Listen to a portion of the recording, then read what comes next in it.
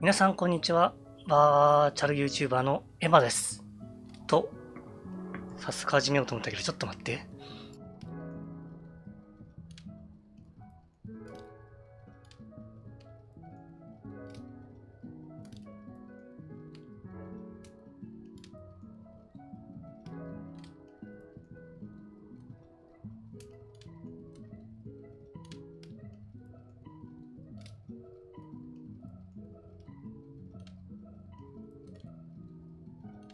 張り紙するの忘れてた。よし、大丈夫。さあ、今日はリットアティン戦から最後までできればやりたいなと思っておる次第でございます。そしてその後ね、さらにできればレガリアを取りに行きたいなと。できるかな。そもそもなんだよね。8人集まるかどうか。もう、あれかな。CF で突っ込むしかないかもしれない。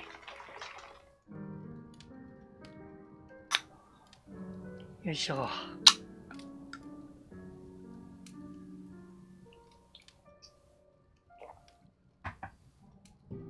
どうしようかな。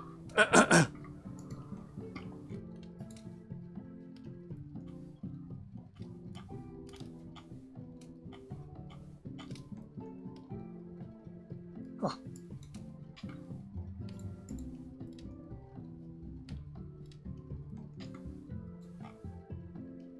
コンテンツファイターで行くとな。ちょっとな。ムービー待たせることになるからな。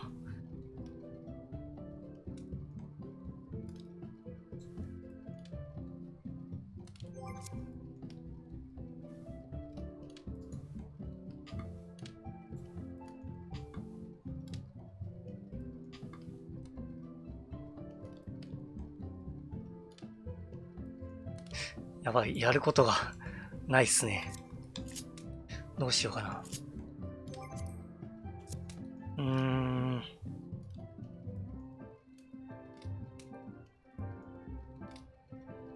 なんか、討伐手帳、攻略手帳なんかフェイトでもやってるかな。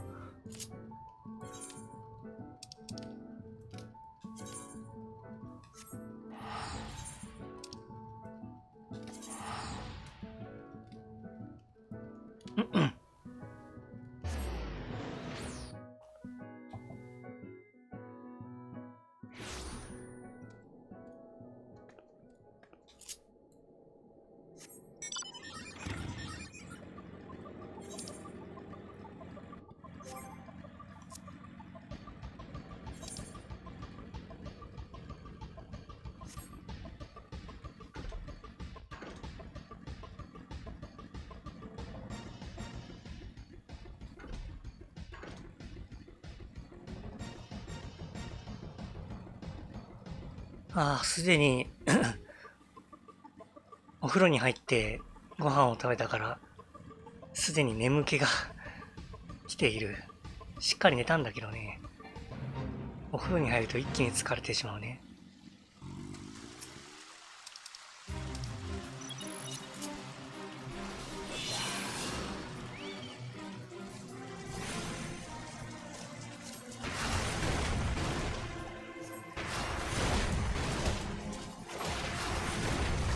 そして最近白魔を触ってなかったから、ちょっと感覚がわからないかも。ベルさんいらっしゃい、こんばんは。今日はリットアティン戦からやっていきたいと思っておるので、よろしければお手伝いください。パーティー募集に貼ってあるんでね。パスワードは画面右下にある通り0512。本日の日付でございます。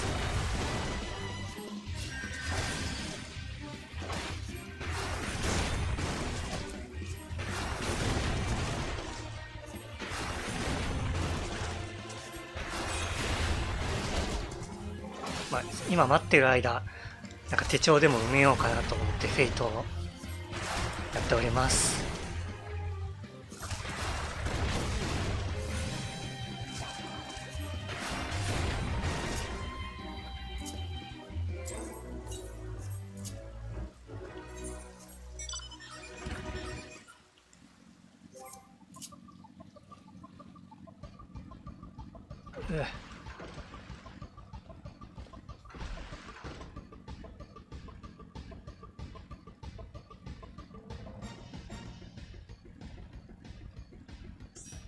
あ、ありがとう、ベルさん。助かるぜ。あ、ソハヤさん、いらっしゃいませ。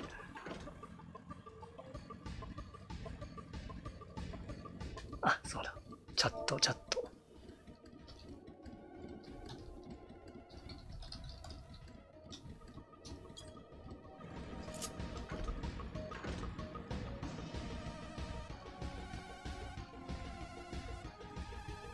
いや、ありがたいね。できればフルパーティーで行きたい。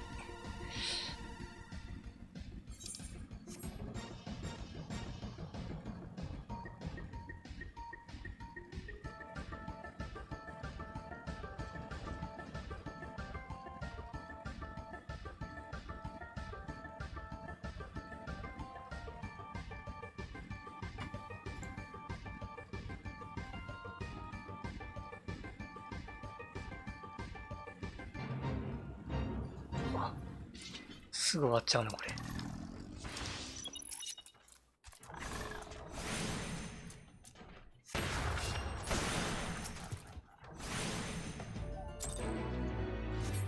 どうじゃないか。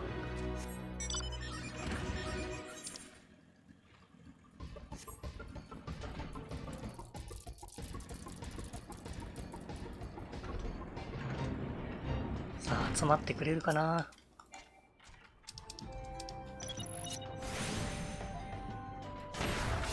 まあ、待機中に討伐手帳じゃないや。攻略手帳のフェイトのところを埋めておる状態です。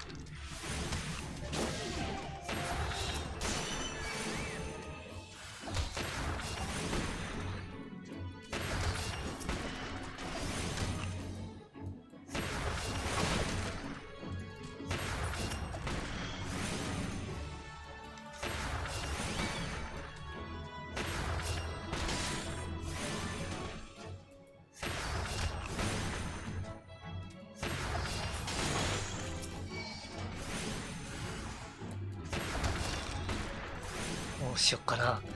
時間制限決めた方がいいか。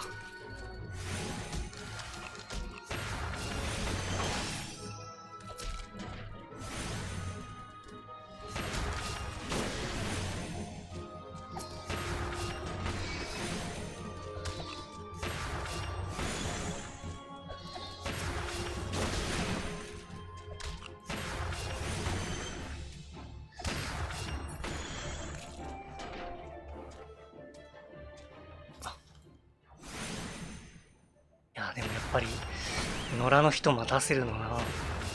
怖いからな、ちょっとな。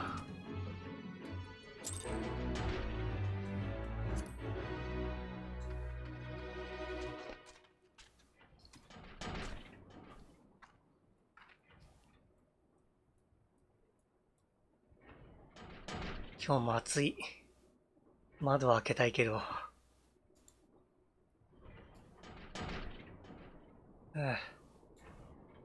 次の地域。あ、一応チャットで見てらっしゃるかわからないからな。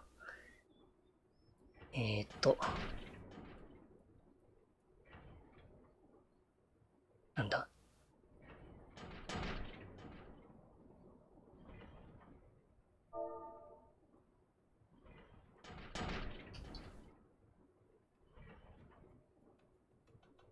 なんて言えばいいんだ。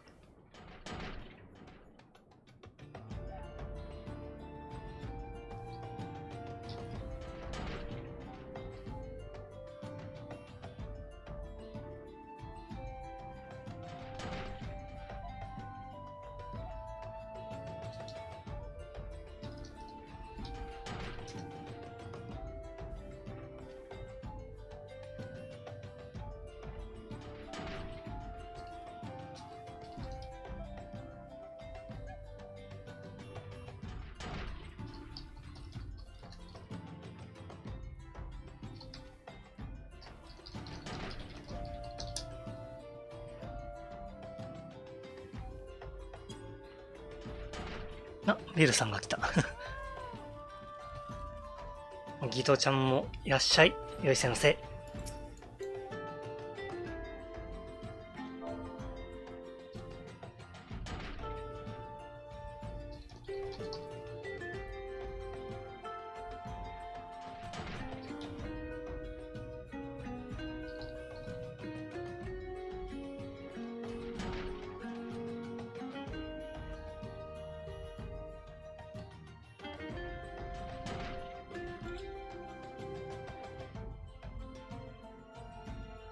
ギトちゃんも来てくれよ。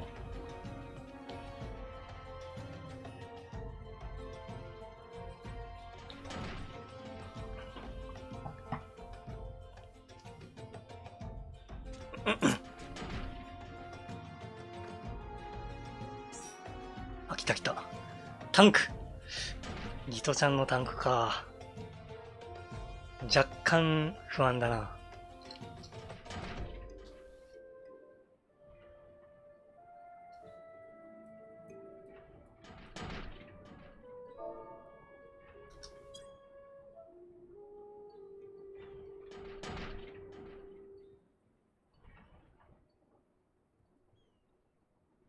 あと、ヒーラーさん1人と、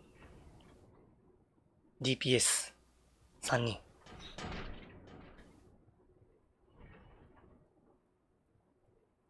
最初ね、あれ、できら本当にできるか？最初というか一瞬だけちょっと加減で言ってやろうかなとも思ったんですけど、さすがにあれかなって。グダグダしてしまうかなと思って。今回は普通に行こうと思います。だから多分、この待機時間の方が圧倒的に長くなると思う。よ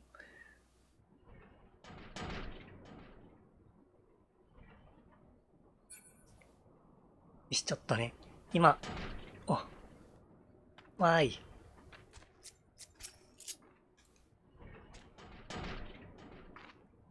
手帳のフェイト埋めしてたので、次のエリアにもう、向かっていいですかね。中央ザナラーンの方で。加減なら、加減ではないから大丈夫。加減のタンクの動き方わかんないもんな。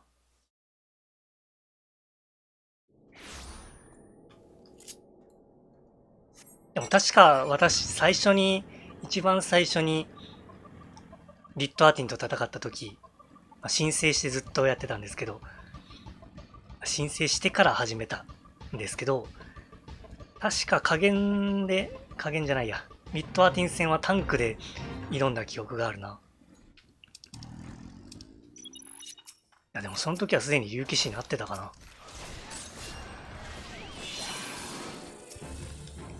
加減はまた今度やろう。別の機会に。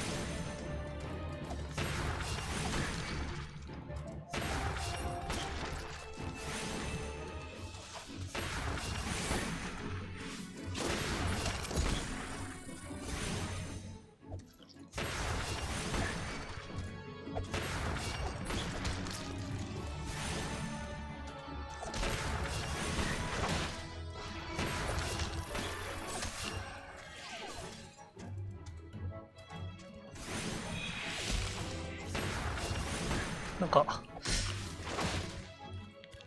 ちょっと画面が、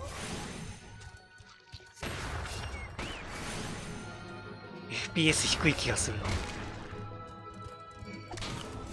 重いのか。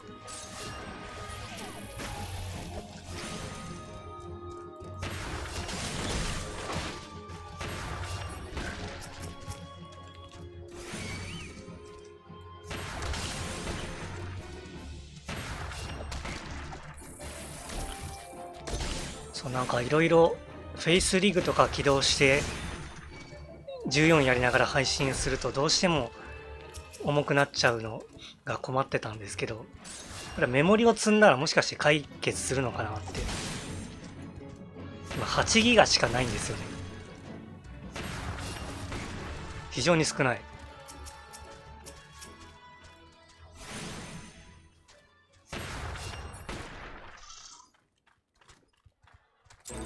ただ、メモリをどう積んだらいいのかがいまいち分かってなくて下手に手出せないんですけど。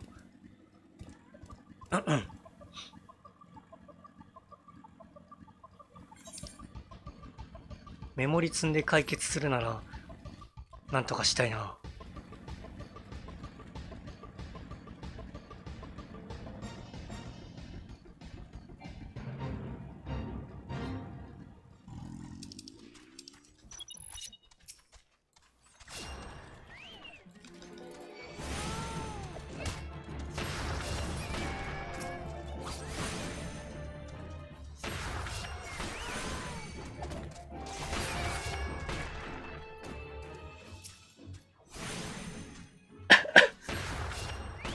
やっぱ顔動かしたいもんな。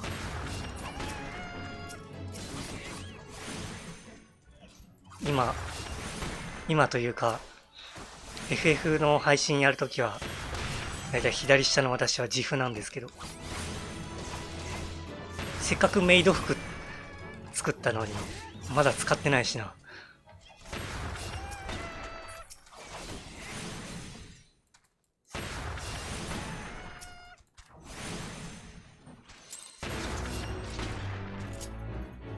あれこれはクリアできたのか。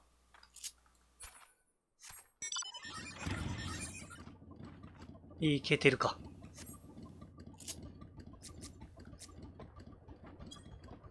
あれ侍やってるのか。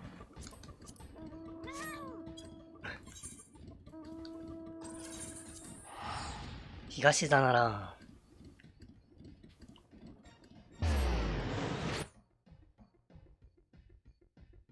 だいたいフェイトの手帳埋めするときはここら辺でやってるね。簡単だから。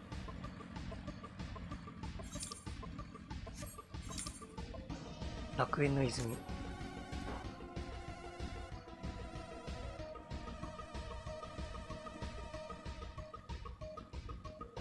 だ、もう19分。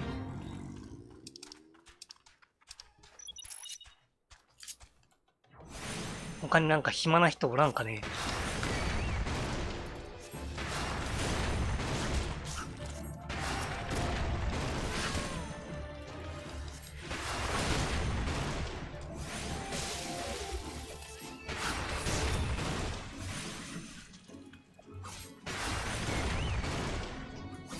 この時間帯微妙か。さすがの日曜日といえど。お出かけしてたりするもんな、みんな。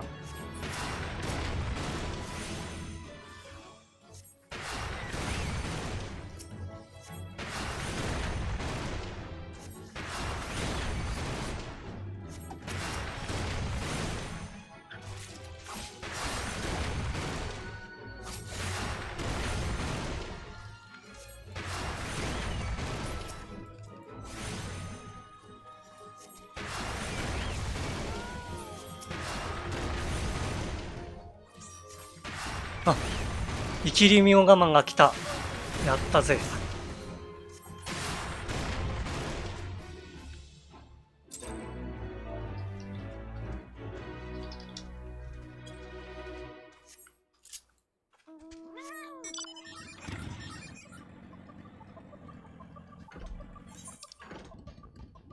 あ、フェイトが。ゴッサマ行くか。フィーストランクゴールドのエルちゃん。そっか、もうゴールドまで行ったのか。あ、みょうがさんが来た。いらっしゃい。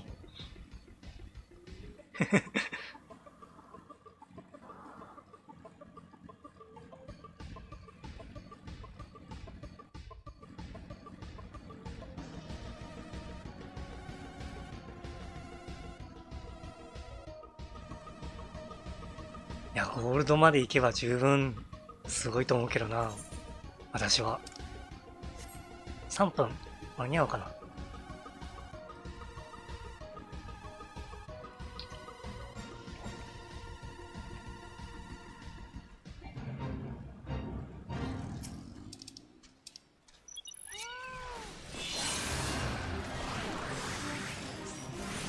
あ、いちごちゃん。ありがてえ。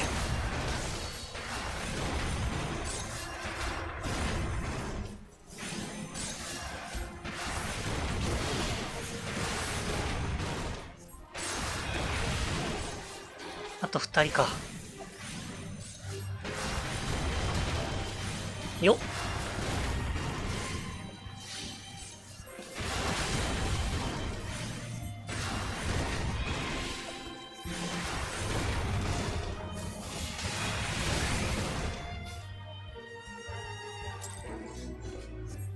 よしよしよし。次は、南ザナラン。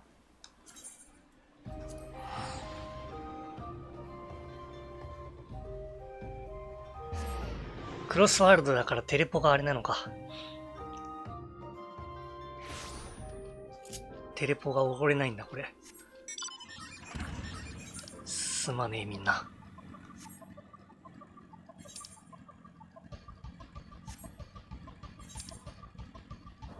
フィートがあんまりない。下の方にしかない。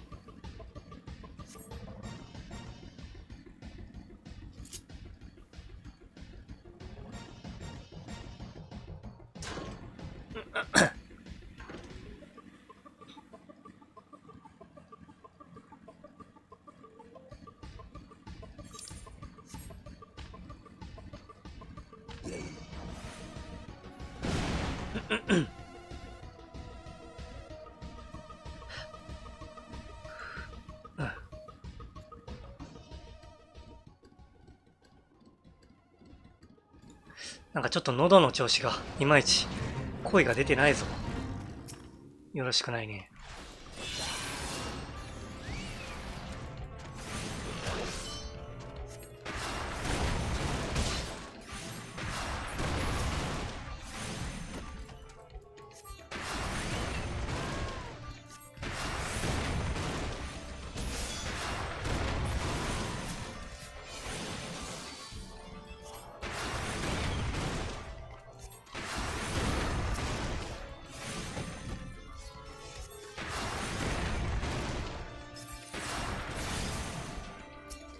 さあ、現在、リットアティン戦のためにパーティー募集中でございます。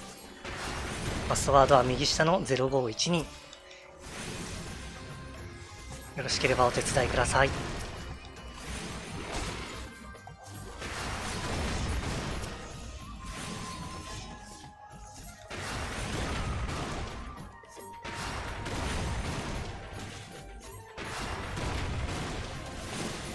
いえいえ、いらっしゃいミミコさん。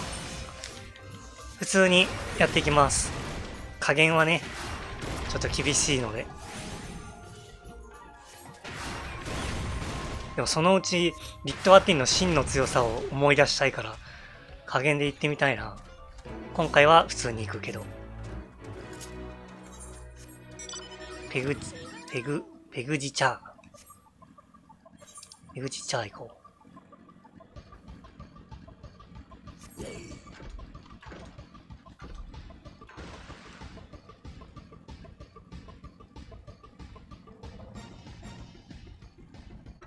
ペディグリーチャムみたいな名前してんな。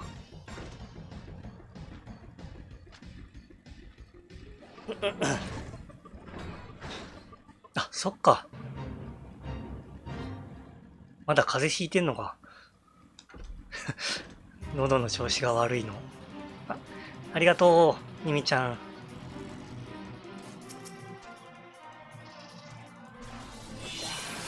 あと一人。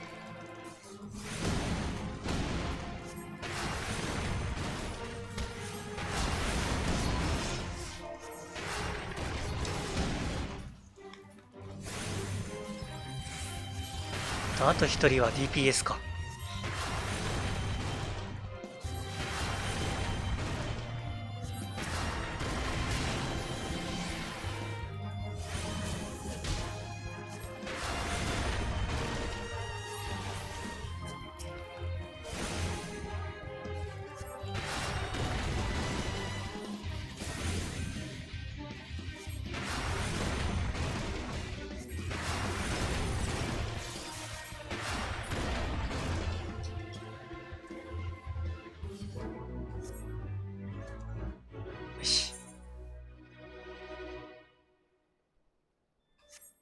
次の地域へ。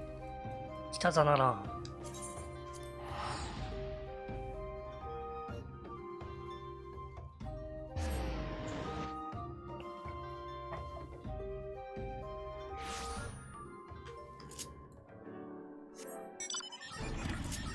チョコボ解放しとらん。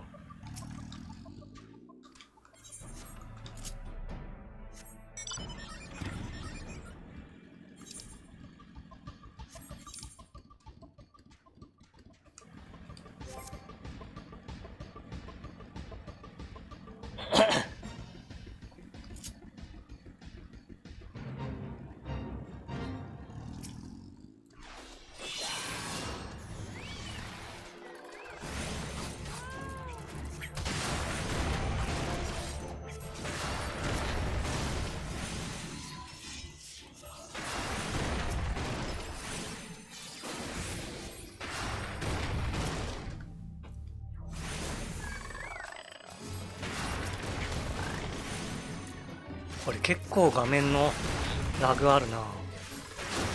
画面じゃないや。あ、シロちゃん。やった、揃ったぜ。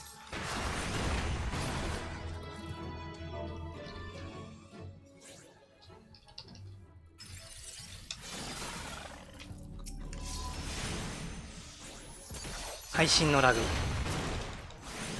やったやった。みんなありがとうございます。このフェイトを終わらせたらすぐ行くよ。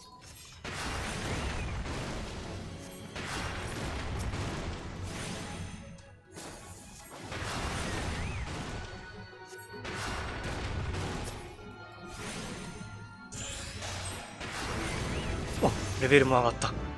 上クエが。やったぜ。よし、レディーチェック、どれだ？これだ。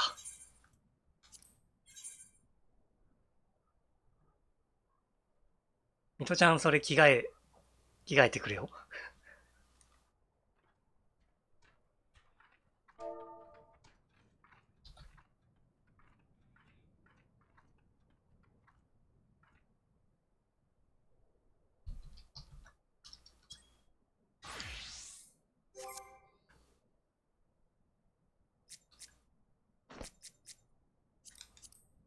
よしよし。よし。じゃあ行こう。どこだ？あった。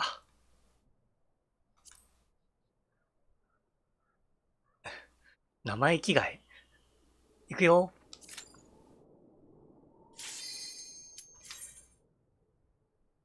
よかった。集まった。あ、パスワードはもう隠しておこう。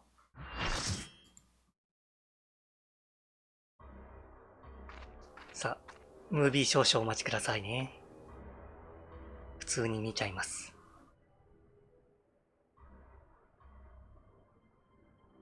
くせ者が踏み迷うたか。貴様見覚えがあるな。そうか。万神タイタンをほふった強者だな。うろたえておる。では、奴が英雄と言われる例の冒険者。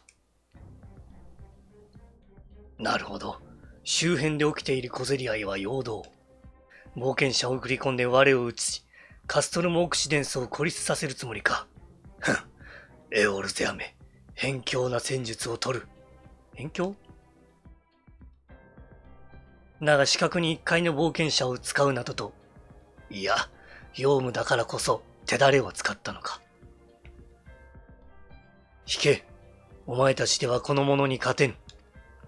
カストルモクシデンスに連絡しよう。ニムサノウィンサの海賊どもが攻めてくるぞ。総力で迎撃せよ。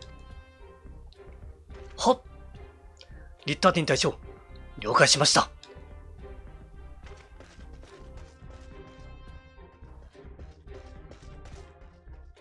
なぜここまで閣下がエオレザーに執着するかわかるか。この地の民が困窮しているからだ。飢餓や紛争、そして様々な障壁。閣下がこれまで属州としてきた地は多様な問題を抱えていた。民を救うために帝国の支配下に置き、強き指導力により正しく導いてこられた。すべては、地を民を愛すがため。閣下の統治にすべての壁は取り除かれる。確かに帝国にも歴然とした身分差はある。だが才覚ある者は認められ、常に公正だ。我のように属州の出でも、脳さえあれば、等しく重用してくださる。弱き為政者が神にすがり、破滅に誘う混沌とは無縁だ。閣下はヨルザの平和を望んでおられる。そこには弱き為政者も、万神も存在しない。皆が分け隔てなく生を謳歌できる真の平和だ。そのための力、そのための支配だ。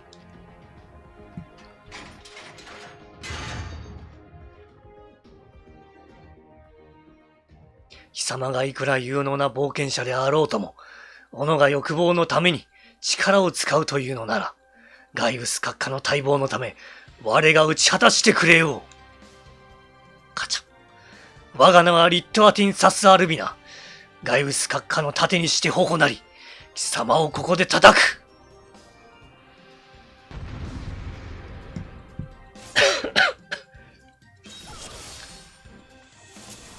よし。あ、プロテスもかかってた。やってしまえ。どっちが読む？あ、ミトちゃんか。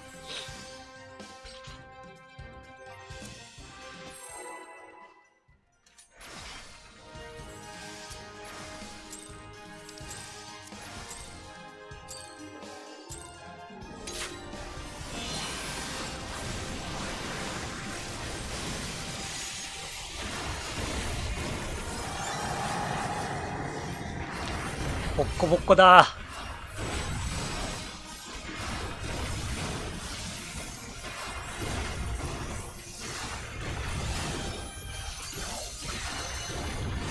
これ加減だったら確かに難しかったんだよ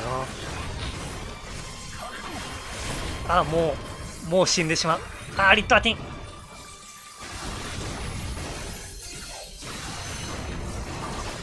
あ、お疲れ様でした。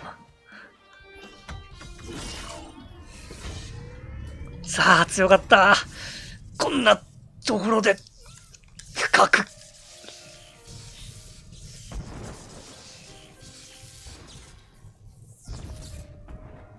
申し訳ございません。最後まで波動を共に歩きとございました。ガイウス閣下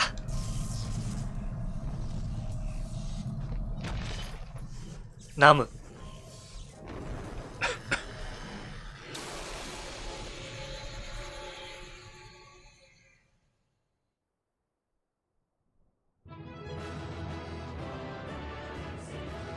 やったぜ。強敵だった。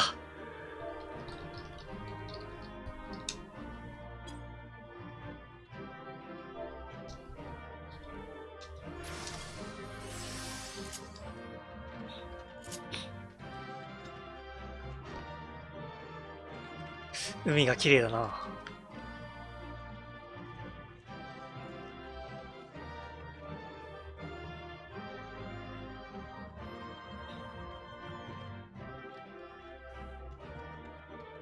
サクッと1枚取っちゃおう。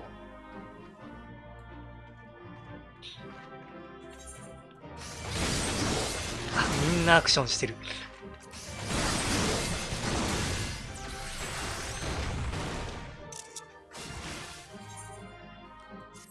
よきよき。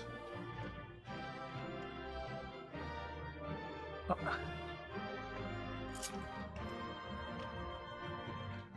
う一回取るか。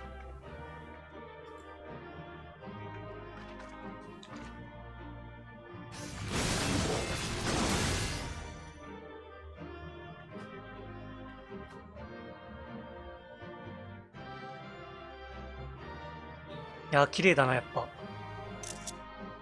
エフェクト強調も結構いいな。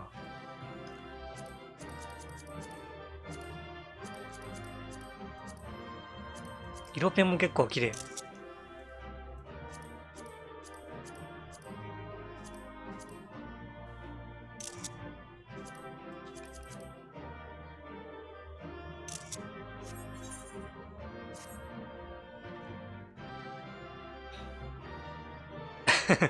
綺麗な海を前にして暴れるミスマッチ。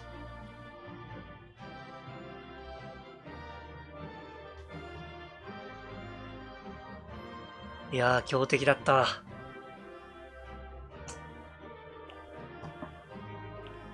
よし。オッケー。皆さんどうもありがとうございます。出ましょうかね。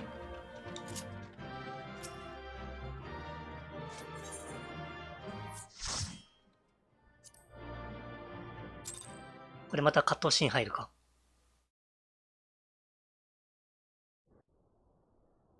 パーティー抜けてても大丈夫なんで、お気になさらず。また次のね、外角か。外角以降も、お暇であればお付き合いください。一旦パーティーは解散しますけど。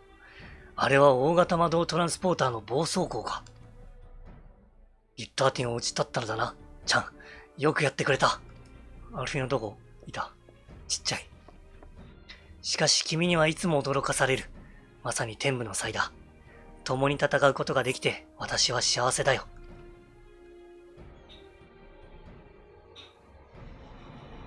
何笑ってんねん。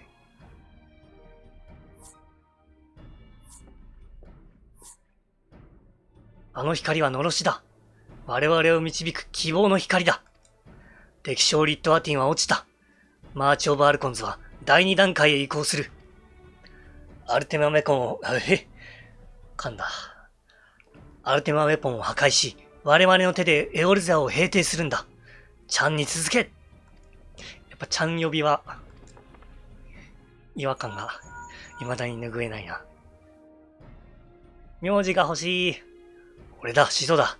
よくやってくれたな。作戦は次の段階へ移行する。カストルム・メリディアヌムへ乗り込むぞ。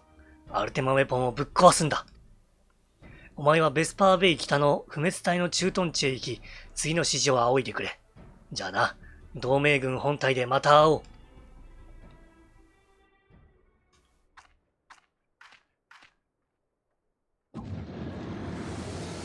出た。来るか、光の者よ。ハイデリンよ。すでに次元の狭間は開かれた。光には闇を。貴様は遠からず真なる神の前にひれ伏すことになろう。ふはははははは。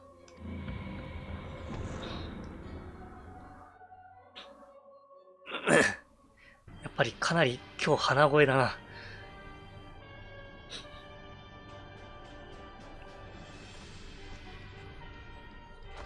すでに読み上げるのが辛い。お花ちょっと噛もうかな。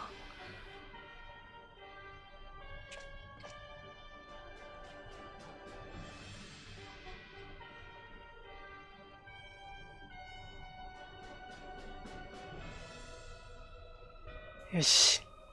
リットアティンが撃たれただと。カッカー。は、前哨基地から退避した100人隊長からの報告です。冒険者との死闘の後、殉じられたと。やべえよ。リットアティンが。そやつらは、己の上官が命を落として戦っていたところを、そそくさと逃げ出してきたというのか。そこまでは。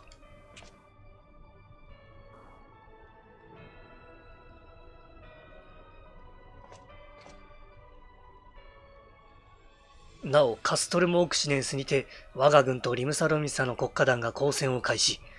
同じくカステルム・マリヌムの近海に、敵将メルビウ、これなんて読むんだ。読めないな。国家艦隊が進出。海上封鎖の構えを見せているとの報告もあります。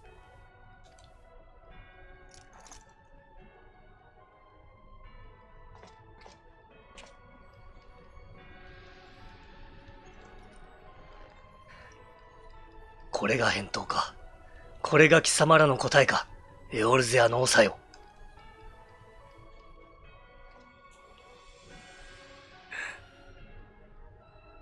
ティンとグリーンワーと同一、だいぶ違うぞ。もはや愚かなる為政者にこの地は救えぬ。絶対の力、アルテマウェポンをもって偽りの神者とも粛清する。この戦役をもって真なる支配者とは誰かを、真なる救世主とは誰かを、エオルゼア全土に示すのだ。木か。木か。この命に変えて。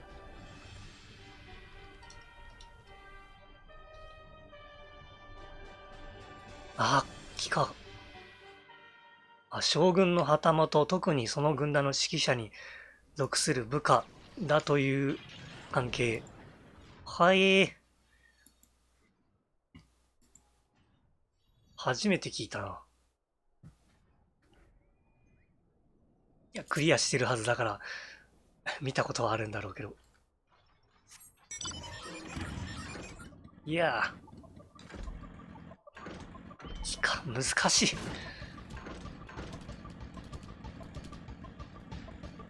っぱ14の漢字すごい難しいわ。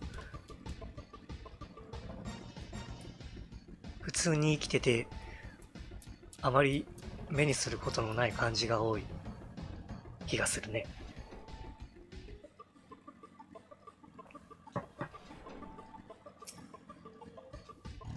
ああ、チャン隊長、よくぞリットアティンを撃ってくれた。君と出会えたことを誇りに思う。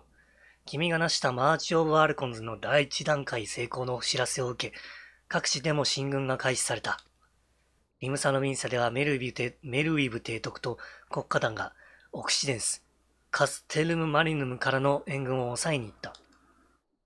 ブリダニアではカヌエ・センナ様とソージャ島が国営の森のオリエンスを包囲するために動いている。君にも次の任に向かってもらう。エゴルゼアのために頼むぞ。準備ができたら声をかけてくれたまえ。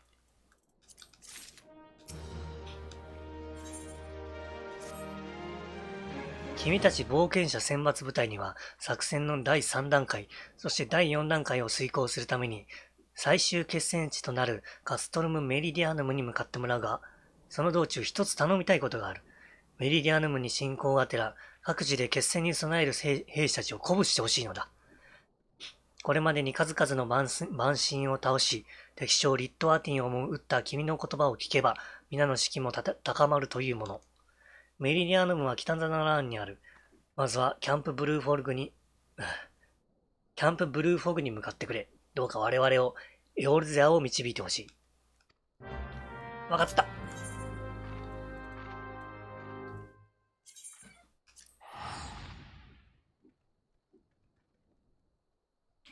鼻詰まってるから、余計、あれだな、舌が回ってない。これ、配信するコンディションじゃないでしょう。多分。くそー。でも続ける。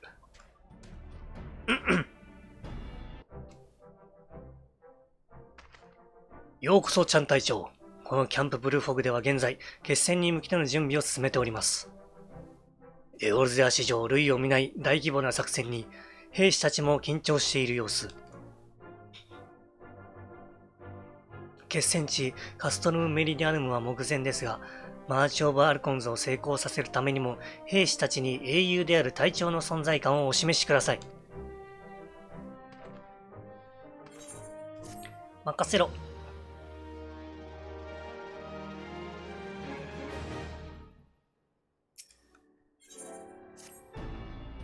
チャン隊長、早速兵士たちに鼓舞を願いたいのですが、その前に少々語ってもよろしいですかな。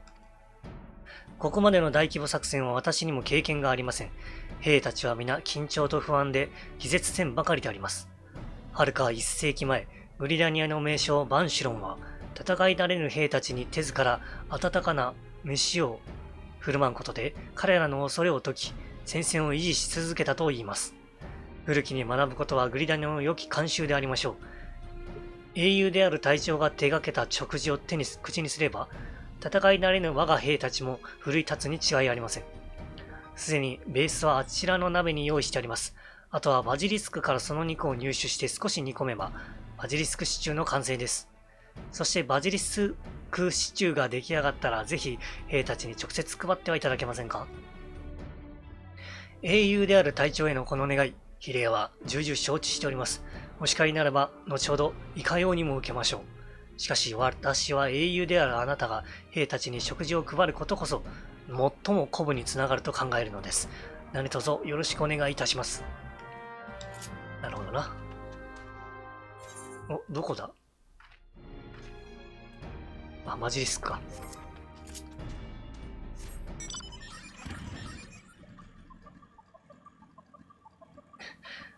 バジリスクはまだ、微妙だな。トカゲっぽいけど。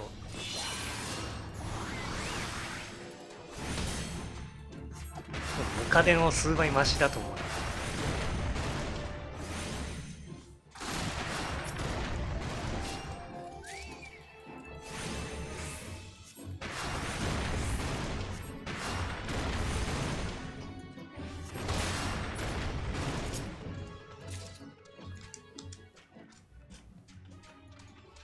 あれ？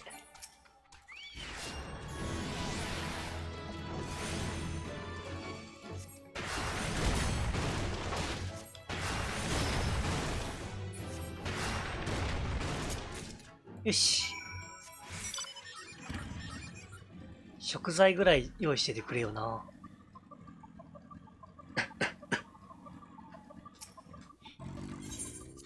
大鍋にぶち込むのだ。混ぜ混ぜ。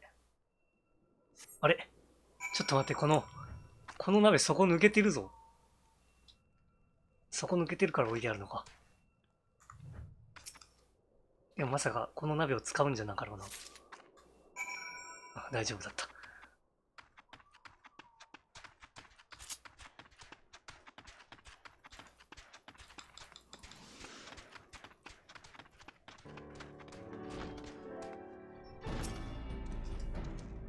ブルブルブル。傷病兵のクリステルは戦わなくていいよ。傷病兵？戦わなくていいよな。みんながいるし、俺一人戦わなくても勝てるよな。ダメだ、お前が必要だ。英雄様が手ずからの飯を。くそビビってた自分が情けねえや。俺も戦う。あんたのように最後まで戦ってやるぜ。いいね。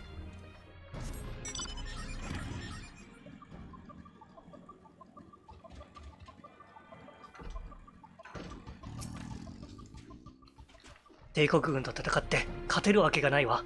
だってあの黒い金属兵器、こんな武器で勝てるわけがない。なんとかなる。あなたの強さと優しさが心にまで染み入るようです。ありがとうございます、英雄ちゃん。私、やれるだけやってみますね。ちょろいなみんな。ご飯一つで。お腹空いてるだけちゃうかみんな。お腹が空くと不安になってくるでしょう。英雄ちゃん、秀夫ちゃんかもしれない。嫌だよ。帰りたいよ。こんな冷たくて怖い場所で誰にも見取られずに死にたくなんかないよ。このシチュー、すごく温かいです。英雄であるあなたの温かさが伝わってくるみたいだ。それがし、あなたのためなら頑張れる気がしてきました。手のひらぐるぐる。手のひらドリルだ。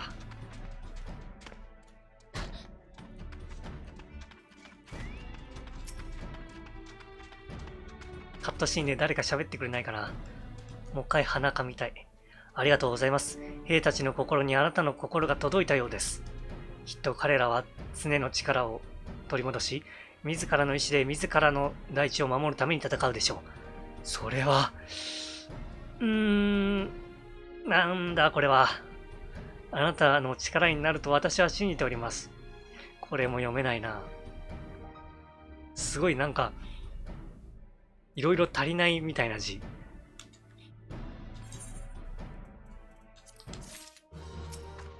部首とかなくなっちゃったんじゃないか、あれ。チャン隊長、東西に設置された監視塔の兵たちにもぜひ隊長から声掛けをお願いいたしたく思います。作戦決行後は妨害電波によってリンクシェル通信が妨害される可能性があります。足を使った連絡を欠かさぬようご指示願いたいのです。監視塔の者たちは日頃の連絡手段としてリンクシェル通信を使用しております。隊長の指摘があれば身も引き締まりましょう。担当者は西方監視塔がワイムーンの上等兵と東方監視塔がホープフルドーン上等兵塔です。監視塔への指示が終わりましたら、聖林生成所のエデルスティーン小投手に報告を。お手数ではありますが、よろしくお願いします。セリフ枠も大きくできる設定？あ、吹き出しをの拡大か。できないっけ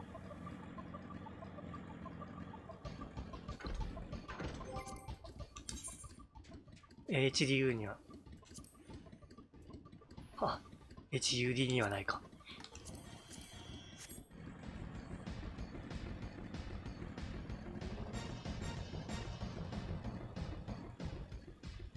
UI を大きくしたら自動的に大きくならないかな。こっちじゃないか。フル HD サイズとかにしたら、これは私はやったらえらいことになると思うけど。ワイムンド。これできんじゃない？あ、しまった。送っちゃった。これはチャン様。リンクシェル通信が使えない場合の連絡ですね。ご指示ありがとうございます。我々も心得ているつもりですが、何事にも万全というものはありません。段取りを今一度確認しておくとしましょう。これできんじゃないか？できたね。でかっ！逆に見えないな。100% にします。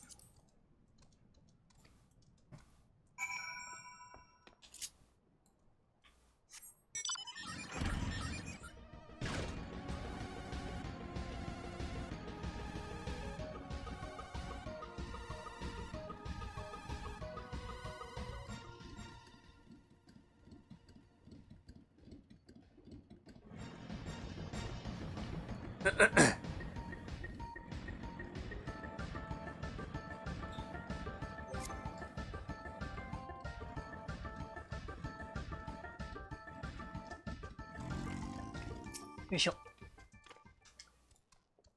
戦ってる。なんとチャン隊長、リンクシェル通信の妨害について直々のご指示、感謝いたします。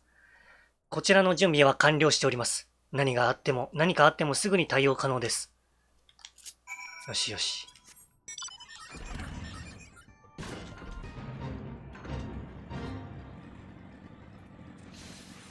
あ、部屋が暑くなってきた。いや、窓開けるとね、車通りの多い立地だから、うるさいんだよな、多分。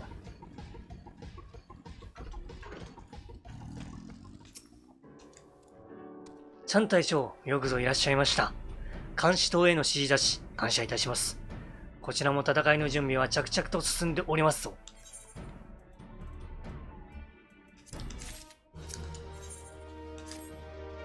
チャン隊長、さあ、ラウバーン局長に到着のご報告を。ラウバーンはどこぞ？いたいた。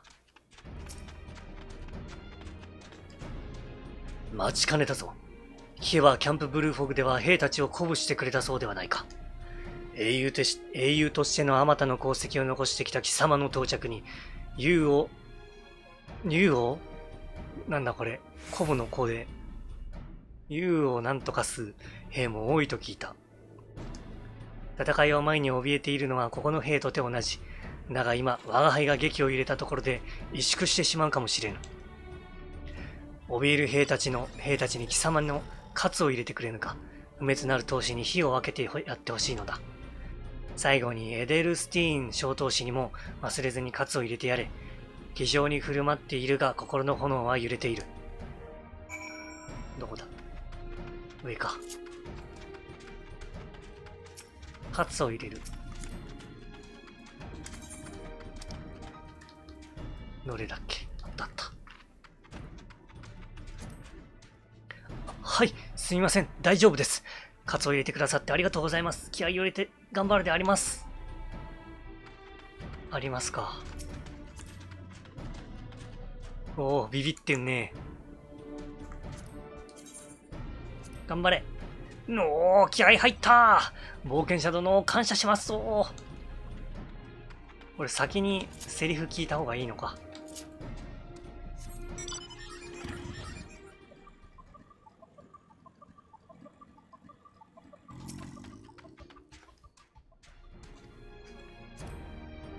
気を流れている。あなたの激震身に染みました。あなたに任せるだけではなく、自らも英雄になるため必ずや一人でも多くの敵を倒しましょう。頑張れ。私に勝つぞ。いえいえ、私の不滅なる闘志ならいつでも赤く燃えておりますぞ。頑張れ。気合い入れろ。シャン大将、私の心の炎は気づかぬうちに震えていたようです。粉骨砕身、勝利のために命を賭しましょう。これ使えるのでは、もしかして。交換しておこう。もらっとこう。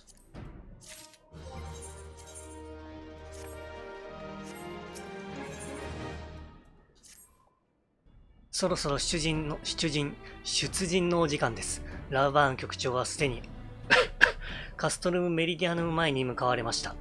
しかし、後に続く本隊がラウバーン干渉地に参加している帝国兵に妨害されております。道中作戦を円滑に進めるため、魔導ヴァンガードと帝国兵をそれぞれ3体ずつ排除していただけますか。後のことは気にせず我々にお任せください。以前にいただいた喝を胸に、我々は必ずや戦い抜きましょう。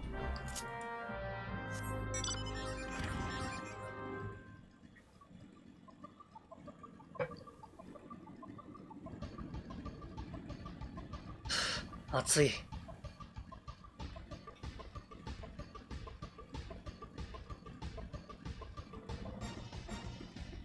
あれ、でかいやつか。とんかつ食べたい？カツだから。急だな。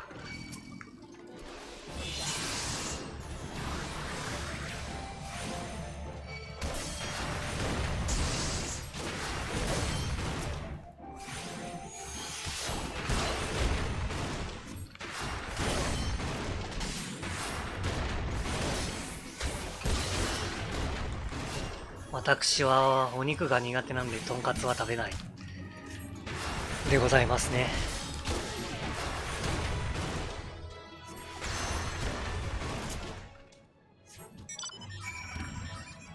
ヴァンガード。なんか普通のヴァンガード減ってないか。いないぞ。おった。ああ、絡まれた。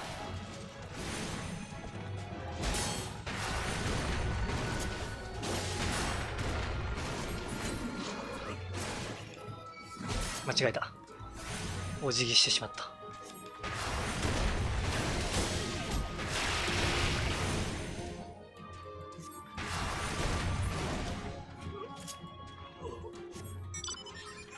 奥に一人。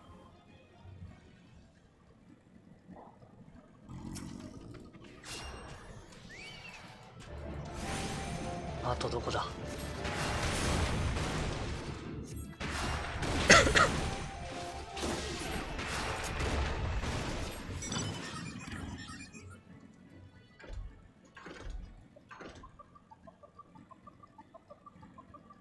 レーダーに反応なし。あ、いたいた。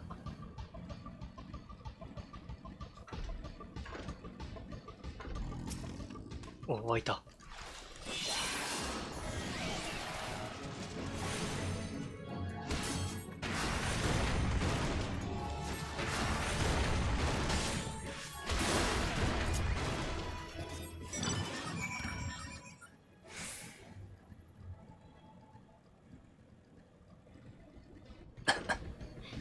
倒したぞー。干渉地の帝国兵どもを掃除してくれたのか。掃除？これ掃除じゃないか。掃除。あれ、掃除ってどんな字だっけ？掃除か。急に文字読めなくなってきた。ご苦労だった。すべての準備は終了だ。やった。あとはマーチ・オブ・アルコンズを遂行するとみ、貴様の心の炎十二分に燃えているな。それはどうかな。来た、カストルム。暑い。確かに燃えているかも。暑いぜ。部屋に温度計あったら何度かわかんだけどな。喋ってくれる？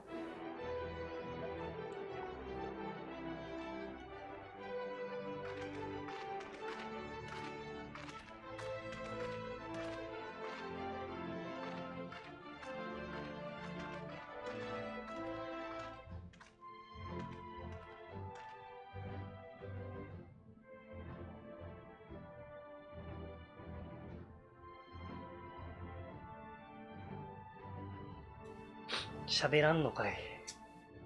ここいるでしょう。かつっていうか演説シーンなんだから。エオルザー同盟軍の精兵たちよ。不滅大局長ラウバーン・アルディンである。東ラノシアのカストルム・オクシデンス、およびロータの海上のカステルム・マリヌム、双方封鎖したと国家団より連絡があった。本作戦第2段階の成功である。ざわざわやったぜ。帝国軍の展開が思ったより早く苦戦したようだが、さすがは鋼の提督メルウィブ、その卓越した軍略で突破したとのことだ。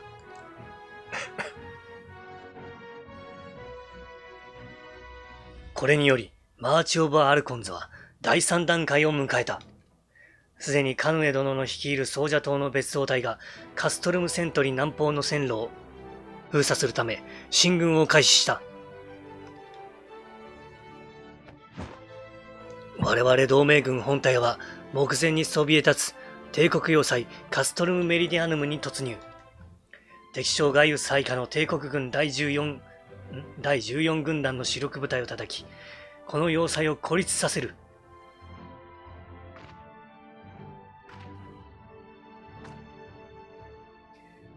暁の決命名手ミンフィリアです。国家、組織、種族、言葉、それに主義や思想、このエオルゼアには様々な壁があります。しかしこの壁とは私たちが自我を持っている証でもあるのです。だから壁を完全に取り除くことはできない。でも壁は取り除くものではありません。みんなの気持ちを一つにすることで乗り越えるものなのです。そう、まさにエオルゼアを救済するためにこの場に集った皆さんのように。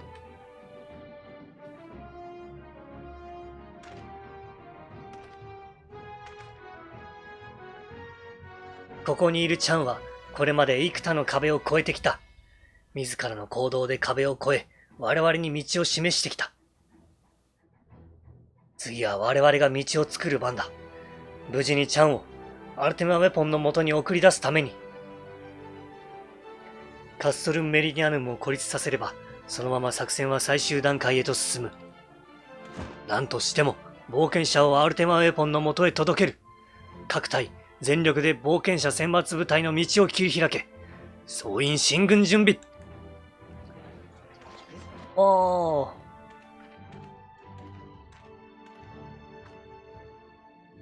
ガーロンド・アイアンワークスは各隊の情報伝達を行う。一緒に行くことはできないが、俺たちの心は常にお前と共にいるつもりだ。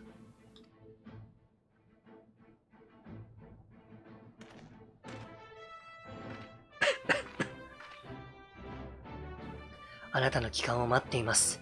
生きて帰ってきてね。任しとけ。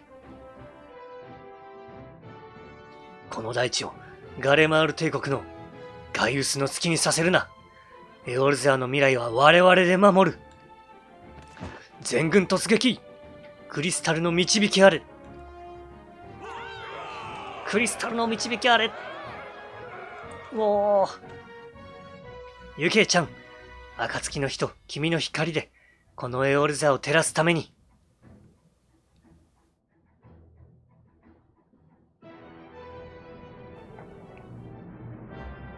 やったー。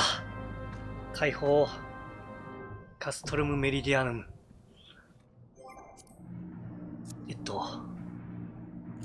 パーティー募集だ。ダンゾン。パスワードは先ほどと同じ0512。これ長いからな。よろしければお付き合いください。表示させとこう、パスワード。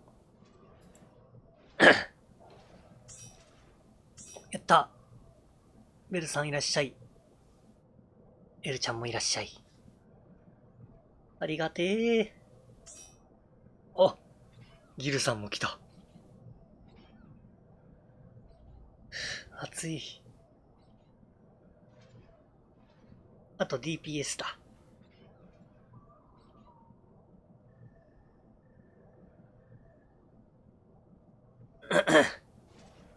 うん。いや、本当に喉の調子って鼻が良くないな、これ。最近ずっと、あ、もいもい。もいちゃんいらっしゃい。配信やってるの気がついて羽起きた。こんばんこんばありがとう。いらっしゃい。ゆっくりしてってください。ちょっとだけ窓開けようかな。暑いな、さすがに。よいしょよいしょ。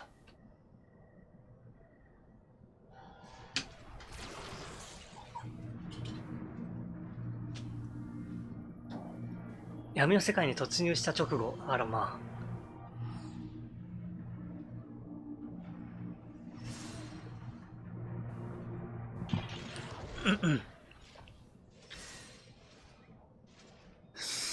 確か、わかんねえや。金曜日あたりかな。金曜日あたりから熱が出始めて、完全に風邪ひいたなってたんだけど。あ、いちごちゃんいらっしゃい。ありがとう。まだしっかり治りきってないな。お薬飲まないとダメだ。コボ一旦帰ってようか。あ、違う。違う。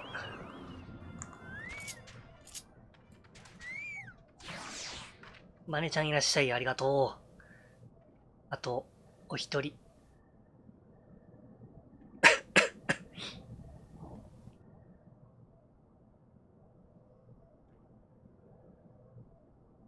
お昼ご飯食べ終わったので、いいですね。今日は何食べたのかな、バネちゃんは。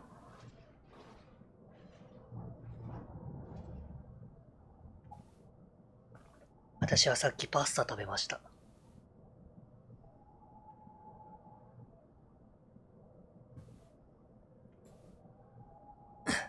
カラカラウオ。カラカラウオってなんだっけ？カラカラウオ。あ、ナマズか。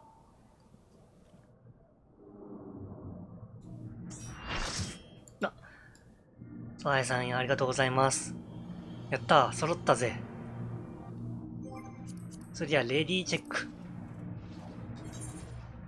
ゆっくり着替えていいからね。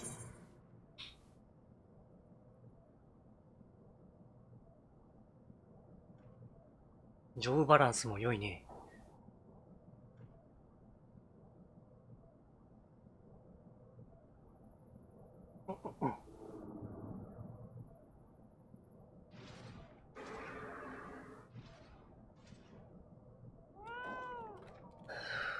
猫。エルちゃん。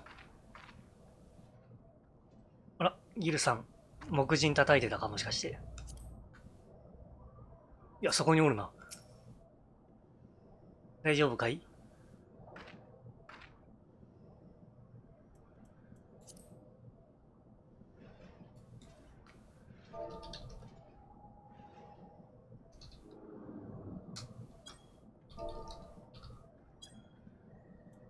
議席。あ、本当だ。言ってた。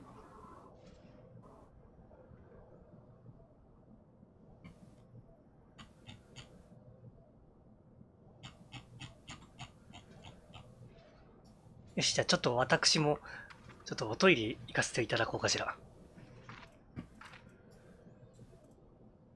少々お待ちを。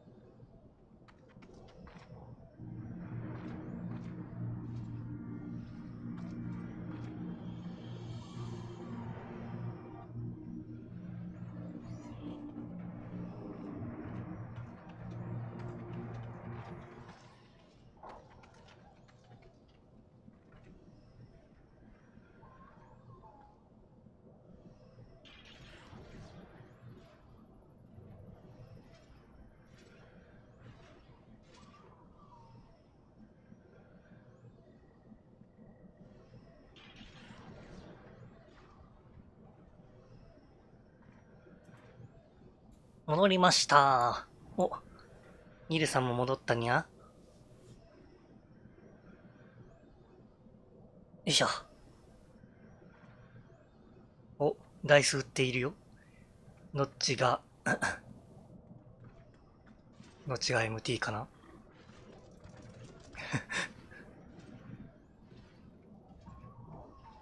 あ、イキリミオアーマンが MT でございますね。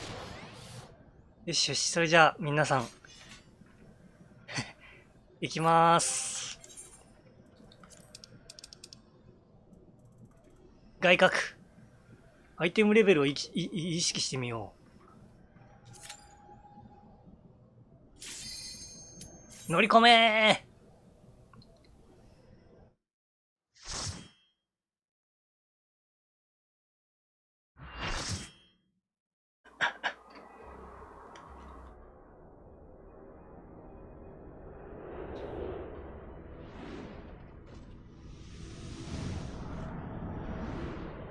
昨日の夜から左目の、なんていうんだろう、眼下、目の久保から側頭部にかけて眼性疲労のせいかめちゃ痛いんだよな。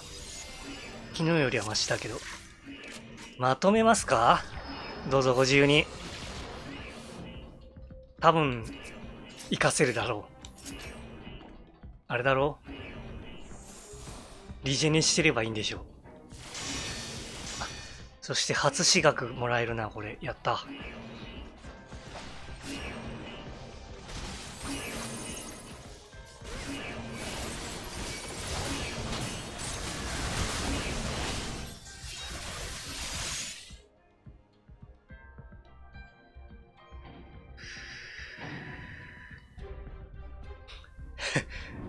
まとめますか？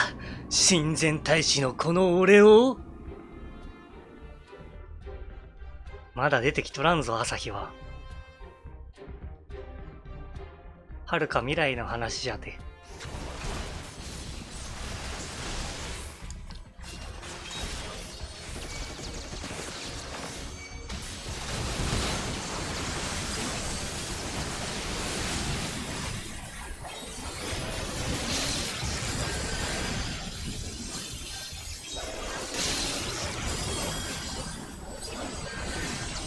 お船長私学欲しい。私も欲しい。一生困らないだけの私学があれば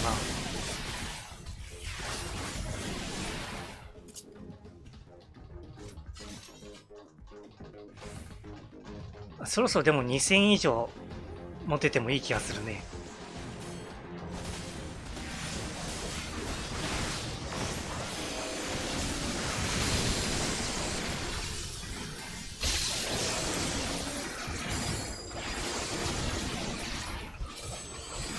3000ぐらいあってもいいんじゃない？ダメかな。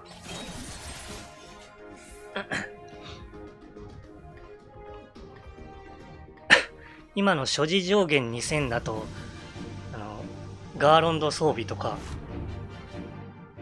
イディル装備とか、全身を一気に交換するのってできないじゃないか。3000、4000あれば多分いけると思うんだけど。それぐらいあっても怒られないと思う。うん。5000あってもいいね。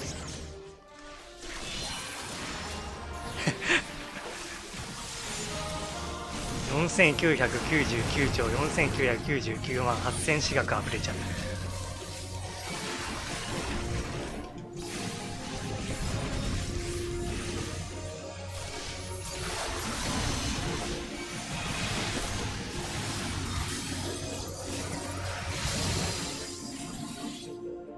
もったいない。分割払いで。おいおい、相変わらず窓アーマーに容赦がないな。シドついてこないんじゃなかったのか。まったくお前ってやつは。お前が前線に出ているというのに引っ込んでいるのが我慢できなくてな。あと、あっちはビックスとウェッジに任せて助けに来てやったぜ。ありがてえて、ウェッジのやつはぼやいてたけどな。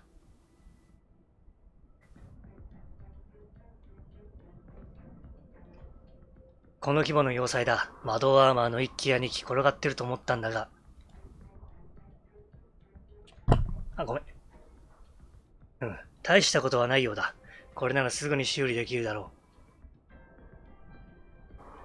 う。帝国軍の通信を傍受していたんだが、俺たちの標的、アルテマウェポンの位置が分かった。このカストルムメリディアヌムの最深部に特殊兵装の整備施設、通称工房がある。アルテマウェポンはそこだ。しかし工房がある区画は高出力魔導フィールドで囲まれていてな。潜入するにはまずフィールドを解除する必要がある。高出力魔導フィールドは全部で3層。この近くの区画にフィールドの発生装置があるはずだ。まずはそいつを止めに行く。わかったけど。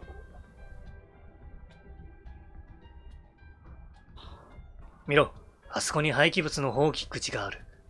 あれはこの下の廃棄物処理場につながっている。放棄口。おそらくその先にフィールド発生装置へ燃料の精錬水を送る施設があるはずだ。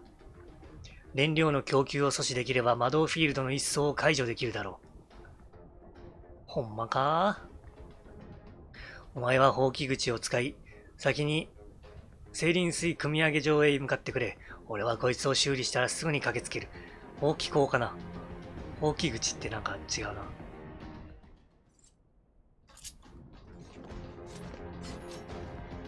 ぴょんぴょん。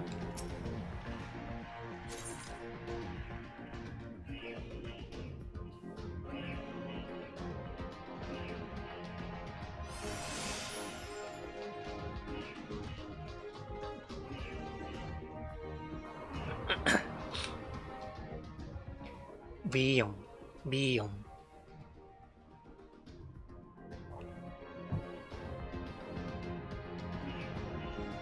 ウィンウィン、ウィンウィン。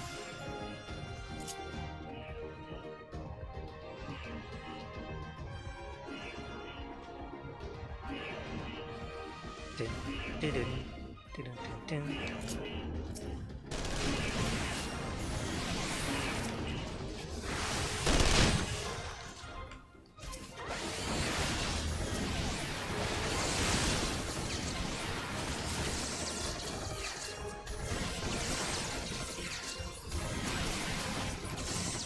おお、危ねえ。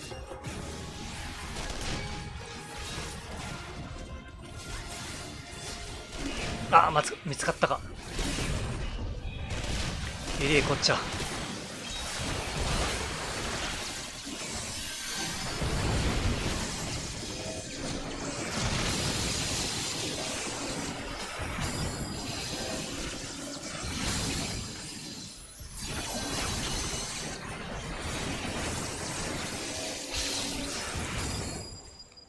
いけたか。広い広い。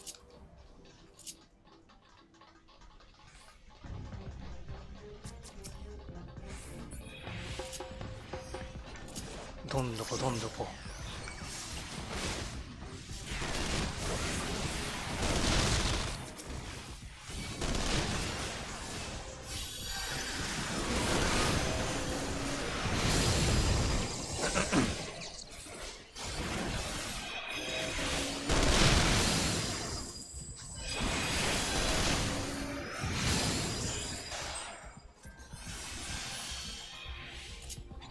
サクサク。さっきからリジェネとホーリーしか打っとらんな。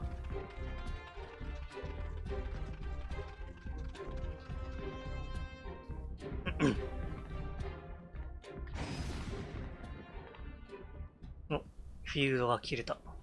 かな？弱まったぞ。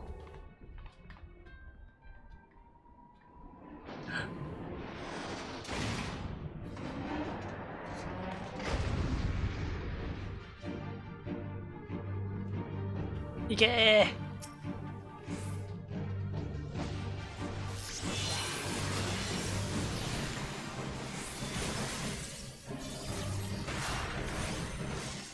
遠いか。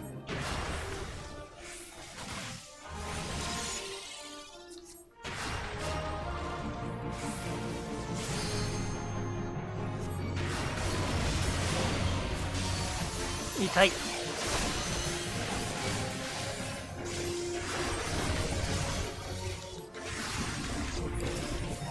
お、すでに溶けていた。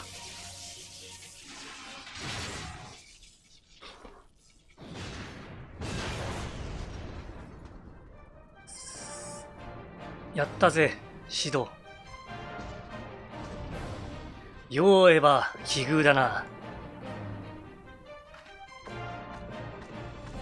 脳筋シド、急いでお前に追いつこうと思ってな。ようやく追いついたぜ。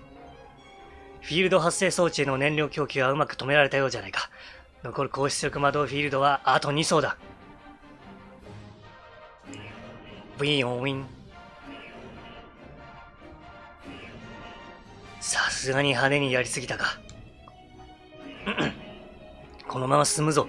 要塞内に残った帝国兵が集結する前に残りのフィールド発生装置を止めるんだ。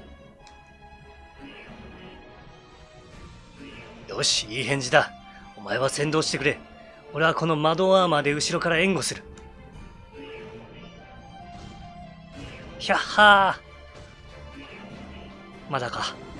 ひゃっはー。ひゃっはー。シドガーロンドがぶっ放すぜ。ちょっと性格変わっちゃってる。ひゃっはー。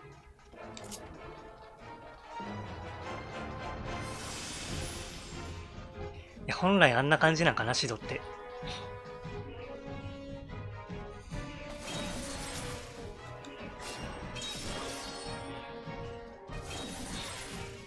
どいてな、そこの各駅にぶっ放す。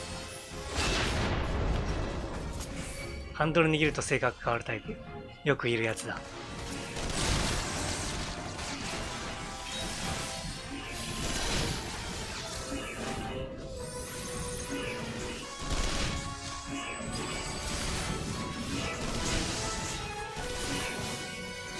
危ない。自分が若干危ないな。結構食らってた。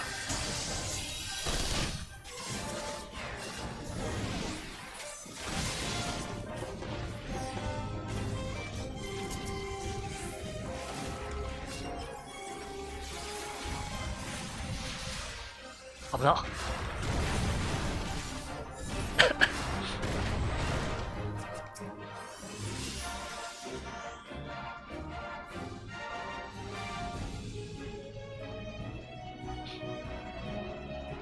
BGM 良き。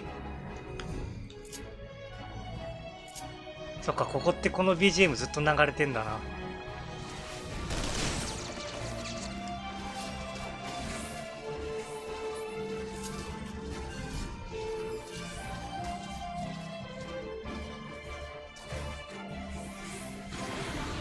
燃えてくるぜ。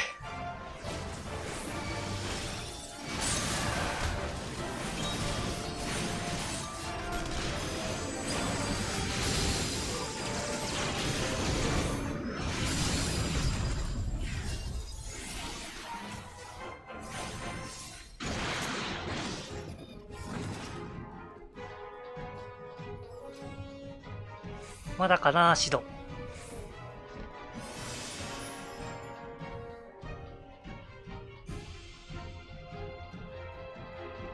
頑張れ、シド。おいで。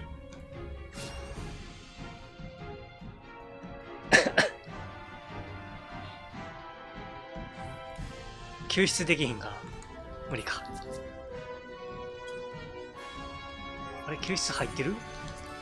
大丈夫やな。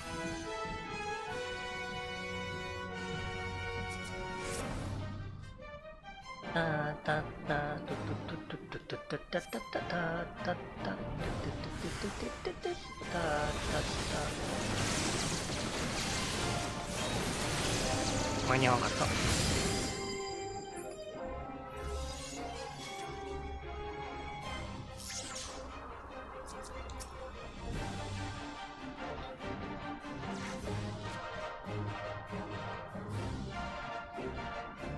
さあ来い。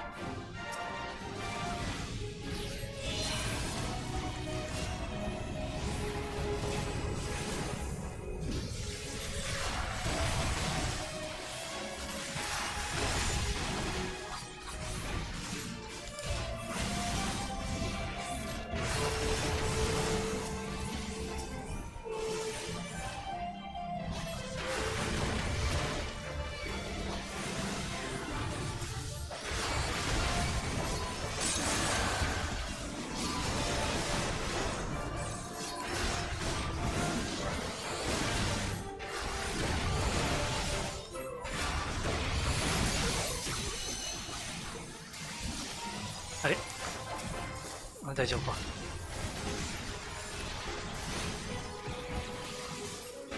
エグゾースト。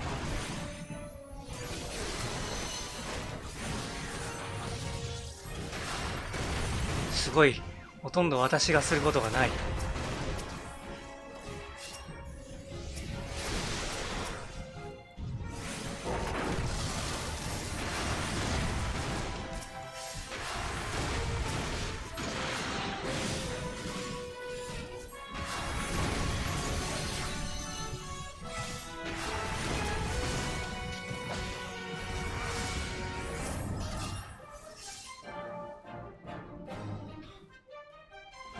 多分フェアリー君が全部やってくれてるんでしょう。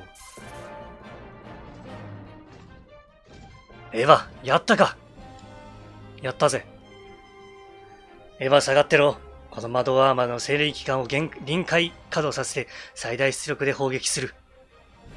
とびっきりのやつをぶっ放すぜ。こいつを食らいな。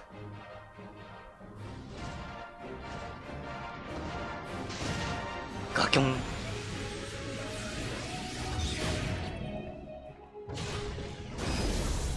ナイスー。よっしゃー。なあ、ダメか。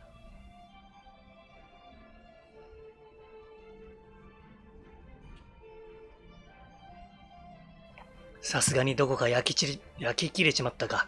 臨界稼働に耐えられる設計じゃないようだな。これじゃもうぶっ放せないぜ。高出力魔導フィールドはもう一層あるってのに。さてどうしたものか。あ、白いやつが出てきた。誰かと思えば裏切り者のシド坊ちゃんじゃない。それにあの冒険者か。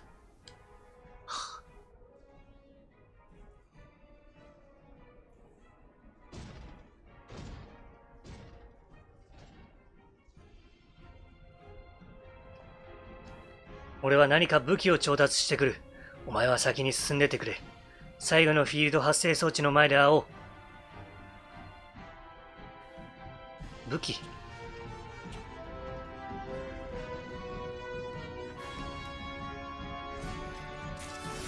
や。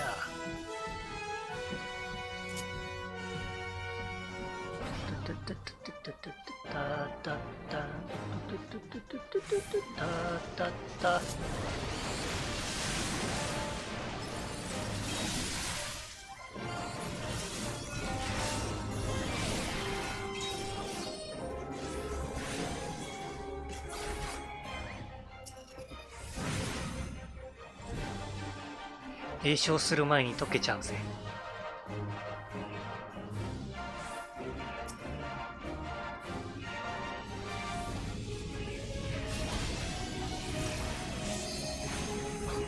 マーカーがついてきてる。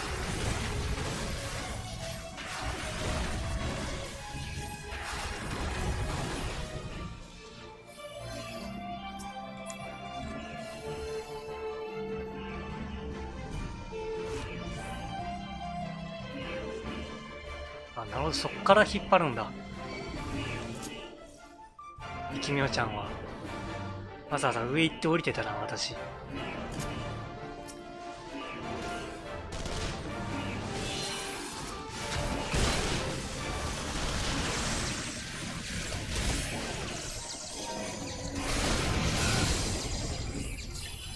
あれ、キャンセルされた。フ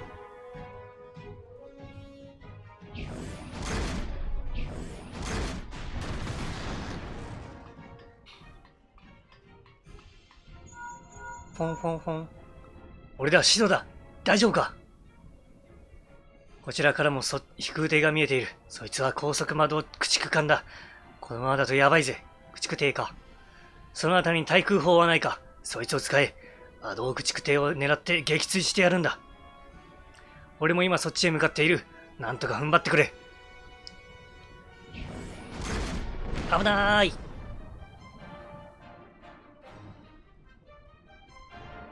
あれか。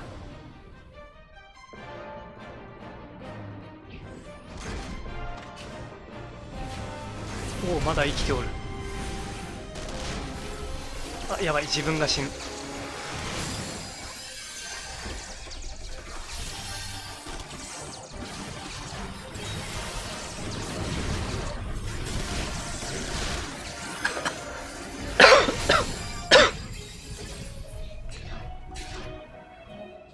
危ない。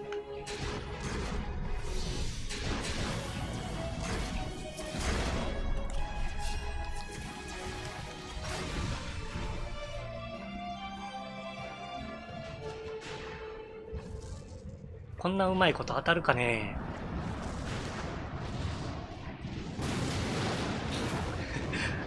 お見事すぎるでしょう。バカどもめ。死ぬなら被害を最小限にして死ね。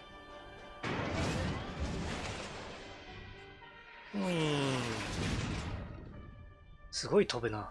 ガイウス閣下の寵愛を捨て、祖国ガレマールを捨てた裏切り者のシド坊ちゃんはいないか。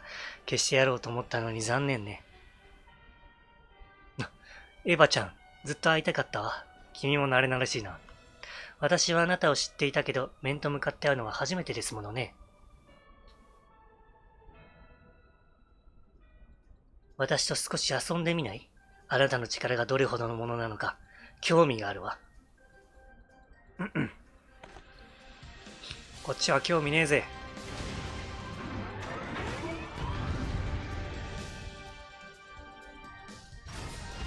ああ、痛え。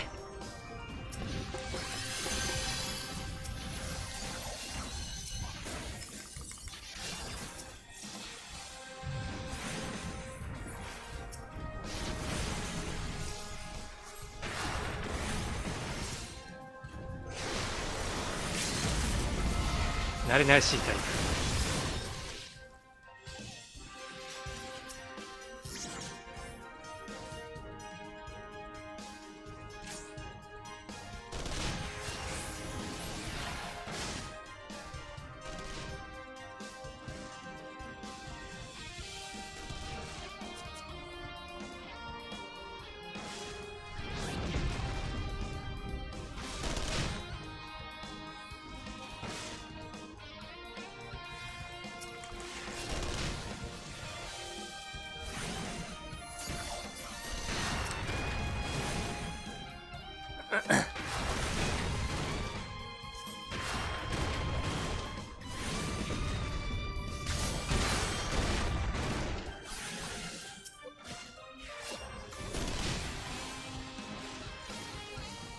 あれ、魔導ローダーが破壊されておる。いつの間に。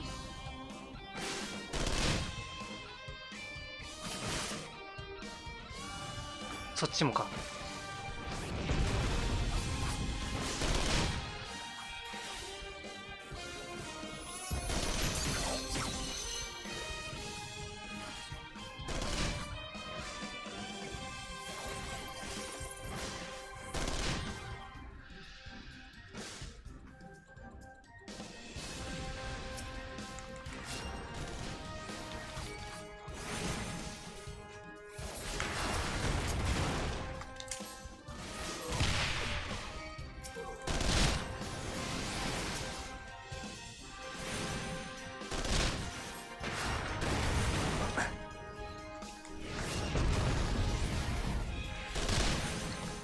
この戦闘だいぶあれだよね。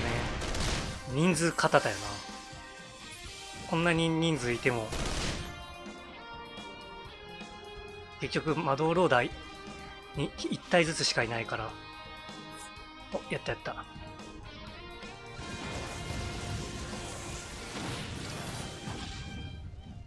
仕事ない人が出てくる。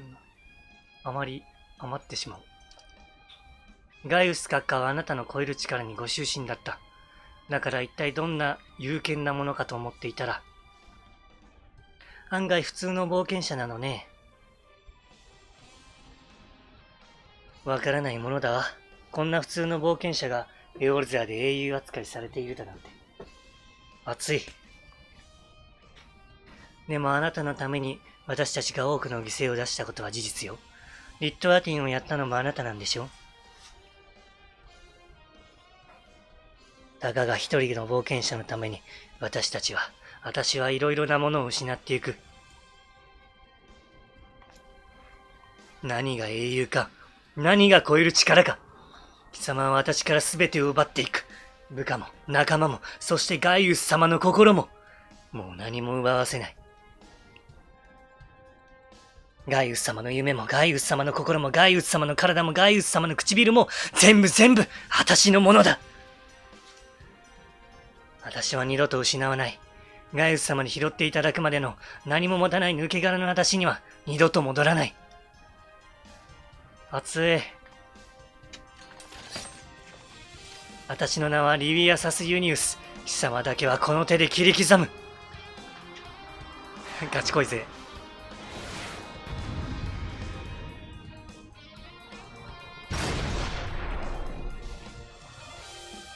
うちわを持ち出したぞ。さあ、やってしまえ、ガチ恋勢を。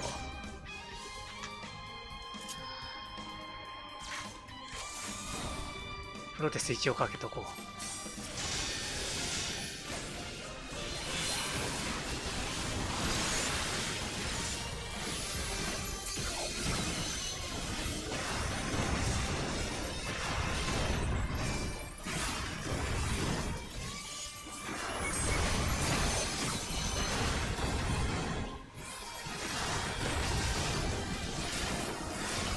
狙われている。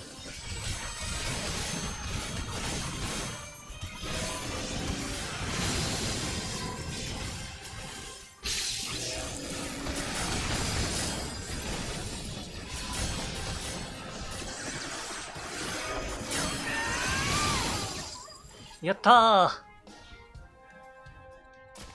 倒したぜ。そんな、この私が、嫌だ。奪われたくない。失いたくない。そうか。これがあの娘の、ミンフィリアの感じていた思いなのね。大切なものが消えてゆく。ガイウス様ー。みんなガイウスの名を叫んで、消えてゆくね。ガイウス人気者だ。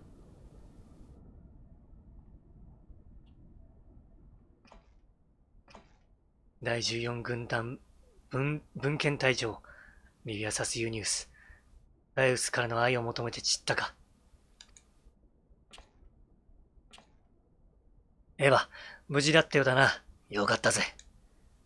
俺が武器を探している間に、まさか高速魔導駆逐艇をフィールド発生装置にぶつけちまうとは。これで高出力魔導フィールドは全層消えたな。アルテマウェポンが眠る工房への道は開けた。ただし、どうやら地上からは侵入が難しいようだ。はは一度引いて精輪生成所の臨時式場に戻るぞ。そこにエンタープライズが止めてある。そいつで空から突入するんだ。最後の戦いだ。気合を入れていくぜ。準備ができ次第出発だ。おうさ。8位。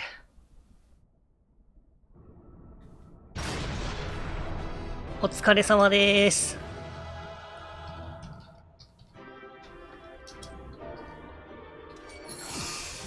いやいや、皆さんありがとう。めっちゃ光っておるな。めっちゃ光っておるな。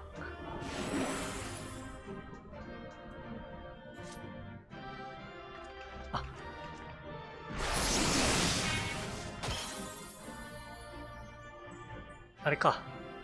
フィールドマーカーは映らないんだな。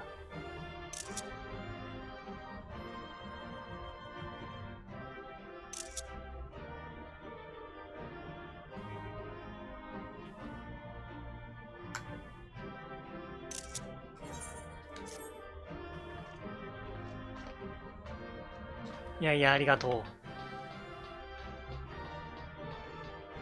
う。ささっと出ちゃいましょうか。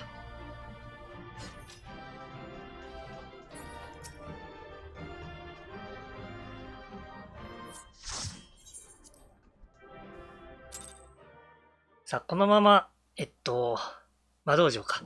魔道場にお付き合いいただける方は、よろしければお残りください。すぐ解放だもんね。大丈夫だよな。特にカットシーンなかったと思う。さすがはちゃんだ。よくやってくれた。これでマーチ・オブ・アルコンズの第3段階は成功だ。フィールド発生装置を失ったメリディアヌムは裸も同然。それに敵将リリアを撃ったとなれば、我が輩たち同盟軍本体の士気も上がろう。いよいよ最後の戦いだ。気合を入れていくぞ。貴様のような有能な者と共に戦うことができて、我が輩は嬉しく思う。ついに作戦は第4段階、最後の戦いだ。噛んだ。最後の戦いだ。これまで以上に激しい戦いとなるだろう。だがこんなところで命を落とすのではないぞ。ガーロンド・アイアンワークスの連中が飛空艇エンタープライズの準備を完了したようだ。十二分に準備を済ませたら使徒に話してくれ。エオルゼアを頼むよ。頼むよ。頼むぞ、英雄。いや、冒険者よ。急に噛んだことによってラウバーンがフレンドリーになっ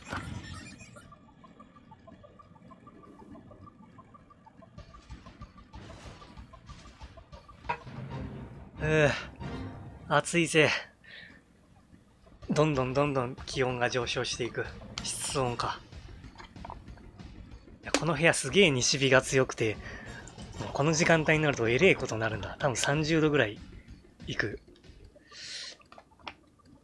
扇風機かな、扇風機かエアコンか。何らかの冷房器具をつけなければ。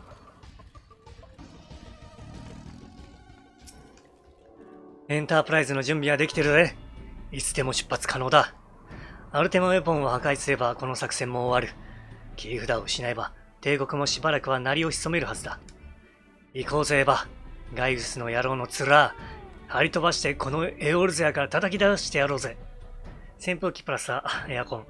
ちょっとでもエアコンね、若干フィルターの掃除ができてないから今つけらんないんだ。多分埃が飛んできちゃう。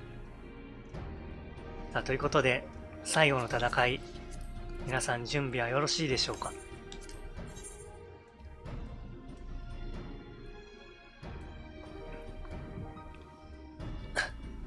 お、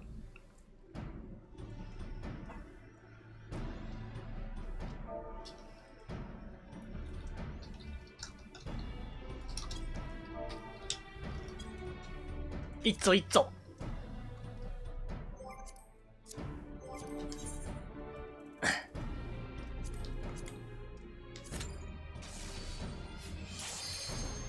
最終決戦、魔道場プラエトリウム。プラエトリウム。とりあえず、うちわで仰ぐのだ。古典的、古き良き、空調器具。涼しい。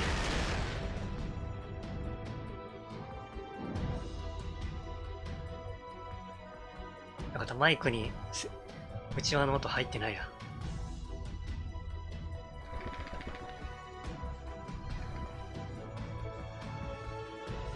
軽く仰ぐぐらいだったら大丈夫だな。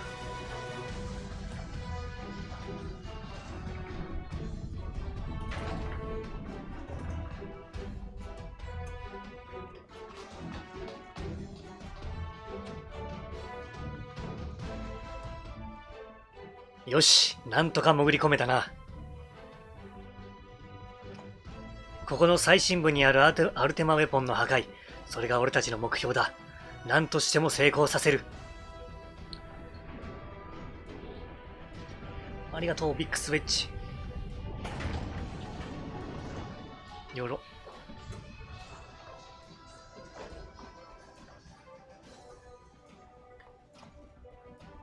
いよいよ最後の戦いだ。行くぜ。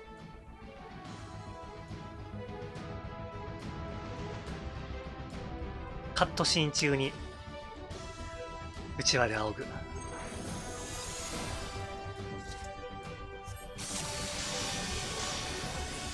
あれ、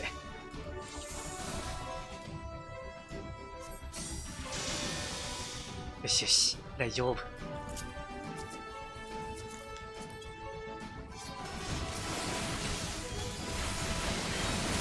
ホーリー間に合うか。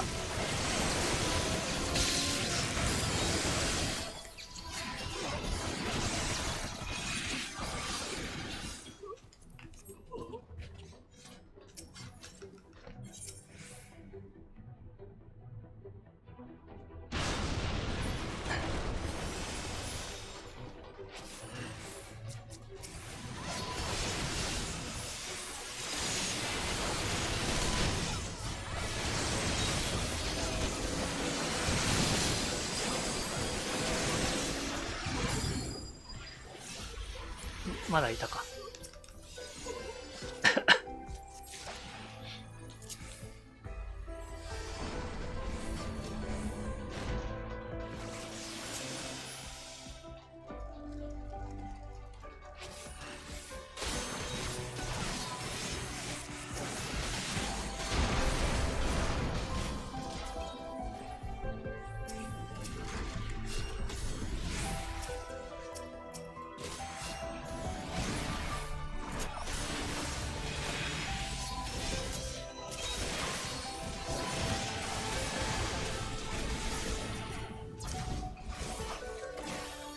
引っかかった。危ない。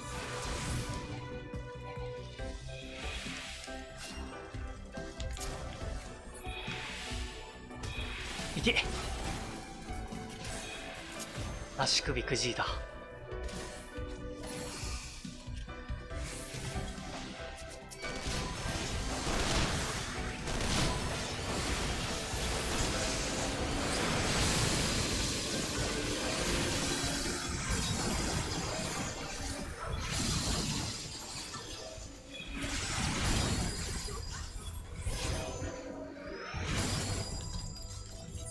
暑っ。うわ、もうほぼ夏だなこれ。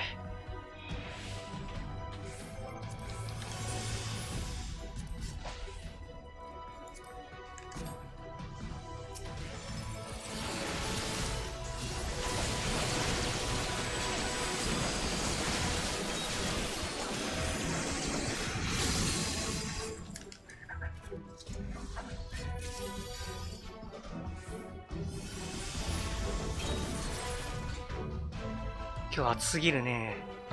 何度だろう今、私のとこ。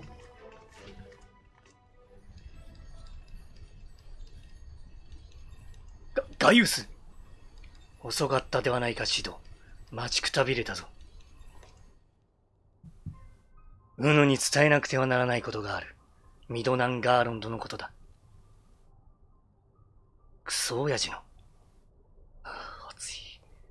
ミドは晩年後悔していた。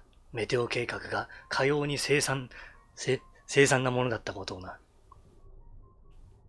だが野郎は総責任者として結局は死ぬまでその中にいたんだぞ。あっち。それに気づいた時は遅かったのだ。メテオ計画はかの俗物の呪縛により引き返せない状態となっていた。ミドと最後に会った時、奴はわしに言った。息子にすまないことをしたとな。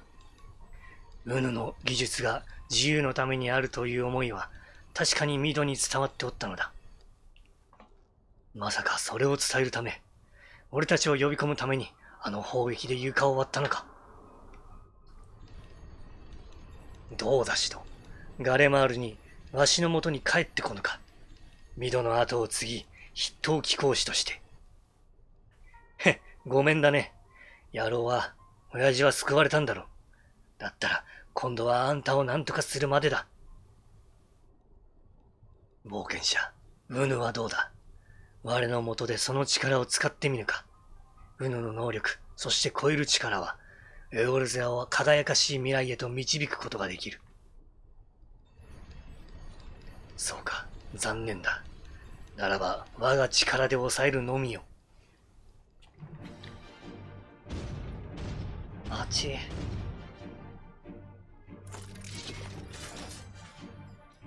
27度か。暑いわ。シド、逃げるなら最後まで逃げ切ってみせよ。待てガイウス。くそ、やるしかないのか。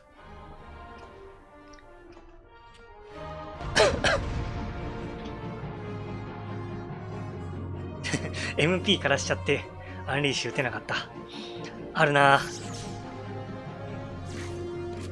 ここにこうレベルシンクがかかってるとこに来るとついつい切らしちゃう。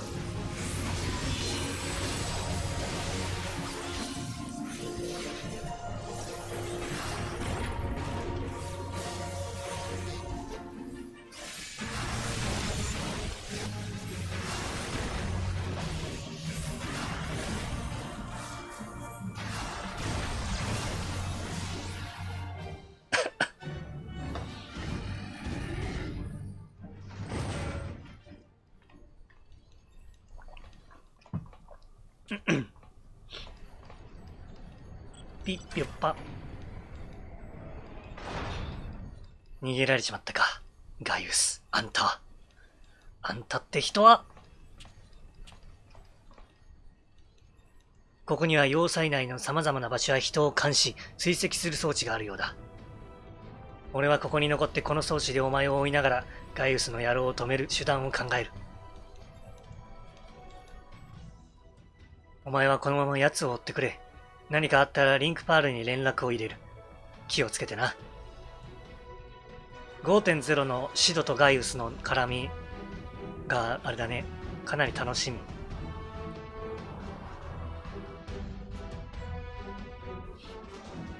4.0 の最後でも若干絡んだっけ。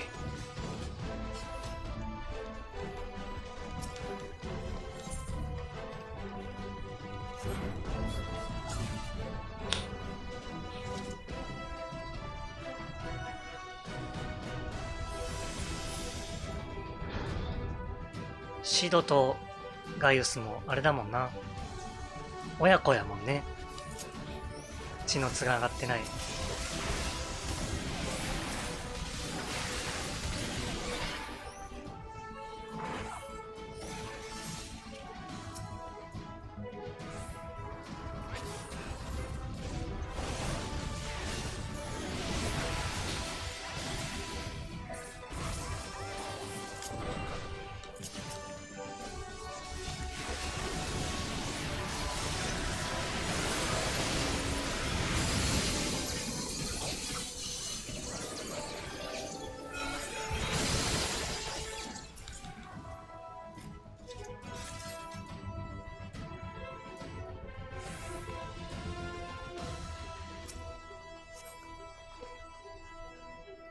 禁止マーク。これを押してはいけない。登録しちゃいけないという。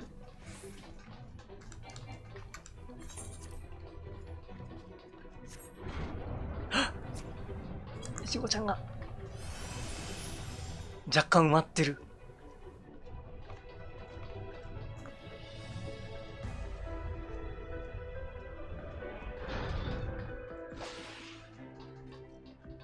これこの前試したけど、マドアーマー誰か一人さえ乗ってれば先に進めるということが分かったからね。引き返せばいいんだよ。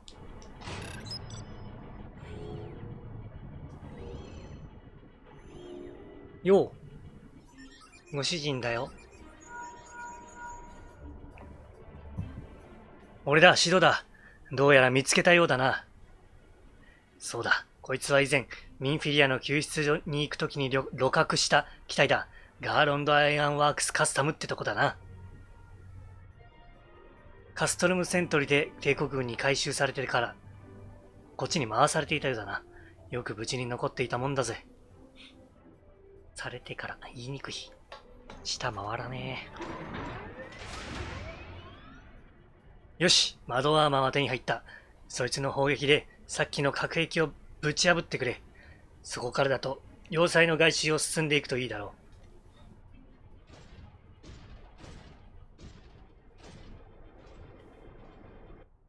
ガシャコンガシャコン。外壁の先は地下施設に出る。気をつけて進んでくれ。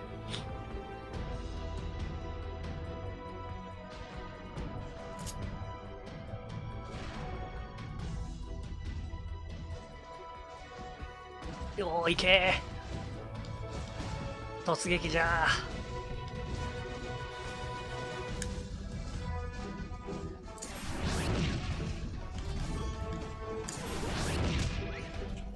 ー。おこ。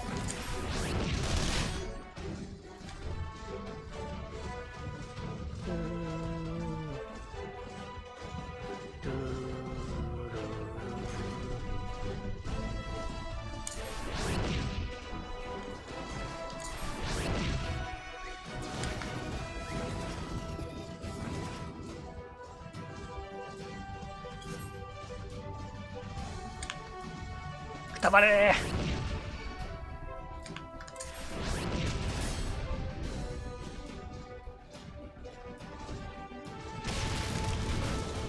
ちゃんと彼もみんなの元へ送ってあげたよ。仲間外れはなしさ。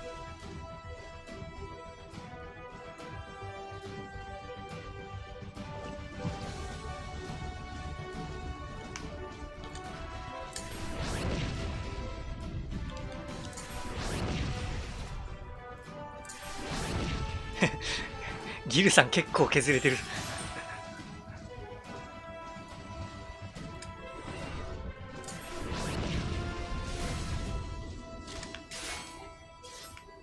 いてー。間違えたら、一歩間違えたら普通に死んじゃう。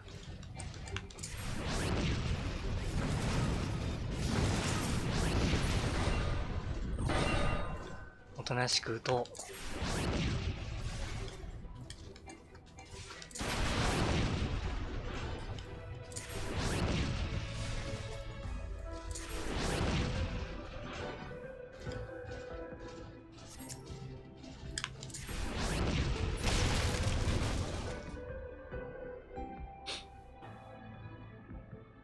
あっちー。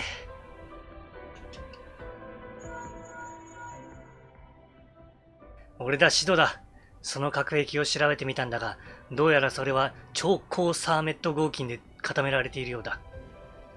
硬そう。ちょっとやそっとの衝撃では破れないだろう。無茶するしかないな。魔導アーマーを臨界稼働させた魔導カノンを放つ。魔導カノンは焼き切れてぶっ壊れるだろうし、そいつもその場で乗り捨てることになっちまうが、先に進むためには仕方あるまい。いいか、臨界稼働のやり方はこうだ。んで、もして、ってわけだ。やってみてくれ。なるほど。ここのボタンをポチッと。いっけー。なるほど、わかった。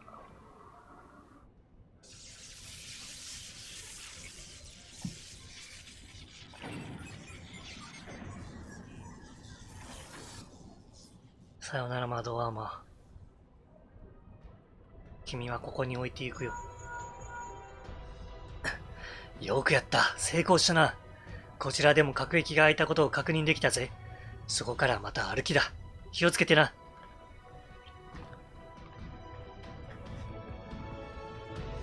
徒歩2分。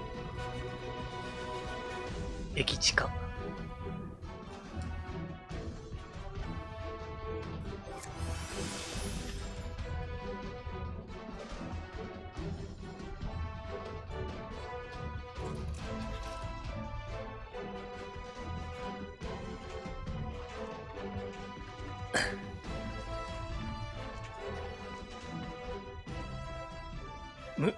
ほうほう。随分と派手なことをするじゃないか。ネロ。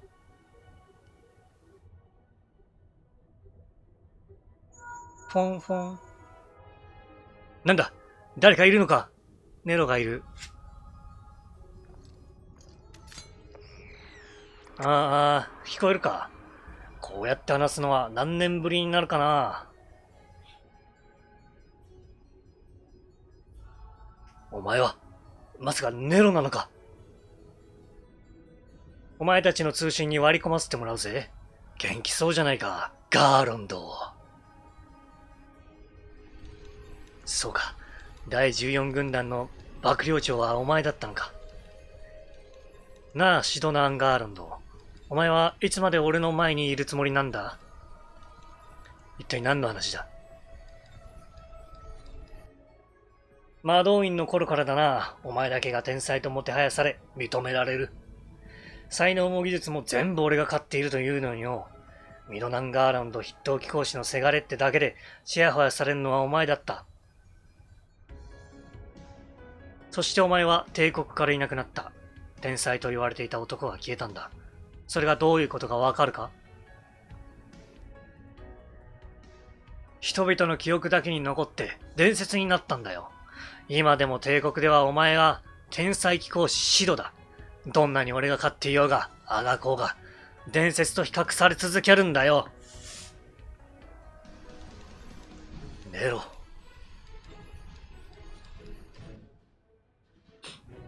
そしてガイウス閣下が選んだのもお前だ。俺があれほど尽くしてきたというのに、閣下は筆頭貴公子にお前を欲しがっている。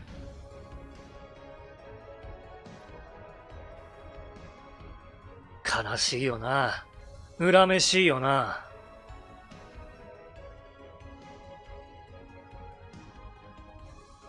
閣下はアルティマウェポンを最終起動中だ。あれは俺の最高傑作なんでね。そうやすやすと向かわれても困るのさ。だからここでしばらく時間稼ぎをさせてもらうぜ。おい、何をする気だ。ネロ。カチャン。冒険者、俺はエオールゼアに入ってからずっとお前を見てたんだぜ。見ないでよ。人にして万神を倒すその能力、そして奴らのテンパード化を防げる不可思議な超える力。閣下が熱を上げるのも無理はない。俺も超える力には興味があるんだ。その力を解析して魔導技術に転用できれば、俺はさらなる高みに行ける。来い。ガション。ロマンだぜ。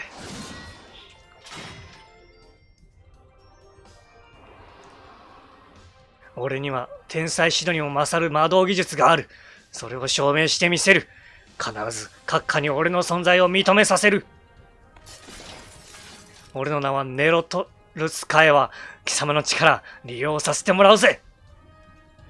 相変わらず読みにくい。スカエはハンマー色な。来てほしいな。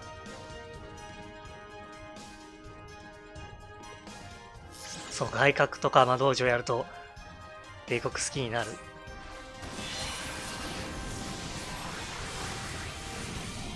なんだろう。幹部連中、ガイウス周りの連中がとにかく魅力的なんだよな。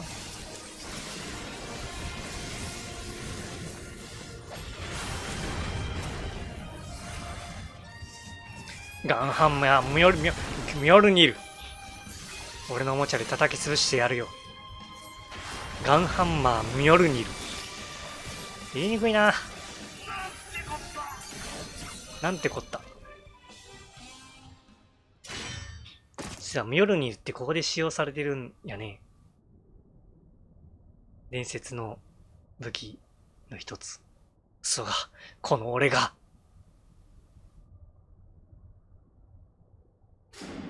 ガコン。暗い。暗いよー。怖い。いない。はは、ざまあ見ろよ、シド。アルティマウェポンの最終起動は成功だ。レリックかもしれない。だってミョルニルだもの。8人に勝てるわけないだろう。エヴァ、大丈夫か？うん。ネロはどうしたんだ？くそ、逃げやがったのか。奥のチャンバーで大きな熱源を感知した。おそらく今の消灯はアルティマウェポンに火を入れるために一時的に要塞内の全出力を回したからだ。つまりガイウスもそこにいる。急がないとやばいな。さっき同盟軍本体から連絡があった。カノエ様がマレッシャの封鎖を完了したようだぜ。各国のグランドカンパニー、それにメルービュ提督とカノエ様もこちらに向かっているようだ。あとはアルティマウェポンを破壊するだけだ。お前がいるあたりは電波がひどいようだ。そこから先はリンクシェル通信も雑音混じりで途切れやすくなるだろう。無茶するなよ、エヴァ。また後で会おう。きっとだぞ。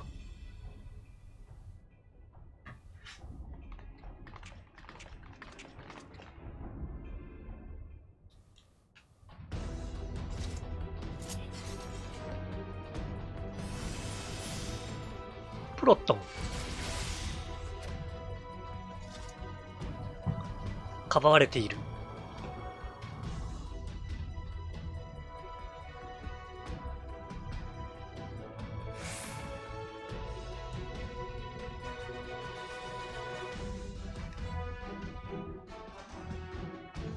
さあこっからセリフが入る。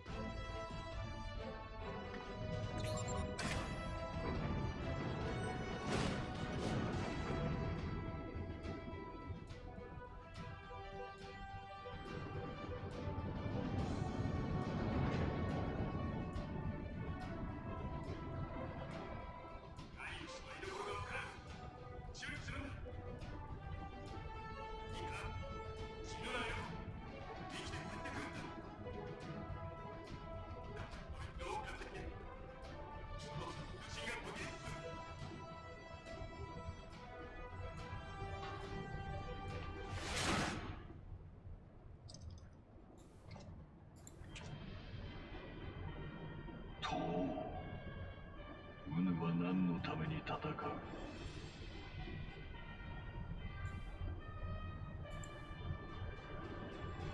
ならば聞こう。このエオルゼアに真実はあるのか？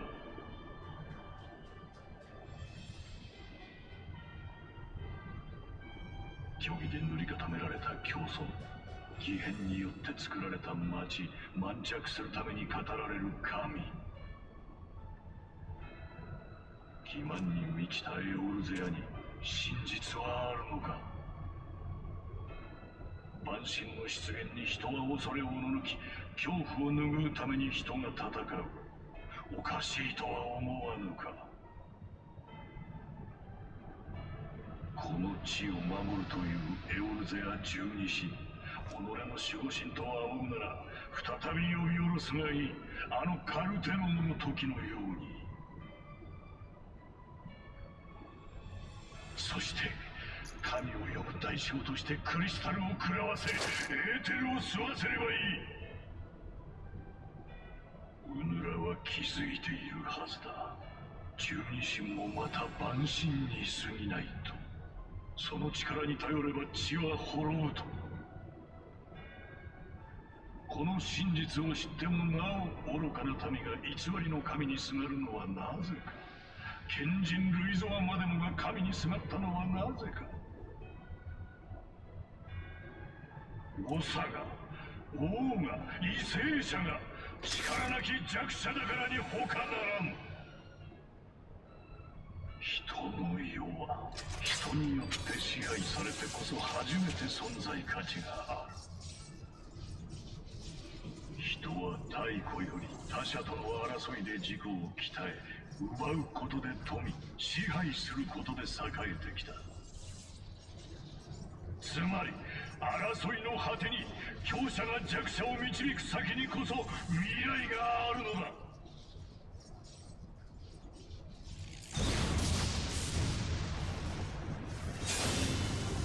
力なき弱者が民を導くゆえに偽りの神が呼ばれ、地は枯れ、命は死に絶える。なら力ある者が支配すればよい。欺瞞に満ちたこの地で愚かな民を救うための真実はこの一点のみに他ならない。英雄と呼ばれる貴様たちを倒し、我が力を天下に示そうぞ。エオルゼアの真なる王としての力を。そしてエオルゼアは神聖するのだ。力ある我が手によって。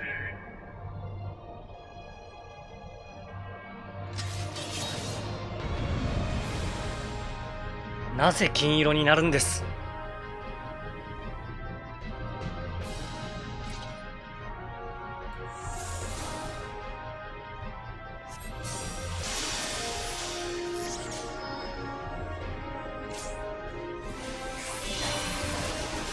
そこら辺の説明ってなんか設定本とかにあるのかね？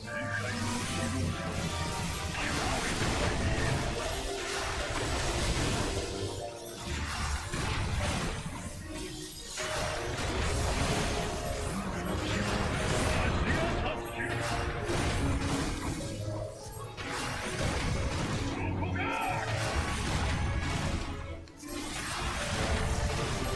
たすら石を投げ続ける。スーパーガレアンジンか。もうかばわれている。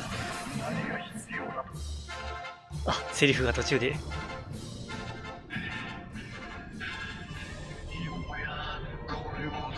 参ったか。もう諦めろガイウス。素晴らしい力だ冒険者。それこそ滑る者が持つべき力。だがその力も使い方を間違えば無意味なもの。ちゃんって書くな。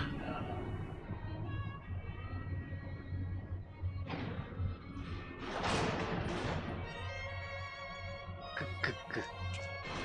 待て。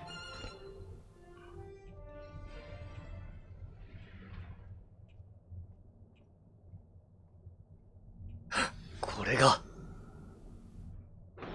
メタルギア。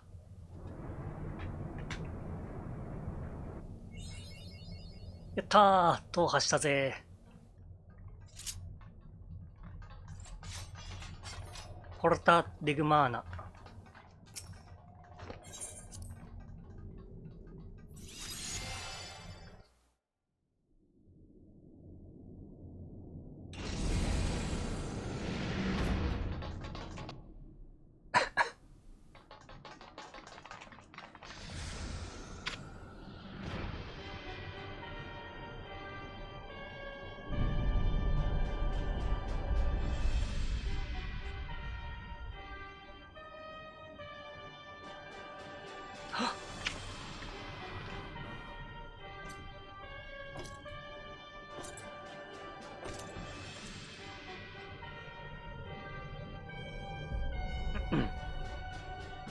教えてやろう、力の使い方を。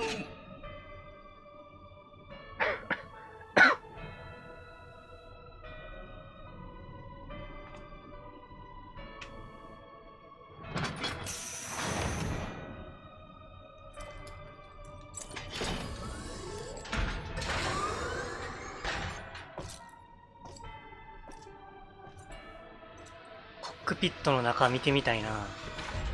どういう操作系統なんだろう。操縦痕があるのかしら。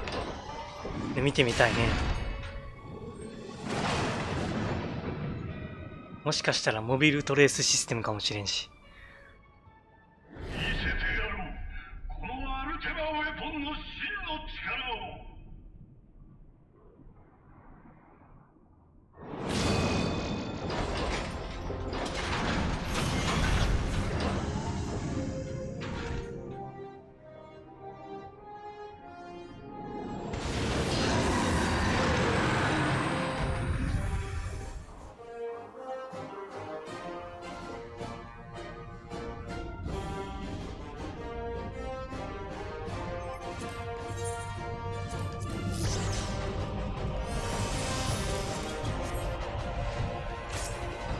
うおー、叩けー。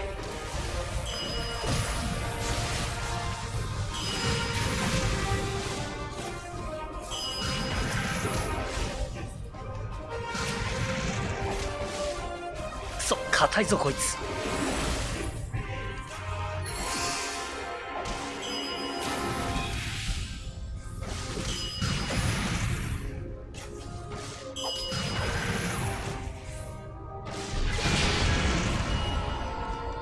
こんなやつ倒せるのか。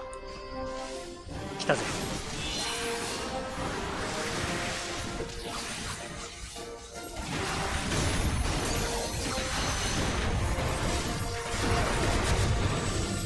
急に生き生きしだす冒険者。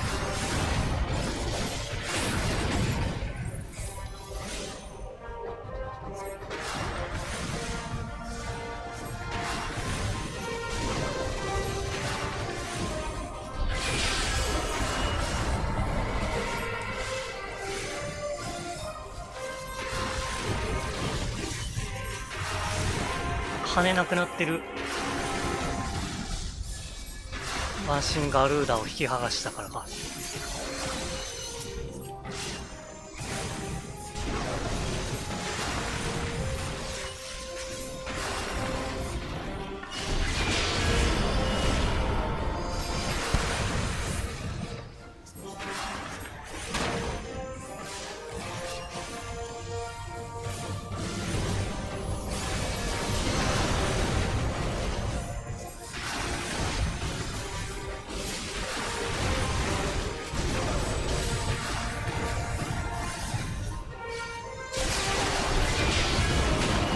ひでえ。誘導レーザー。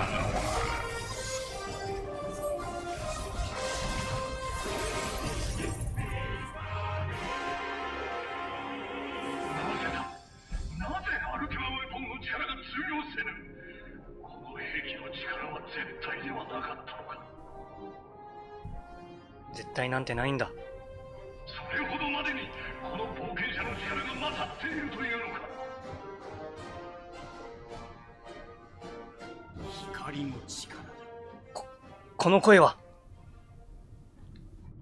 シャアか。アシエンダ・ハブレアか。あっちー。この冒険者は暑いけど光のクリスタルの加護を受けている。ちょっと外から音が。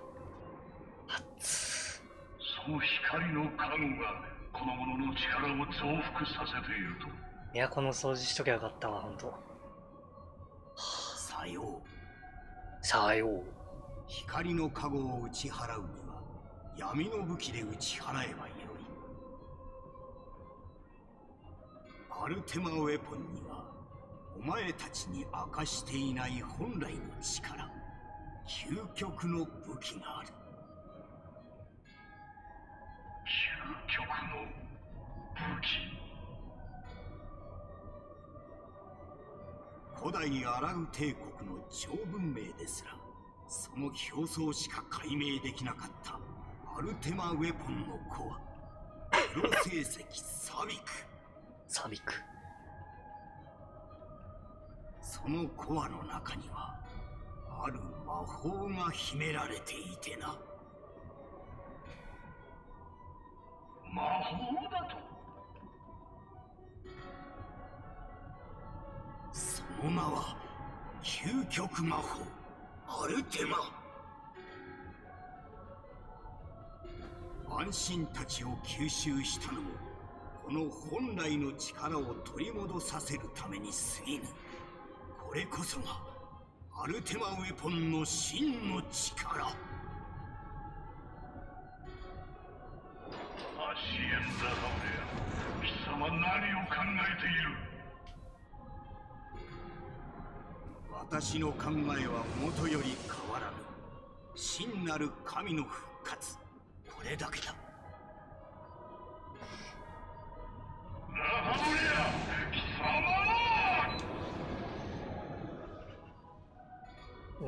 様。なれアルテマウェポン、我が真なる神の一端を見せてみろ。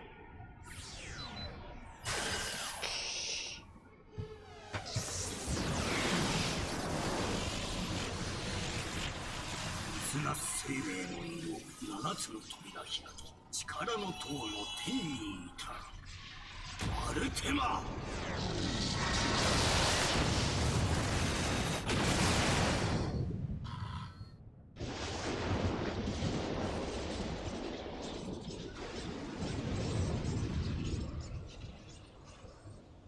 ここのコントローラーの振動がいっつもすげえんだな。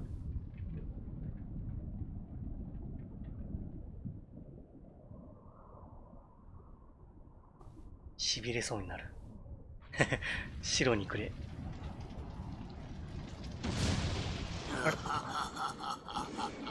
アルテマって何魔法なんだ。何なのだこの威力。白でも黒でもないか。このような武器がこのアルテマウェポンの中に。さすがにこの者の身を守るので精一杯だったらしいな。ハイデリンよ。はい。ガイウス・ヴァン・バエサル、貴様の望む力は与えた。さあ思う存分戦うがいい。アシエンダ・ハブレア、貴様には戦いの後聞きたいことがある。しかし今はこの者らを倒し我に力ありと証明する。どちらが真に持つものなのか決着をつけようではないか冒険者。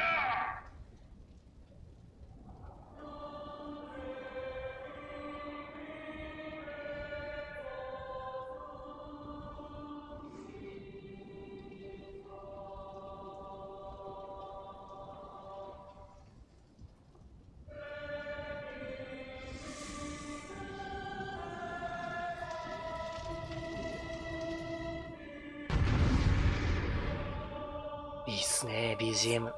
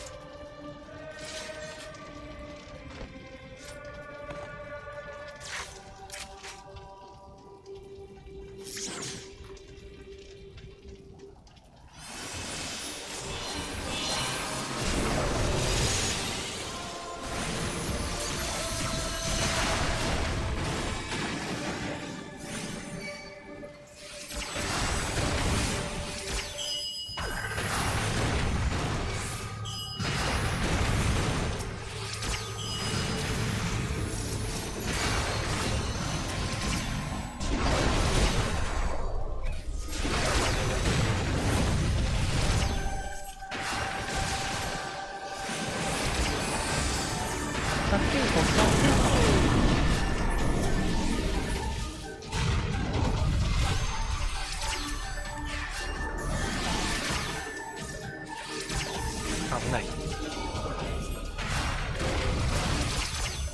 おお、ビットの攻撃が。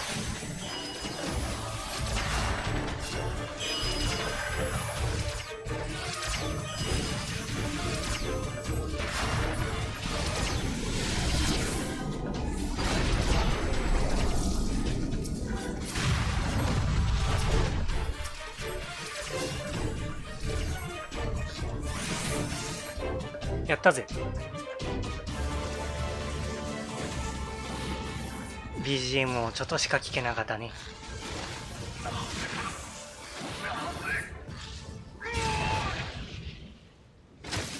排出され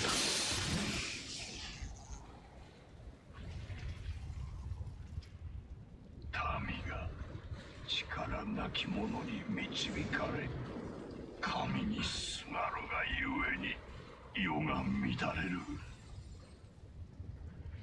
愚民を作るのは弱き為政者。弱き為政者を作るのも愚民なのだ。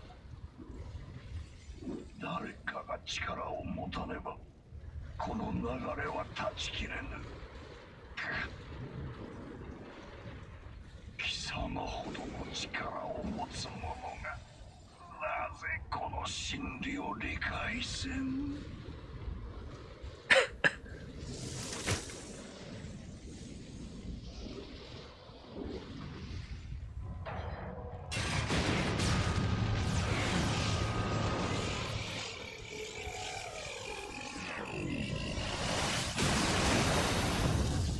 爆発。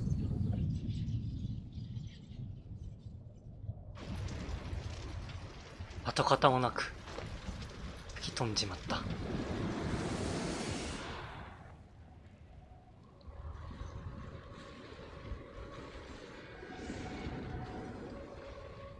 無様だな。中村。貴様が力を求めたからこそアルテマウェポンを、そして究極魔法アルテマを授けたというのに、所詮は人の子か。この程度のものとは。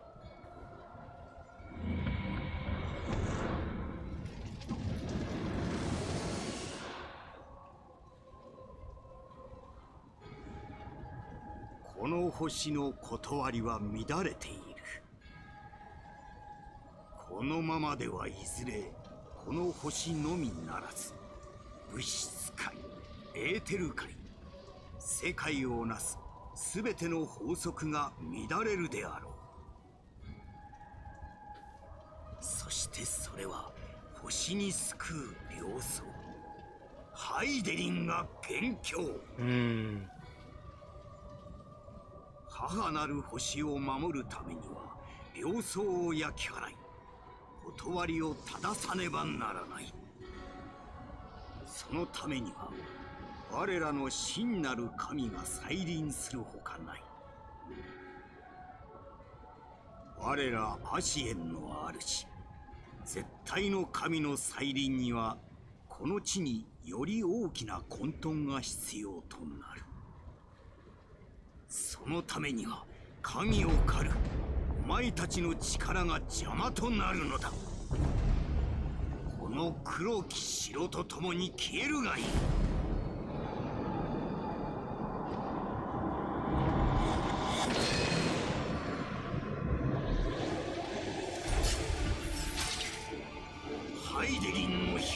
の使徒よ、闇に抱かれて消し飛べ。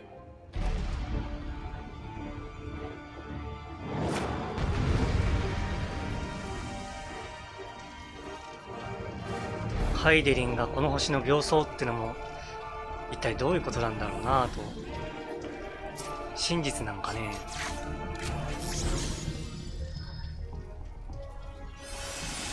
いけー、やっちまえ。みんな回ってる。マラソン大会や。始まった。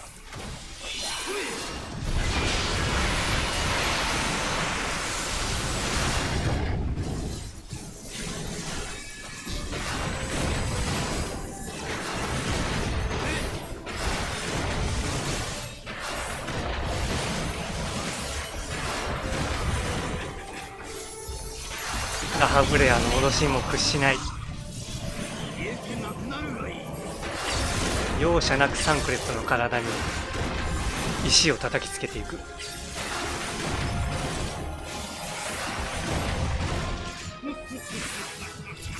ああ、ダンジョンの覇者。このタイミングで。しかもレベルアップもした。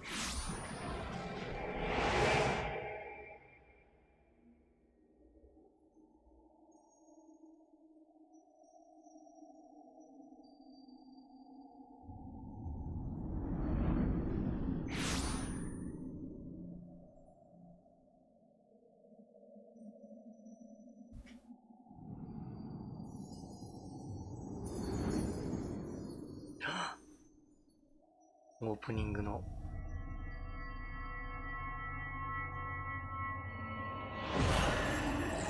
その光を武器に変え、闇を切り裂くのです。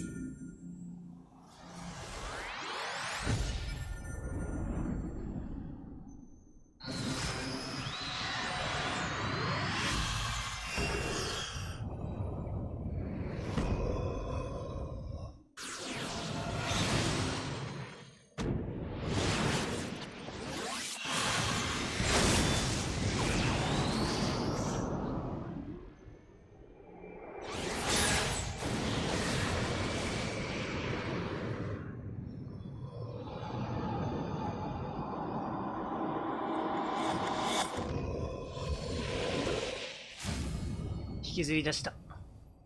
何？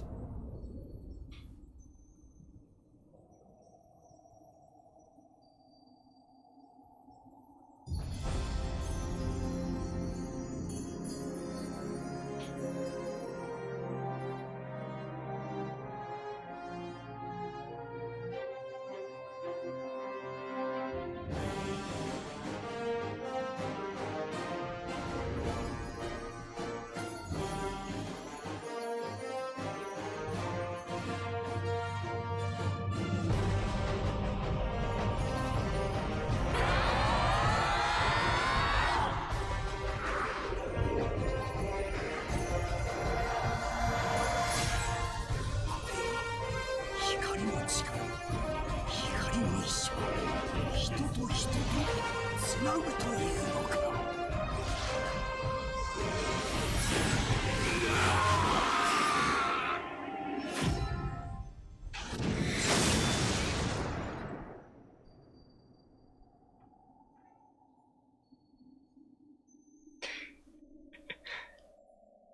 プリキュアの最終決戦。確かに。言い得て妙だね。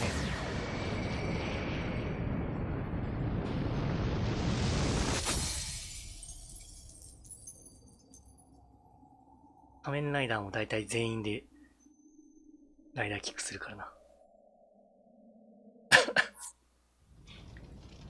たー。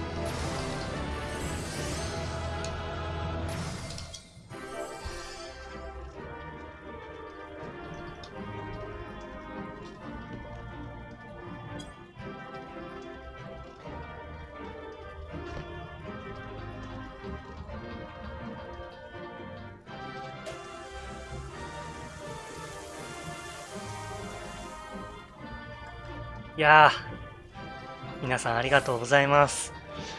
助かったぜ。ここれでレガリアを取りに行ける。最後に1枚取ろうか。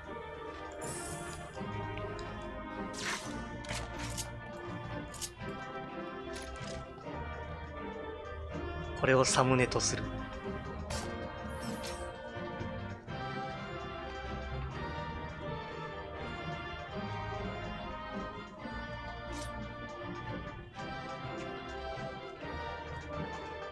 勝ち時。ピョイーン。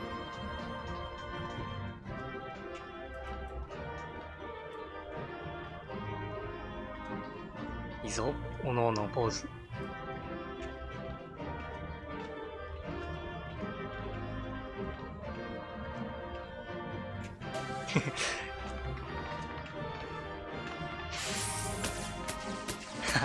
花火。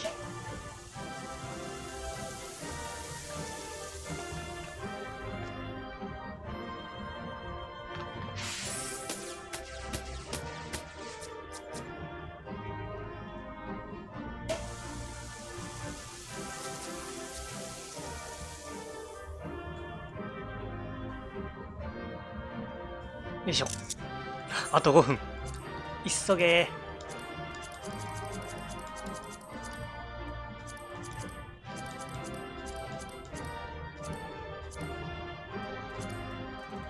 そっか。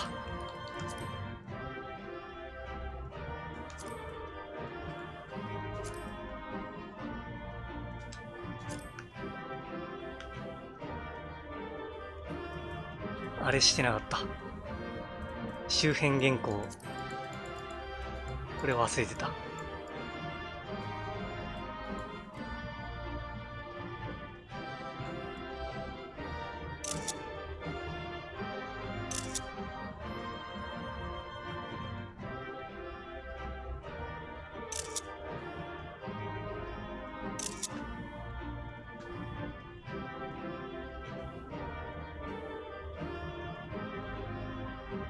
よし。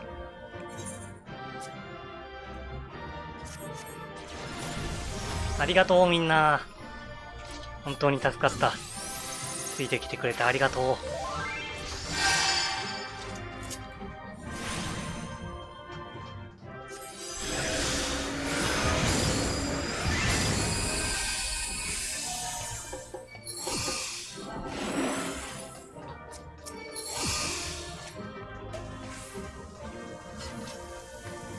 マネちゃん。マネちゃんが戻ってきたら出ようかね。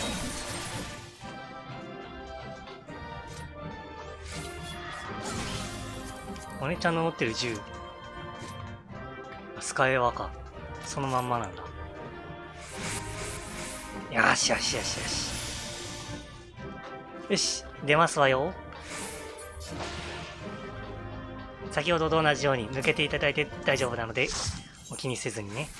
皆さんありがとう。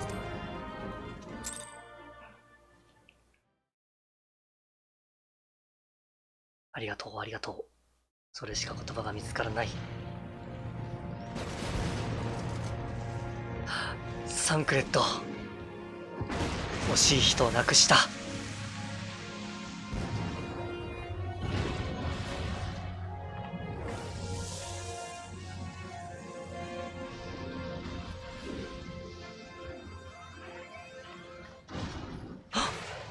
アドワーマー君。来てくれたのか。かわいいな、アドワーマー。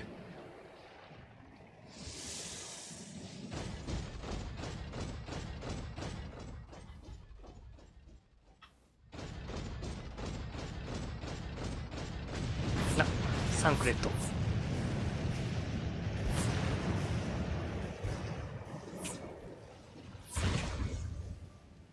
置いてこなかったんだな。我が夢もここでついえるというのか。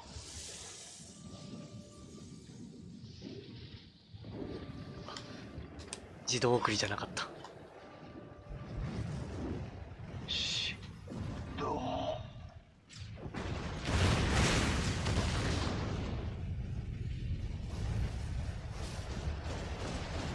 最後に呼ぶ名前がシドなんだ。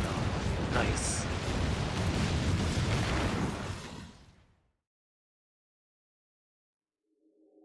聞いて、感じて、考えて。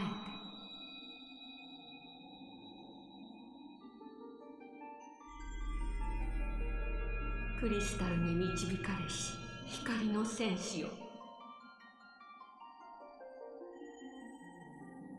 あなたの心の輝きにより闇は払われました。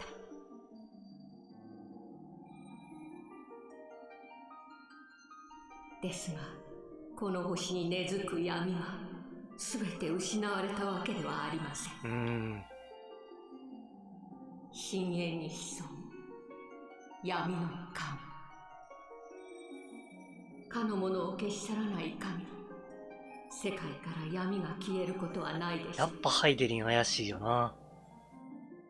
しかし光の意志はエオルゼアに息吹きました。あなたを主として、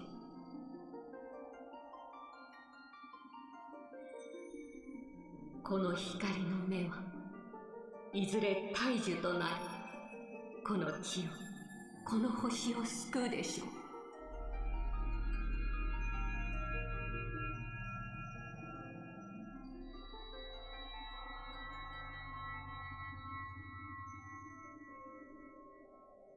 あなたに感謝と祝福を、光の戦士よ。次はあなたが導くのです。エオルゼア、この世界を。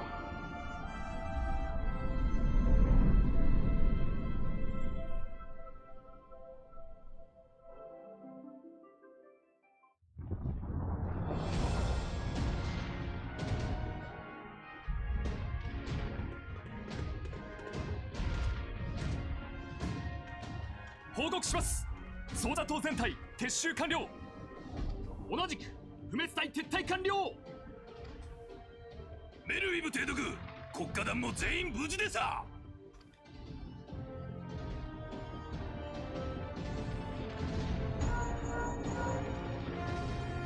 あいつはまだなのか。シド、連絡はないのか。ダメだ、リンクシェルにも応じねくそー、ダメなのか。諦めちゃダメだ。お、八重さんいらっしゃい。こんばんは。祈りましょう。これ大丈夫か。無事に脱出してくるの。クライマックスだよ。かなりネタバレ。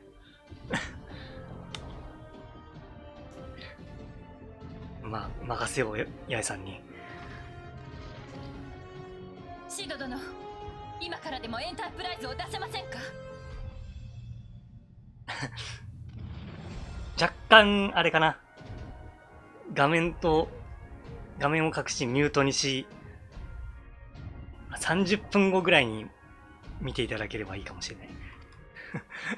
あの冒険者30分では足りないか、もしかしたここにいるら。暁の決命は今の時代を生きる光の戦士たちなのです。私たちはもう二度と光の戦士たちを失ってはなりません。え。分かっていますって。しかし無茶だ。あの爆発なんですよ。2.0 のクライマックスだからね。どうすればよいのだ。光よ、クリスタルよ、どうかあの人を導いて。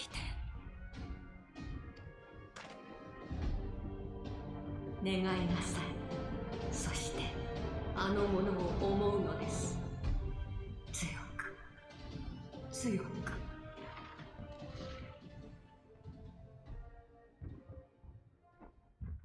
来た。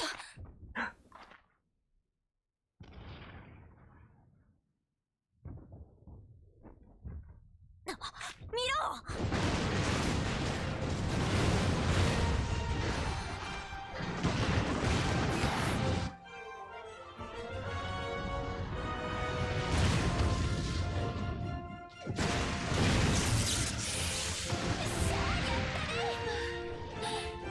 光の戦士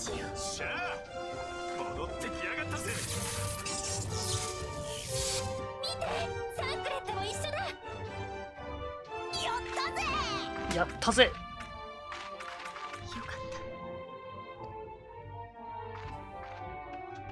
た。おかえり。ただいまと。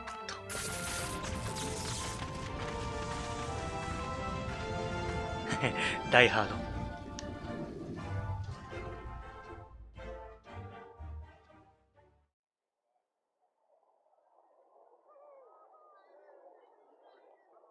ブルース・ウィリスだった。あ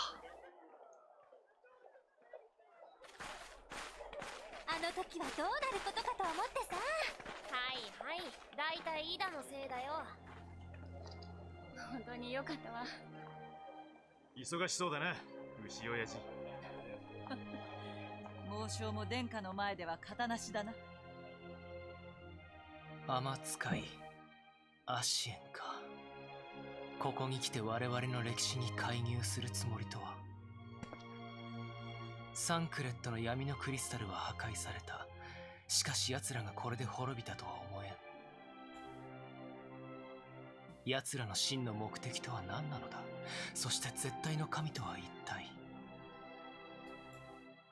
まだ戦いの火種は消えていないということか。だが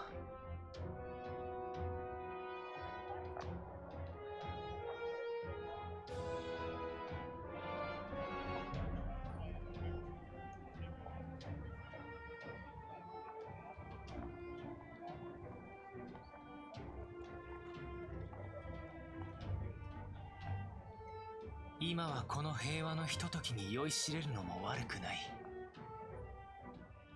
おじいさまが理想に掲げた真の平和への第一歩なのだから。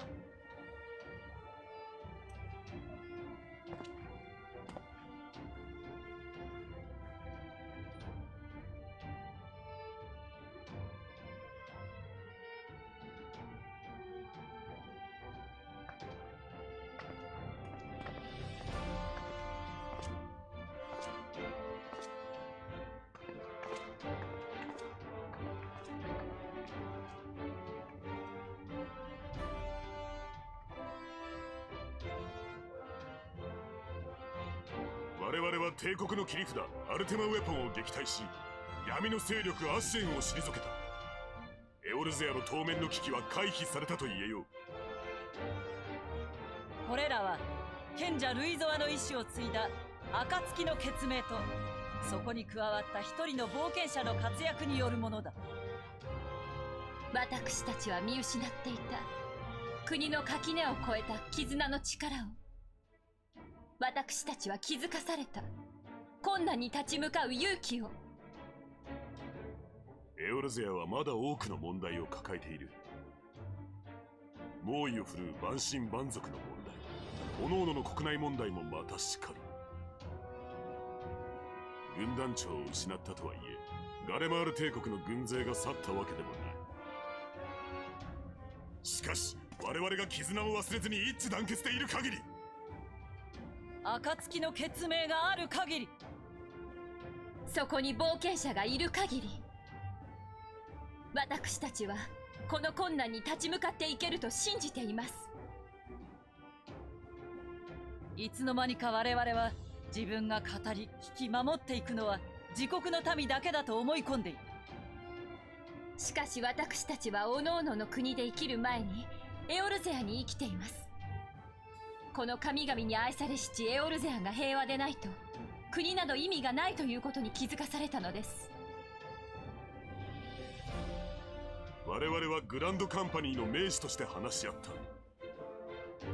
グランドカンパニーはそれぞれの国を守りつつも、もっと広くエオルゼア全体を見渡していくべきだと。そのために常に相互協力していくべきだと。今すぐには動けないかもしれない。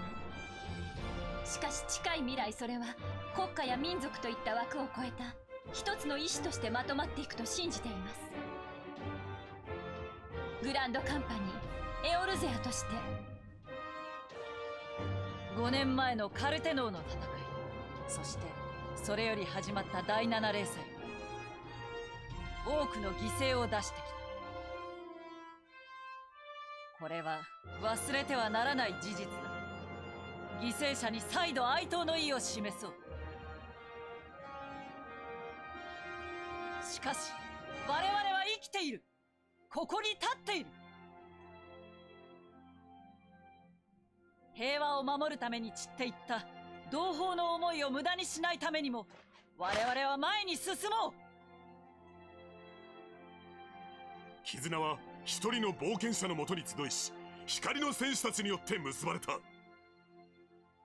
これからの新しいエオルゼアは他の誰でもない君たちが作っていく。私たちがこれまで生きてきた第六勢力は第七霊祭をもって終焉しました。第七霊祭もまた人々が絆を深め合い終焉を迎えるのです。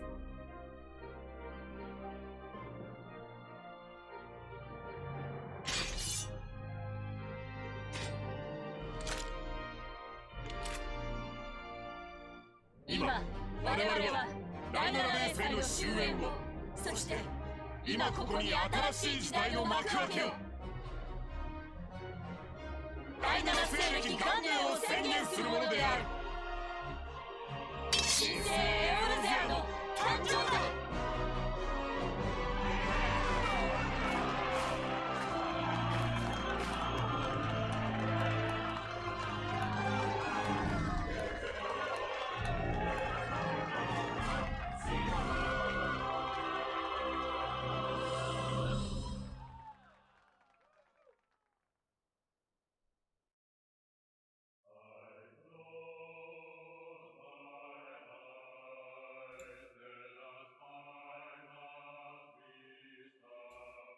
ふぅ、一段落じゃいね。一段落した。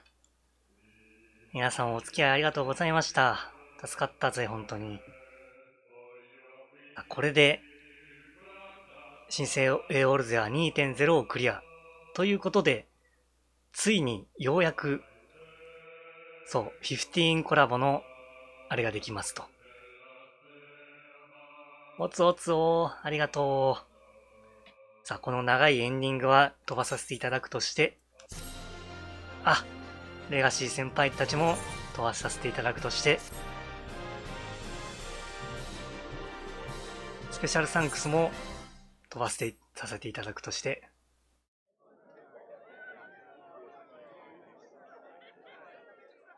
このカットシーンが終わったら、ちょっと一旦休憩して、レガリア取りに行くよ。念願のレガリアをね。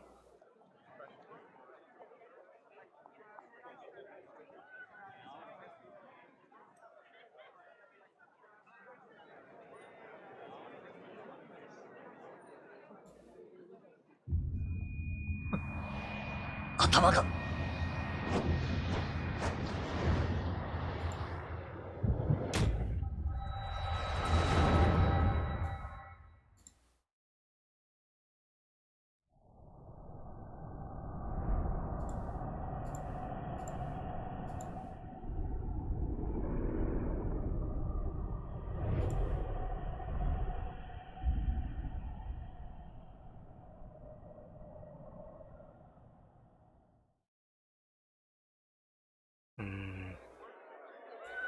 このイメージ。どうかしたの？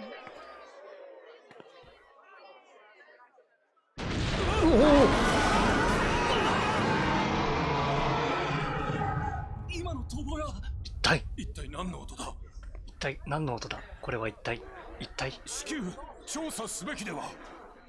しかし何が原因かもわからないのでは。大変です。蛮神が新たな蛮神が活動を開始したとの報告がありました。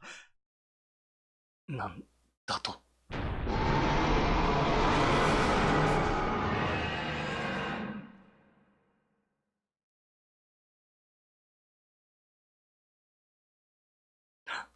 秘密会議。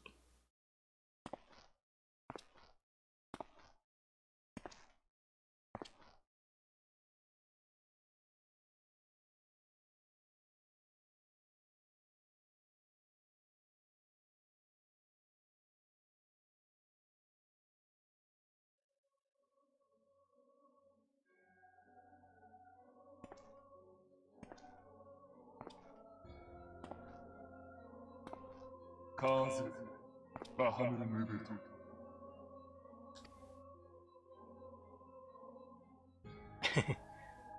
ワヌアザズムブートスだ。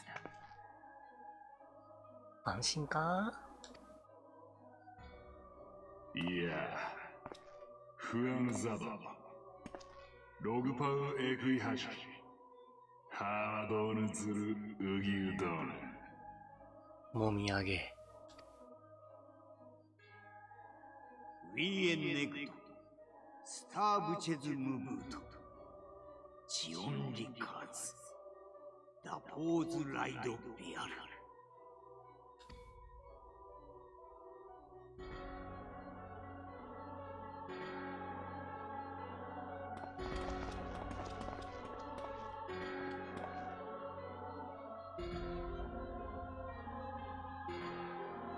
ハリダポーズ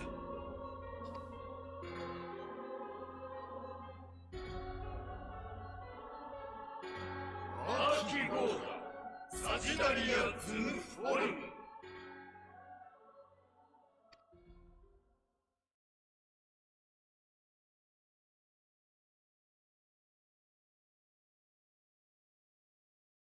これは神聖の始まり。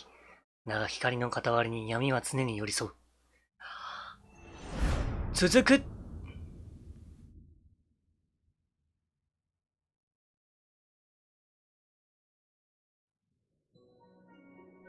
やった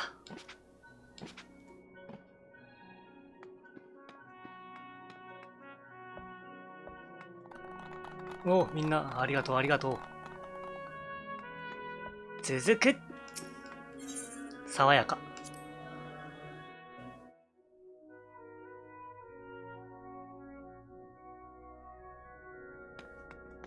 あれ？こっちじゃないぞ。こっちか。道を間違えた。最後の最後で。こっちだわ。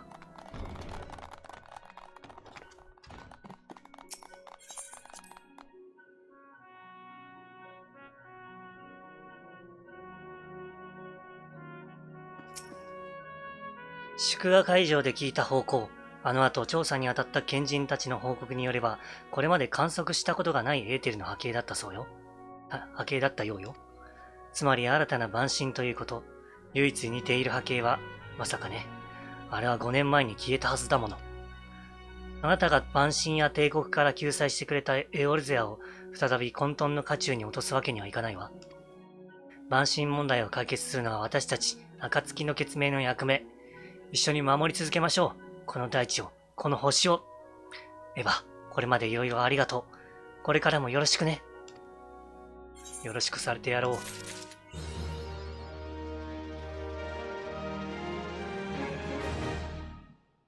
う。やったー !2.0 終了。妙に長かった。間が空いたからね。さて、それでは、早速、ウルダ派の方に行きつつ、トイレに行ってこよう。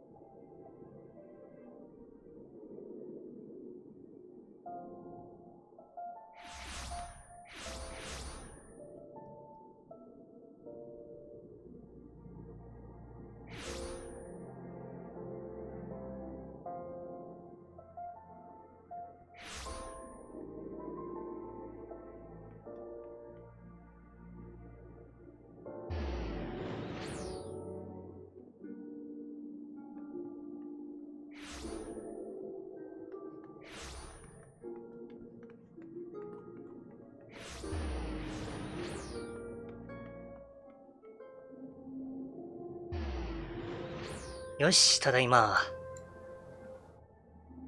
よしよしよし。こっからは八重さん見ても大丈夫なはず。15コラボの多分八重さんが今全力で走っても厳しい、間に合わなさそうだからな。逆に見た方がいいかもしれない。いやー、念願の15コラボ。噂好きたちの愛読誌、週刊レイブンって知ってる？私はそこで記者をやっているキピジャッキアよ。キピジャッキア。言いにくいな。よろしくね、冒険者さん。実は最近飛び交っているある噂について知っていることがあるか聞かせてほしいの。近頃ザナラーンで目撃されると噂の奇妙な黒い乗り物と機械仕掛けの兵士を追っていてね。何か知らないかしら。聞いたこともないな。どうやら初耳のようね。ガレマール帝国の新型魔導兵器なんじゃないかなんて噂も立っていて心配している人も多いのよ。ガーロンド・アイアンワークスも調査に乗り出しているこの案件。もし最初に情報をつかめたらスター記者間違いなし。何か分かったことがあったら教えてくれないかしら。奇妙な黒い乗り物は中央ザナラーンのブラックブラッシュ周辺で目撃例が多いの。もし何か分かったら真っ先に私に教えてね。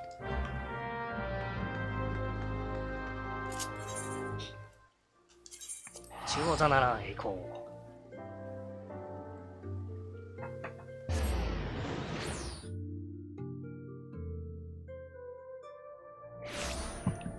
う。お、ギルさんがすでに格好をつけておる。もちろん下か。下へ、北へ、南へ。なんで北って言った？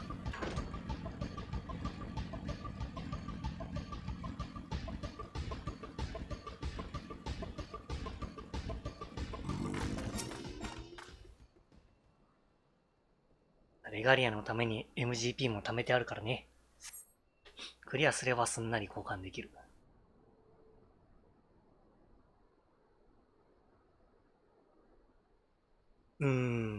たく、動けっつーの。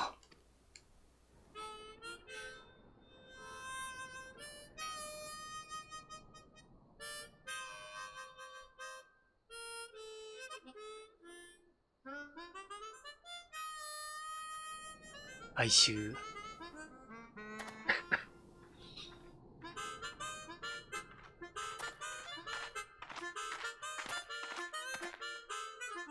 あのさ、この辺りにガソリンスタンドってねえかな？ガソリンスタンド？なんで誰もわかんねえんだよ。つうか、ここどこなんだよ。ここはエオルゼアだよ。ザナラン。どこだよそれ。聞いたことねえよ。ところで、あんたの知り合いで車直せそうな人いねえか？壊れちまったみたいなんだ。シドならいけるんじゃないかな。で、シドもここに来てんのかよ。どうなってんだよ。とりあえず、近くまで押して運ぶしかねえか。あんたも手伝ってくんねえか？一人じゃ大変なんだ。そういや、あんた名前は？どうも、エヴァちゃんです。エヴァっていうのか。よろしくな。俺はノクティス。ノクトでいい。じゃあ行くか。つうか、またおさめになるとか、ほんとないわ。押すぜー。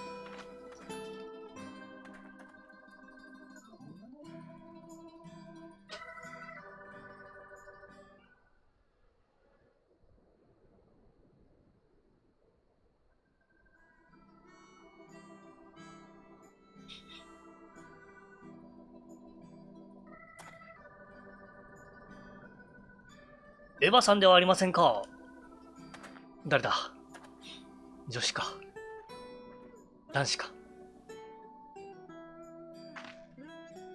おお、びっくり。なんじゃこりゃやもんな。もしかして、これは噂の？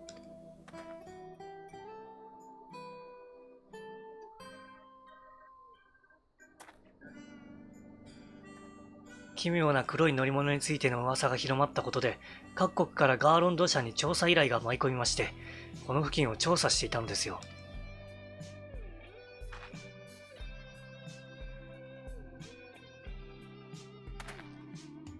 シド会長もすぐ近くまで来ています。お呼びしますので少々お待ちいただけますか。ぜひお話をお聞かせいただきたく。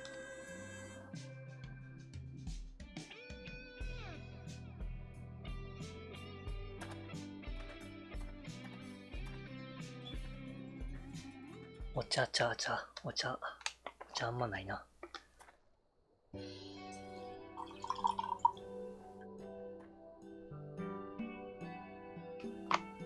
よう言えば、まさかお前に先を越されるとはな。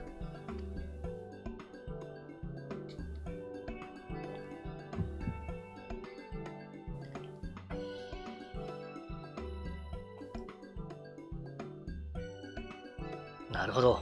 こいつが噂の、確かにガレマール帝国の魔導兵器とも違うようだな。彼がこの代物の持ち主か？一体何者なんだ？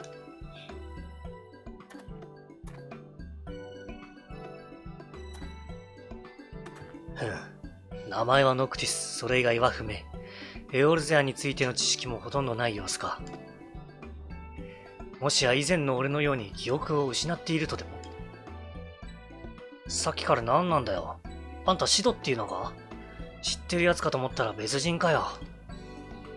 ところで、レガリアのこと直してくれんのか？こいつはレガリアというのか。だが、何せ初めて見る技術が満載だからな。保証はできないが全力を尽くすと約束しよう。サンキュー。ただ整備代っつうか金がなくってさ。それなら大丈夫だ。こいつを見てたら技術屋として燃えてきたぜ。金はいらないさ。マジか。助かるわ。そうだエヴァ。機械仕掛けの兵士の噂について誰かから聞いたか？うん。そっちも調査対象に含まれていてな。妙な仮面をつけた人形で人とは思えぬ動きで襲ってくるらしい。何か情報を持っていればと思ったんだが。それってもしかして魔導兵のことか？魔導兵？なあ、ニフルハイムつってもわかんねえかもしんねえけど、そこの軍が使ってる機械の兵士だよ。もともとそいつらの基地で妙な装置を見つけて、で、気づいたらこっちにいたっていうか、俺にも何がどうなってるのかわけわかんねえ。にわかには信じがたいが、目の前には未知の技術体系に属す産物があるからな。転移装置か何かの誤作動で異界から漂流してきたとでも？ともかく、ノクティス君とやら、機械仕掛けの兵士を調べてみてはどうだ？東のアンホーリーエア付近で目撃情報があるんだが。確かにそいつらが魔導兵だったら、元の世界に戻るための手がかりになるかもな。わかった。行ってみるわ。おい、待て！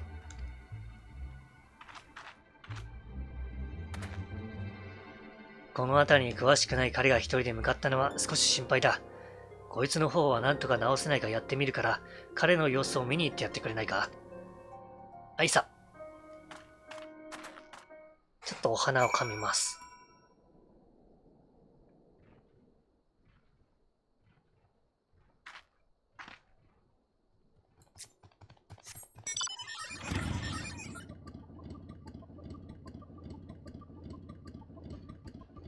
よし。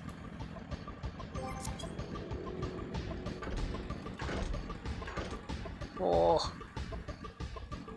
急げー。今、出てるな、ちょうど。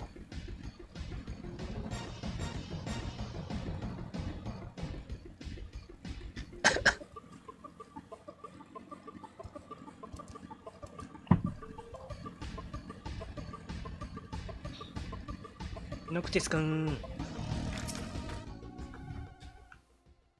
この辺りで機械仕掛けの兵士が目撃されたって噂、あんたも気になるのか？うん。なら、噂が本当かどうか確かめてみようぜ。もう少し進んでみるか。いそいそ。わあ、湧いてる。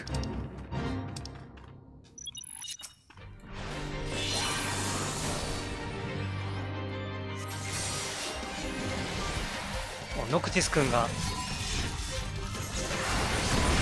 戦っている。ありがとう。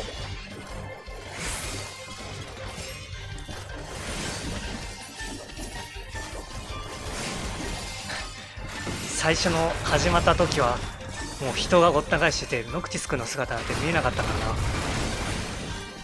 ちゃんと見れるのいいね。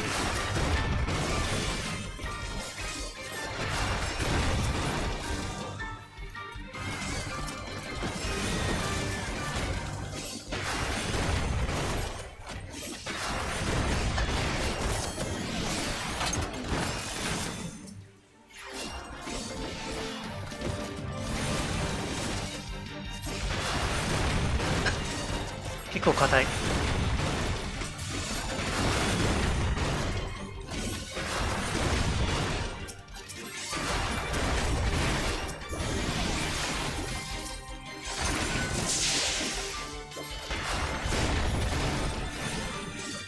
あ、ルルちゃんも来た。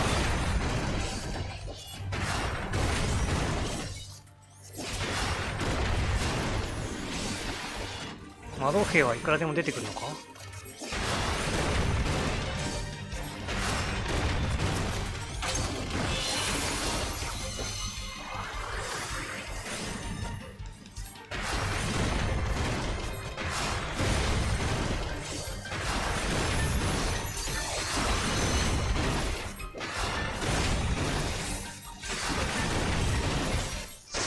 お、トッシュさん。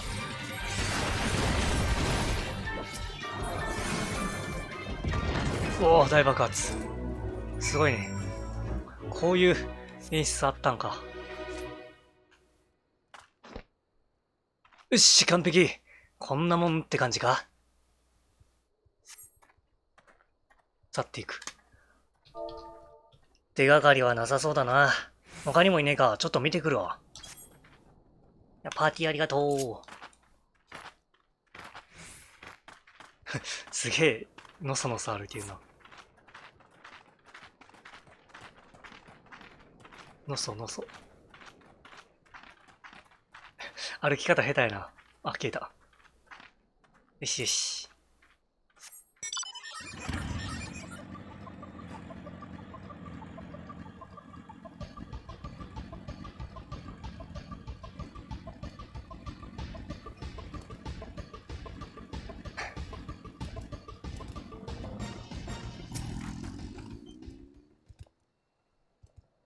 キョロキョロ。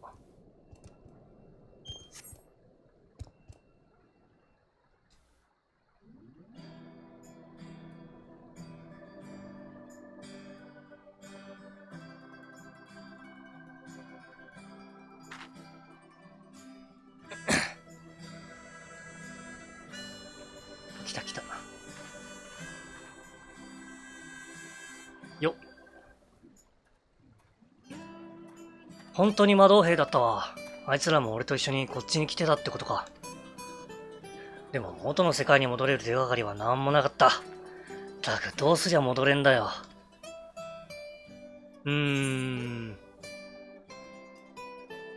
シドに相談してみては？一言。さっきのおっさんか。まあ一人で考えてもしょうがねえしな。なんか、すごいガニ股な感じ。歩き方。ま、とりあえずレガリアンとこ戻ってみるか。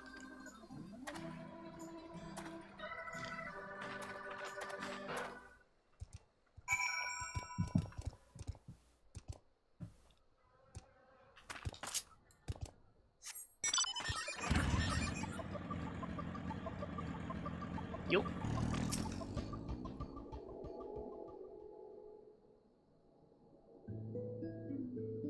どうだ？控え仕掛けの兵士には会えたか？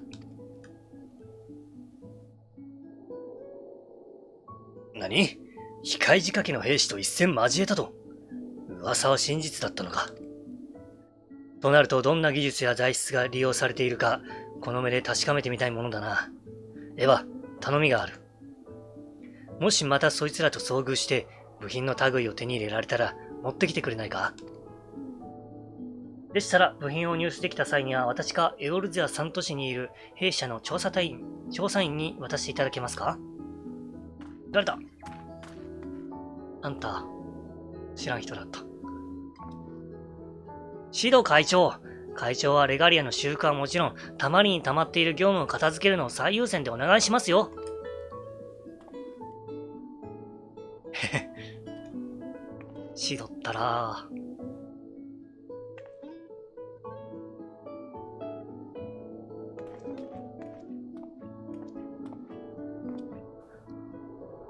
あれ、レガリアは？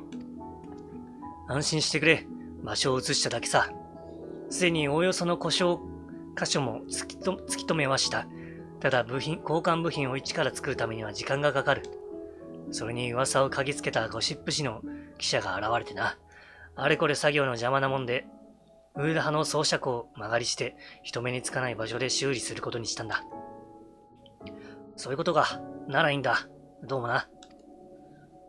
あなたが噂の？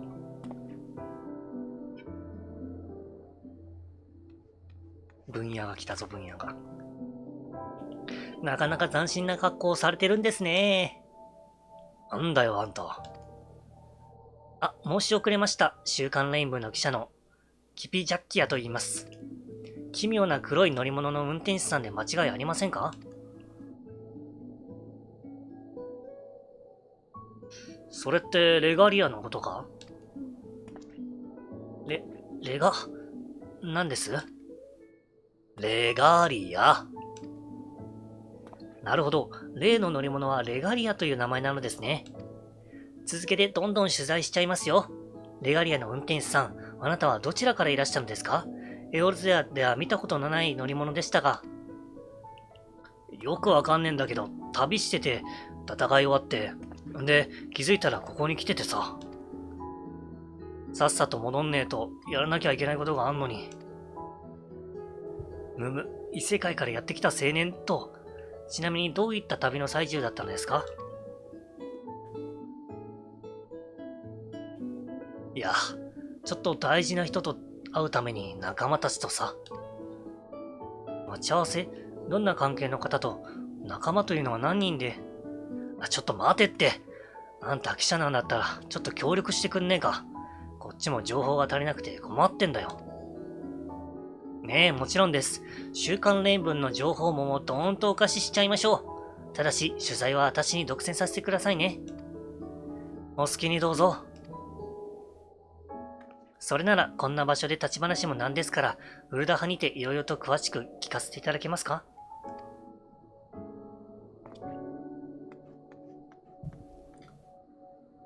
やれやれ。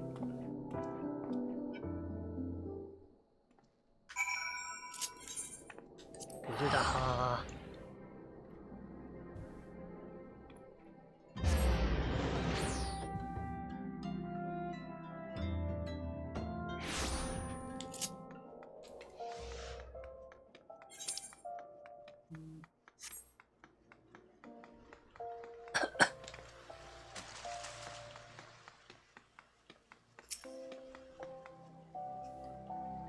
ノクチスさんの独占インタビューは大成功。なんと婚約者さんに会いに行く途中だったんだとか。異世界からやってきた青年、婚約者と感動の再会なるか。一面スクープ間違いなしね。そんな目で見ないでよ。私だってたまには一面を飾りたいの。それに情報提供だってしっかりやってみせるんだから。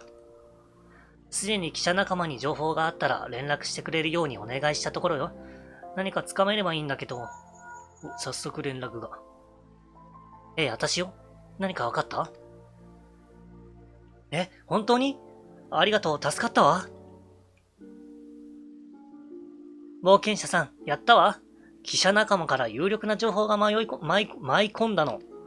ちょっと遠出をすることになるから、準備ができたら教えてくれる？ノクティスさんと一緒に向かうことにしましょ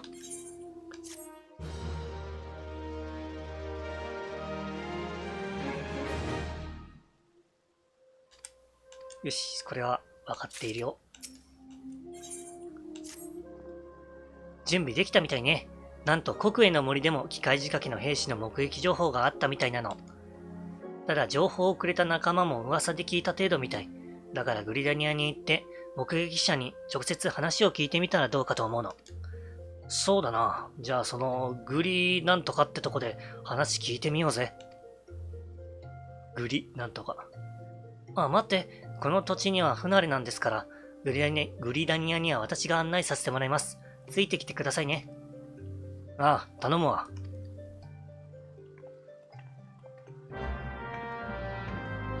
グリなんとかに行こう。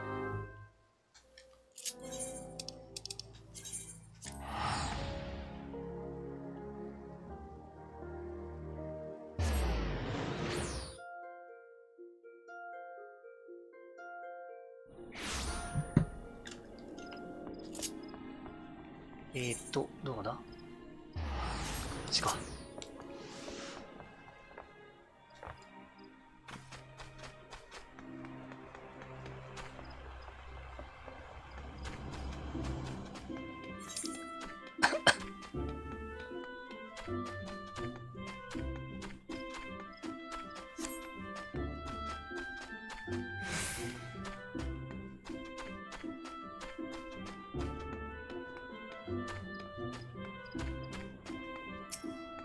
よっ。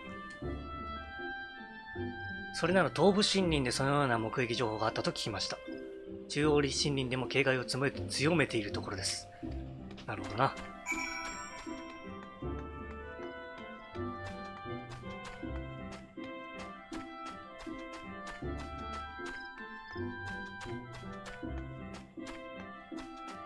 こっちからでよかったっけ？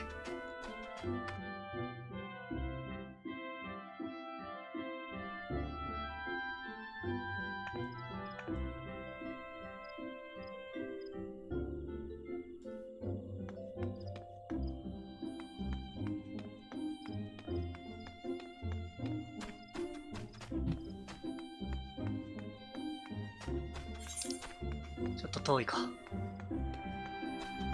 あ、マーケットか。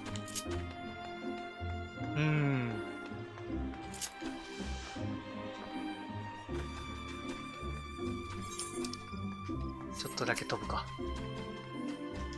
マーケット。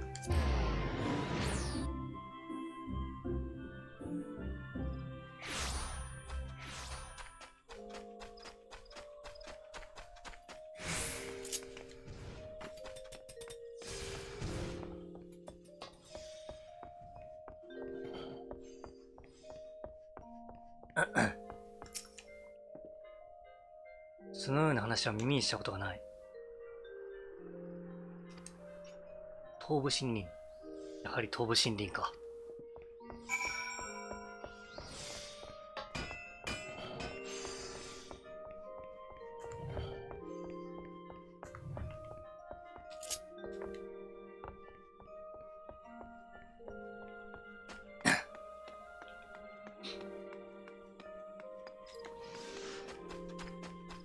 見てに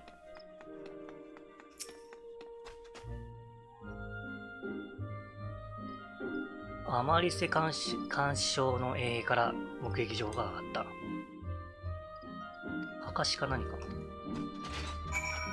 あ、戻るのか。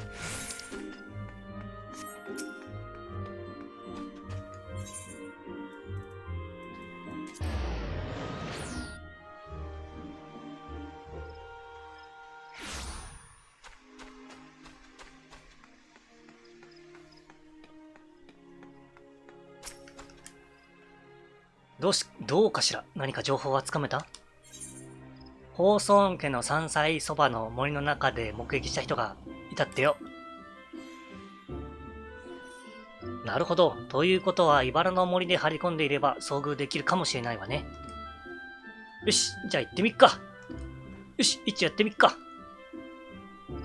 また一人で。ノクシスさんを追いかけて、国への森は不慣れな人には迷いやすいから大変だとは思うけど、助けてあげてね。もう。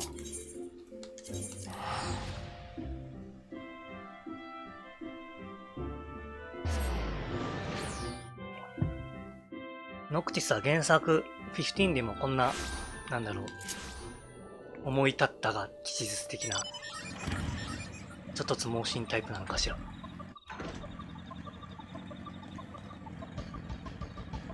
行動力か。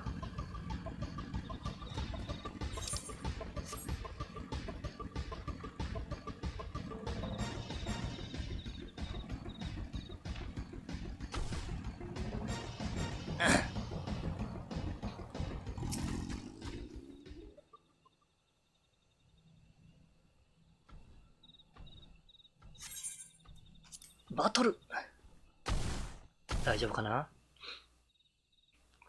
厳しいかもしれない。IL90 だからな。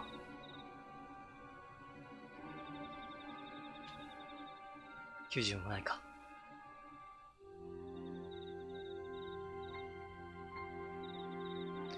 魔導兵がいたのってこの辺りかな。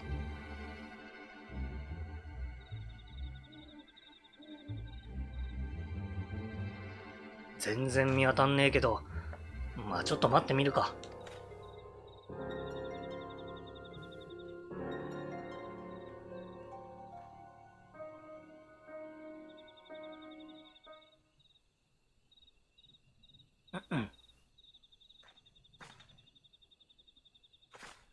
キョロキョロ。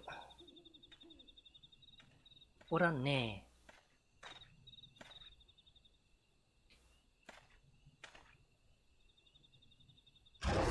おお。何の子だ。おい、行くぞ。ういっす。したしたした。わあ。あれは、市街。イントネーションわかんないな。アクセントわかんないな。市街市街市街かな。魔導兵だけじゃなく、あんなやつまでこっちに来てたってのかよ。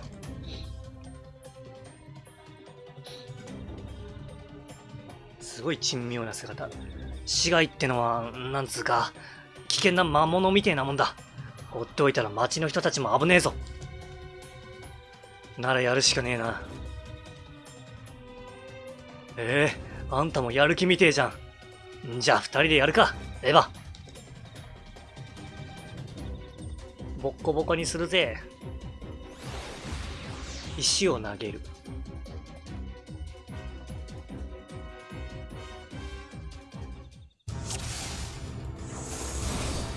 やばそうな相手だな。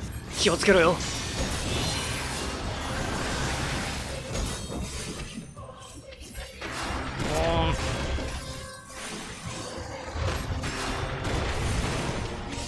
右舷左舷。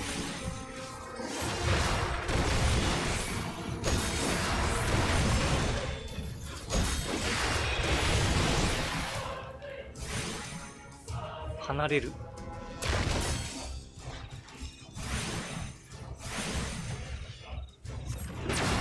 帰ってくる。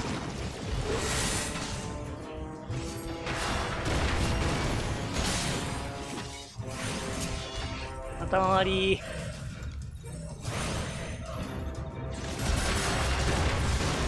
って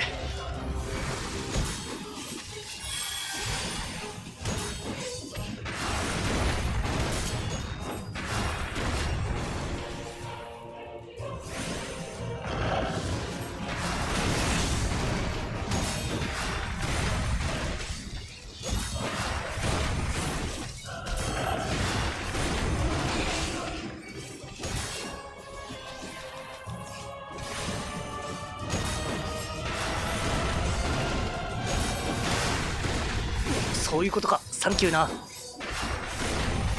理解力へ。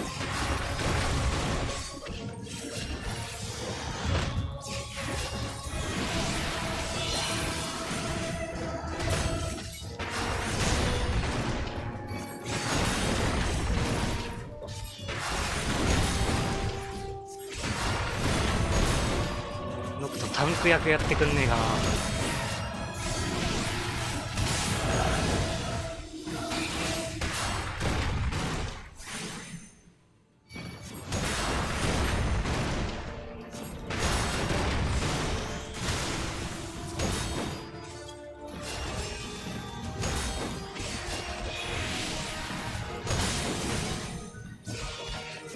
てか硬いね。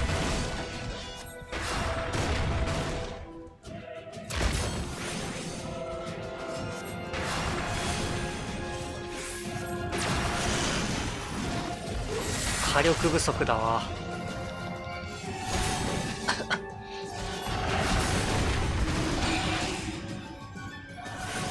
そっちか。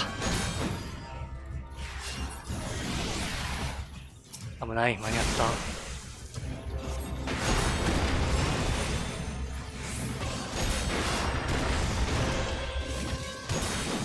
旗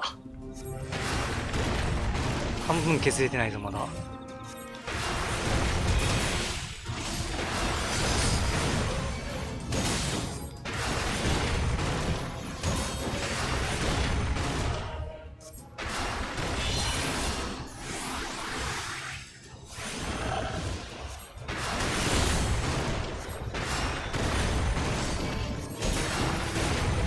ノクト頑張って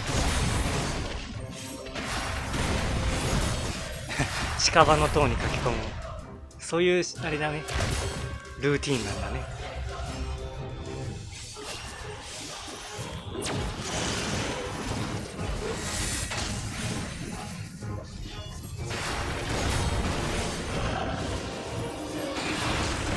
どっちだ、そっちか。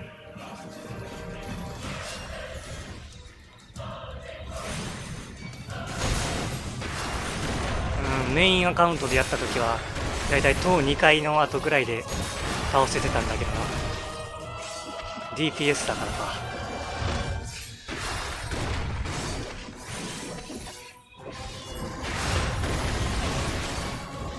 塔3回目来ちゃってるからな。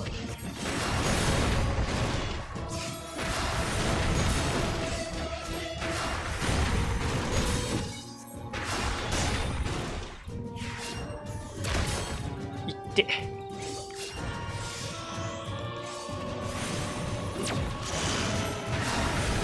MP もちょっと若干持つか不安だな。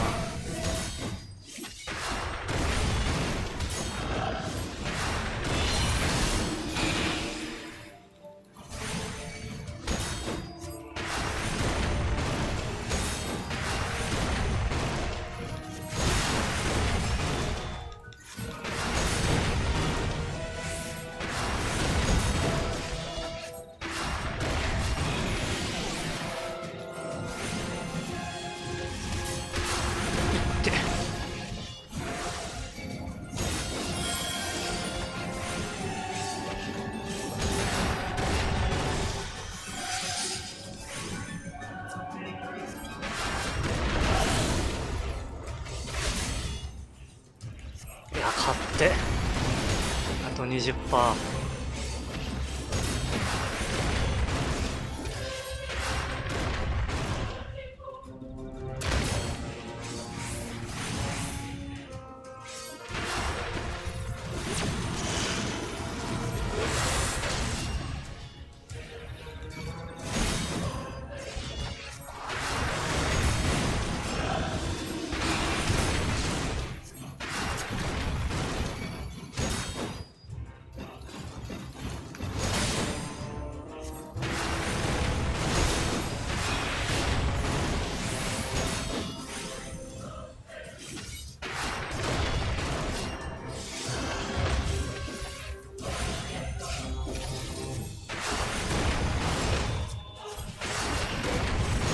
もうちょっと。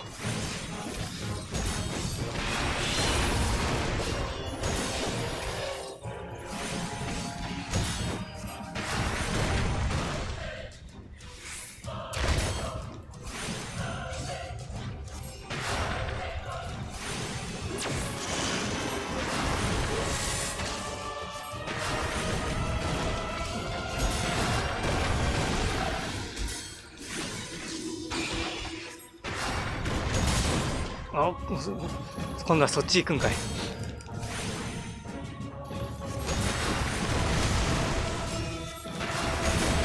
よし。長かった。ま、余裕だな。ほんまか？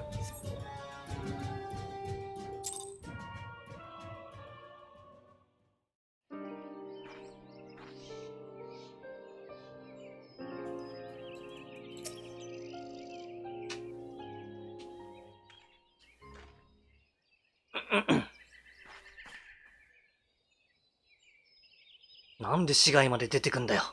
どうなってんだ。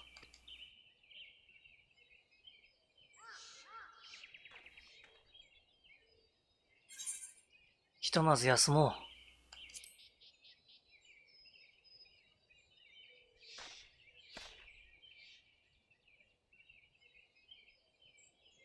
そうだな。戦って疲れたしな。じゃあ準備すっか。おうさ。男らしいね。あ、危ね。マグカップの蓋を落とすところだった。もうお茶がない。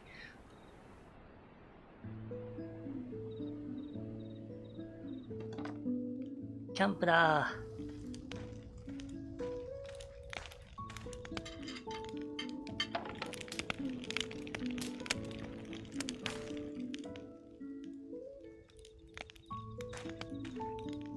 おにぎり。結構大きめのおにぎりだね。お腹いっぱいになっちゃうわ、あれ。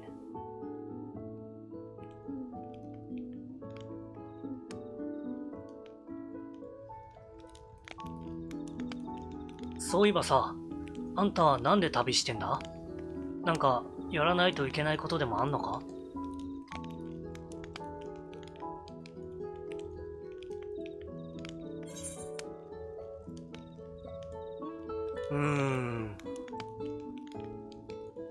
なんだろうな。今そんなに背負ってないんだよな。まあいいかな。大切なものを守るためでいいでしょう。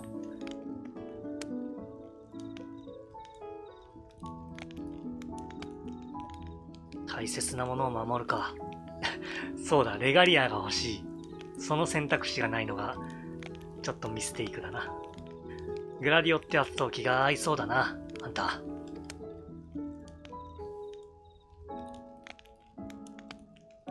ああ、俺が一緒に旅してるやつなんだけど、あんたの話聞いてたら、なんか思い出しちまってさ。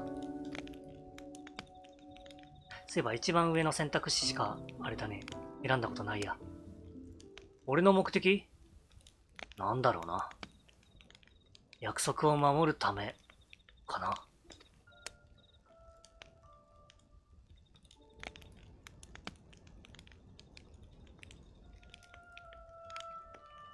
まあ、そもそも帰れねえと、約束を守るも何もねえけどな。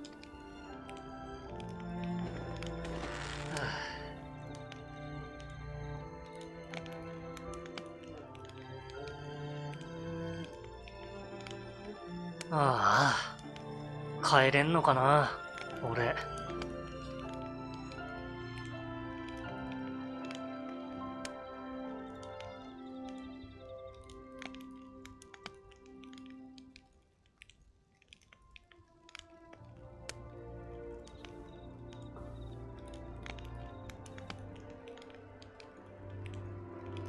他の選択肢だとあれか。あとの2人のメンバーのお話になるのかね。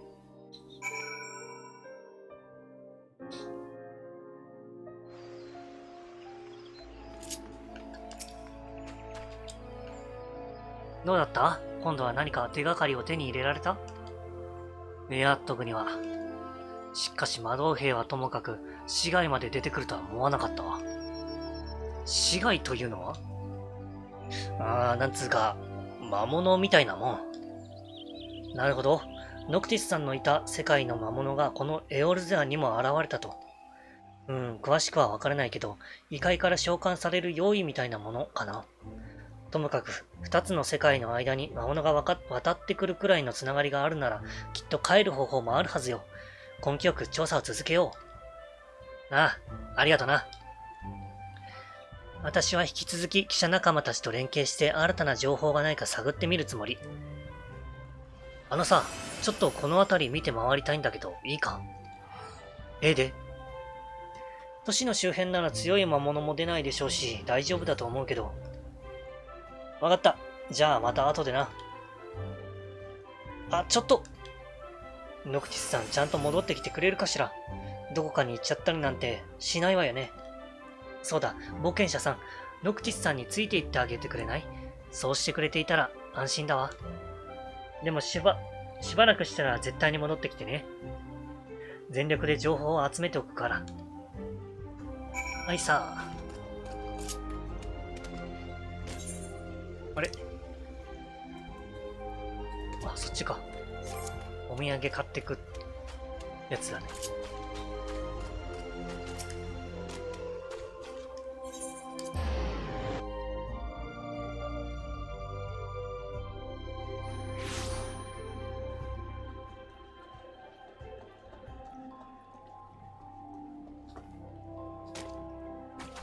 なんかちょっと重い。あんたか。どうした？あの記者に頼まれて様子を見に来たって？心配すんなって、ちゃんと戻る。ちょっと変わった服があったから見てたらさ、そんなに値が張るものでもないからって譲ってくれたんだ。この子スタイルもセンスもなかなかだし、宣伝として来てくれるならと思ってね。ありがとな。もう少し見て回りたいな。そうだ、ちょっと付き合ってくれよ。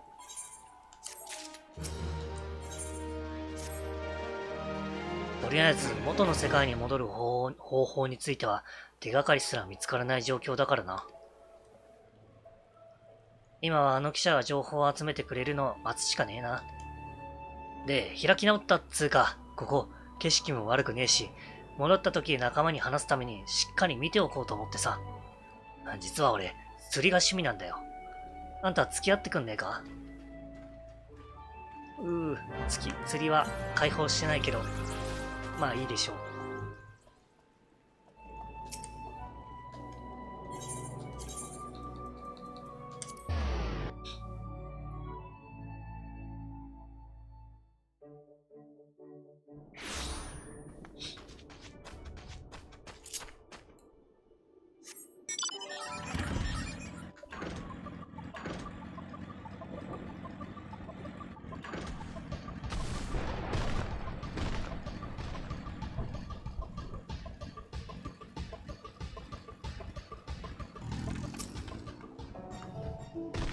あ、これあれだね。一番新しい、なんだ。桜花で交換する。釣り竿。一番新しくはないか。いつの間にそんないい釣り竿を手に入れたんだ。私物か？自分のやつか。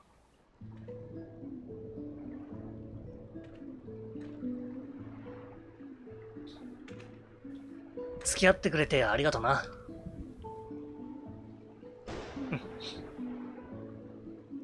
なんつうか、不安ってわけじゃねえけど、もしこのまま帰れなかったらとは思うよな。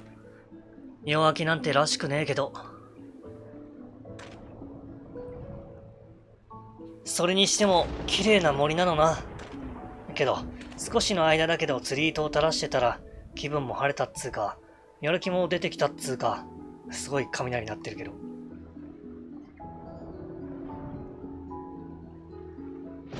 絶対戻らねえと。いろんな人を待たせてるからな。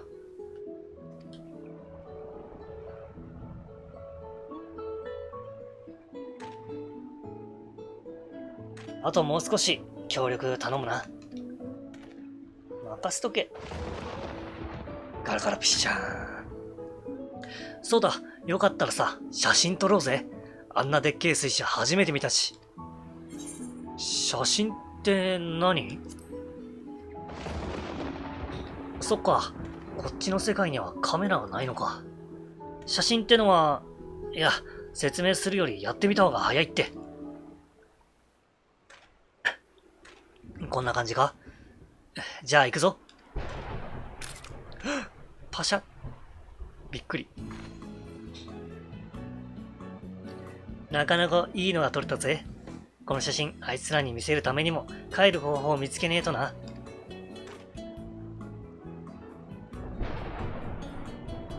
わかった。じゃあそろそろ戻るか。この写真ってあれかな、15のコラボの方で、15の方のコラボで登場したりするんかね。違うな。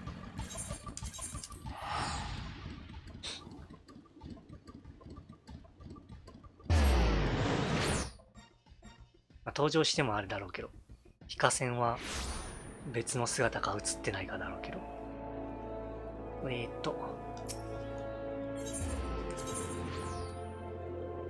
ーケット。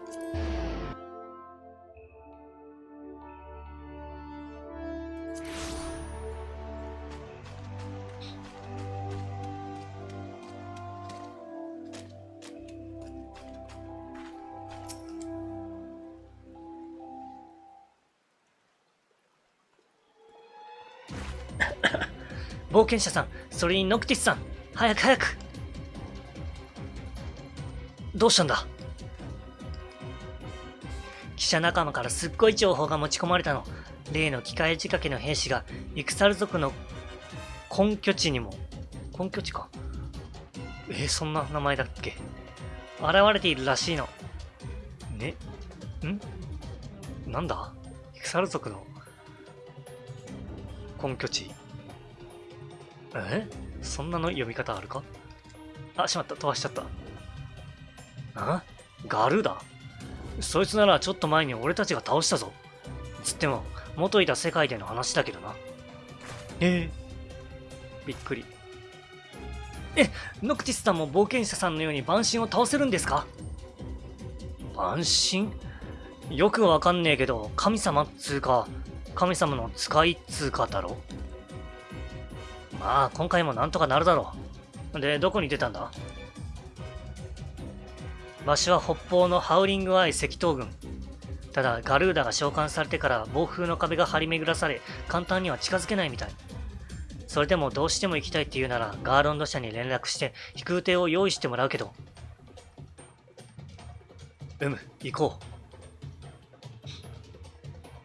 う。任せとけ。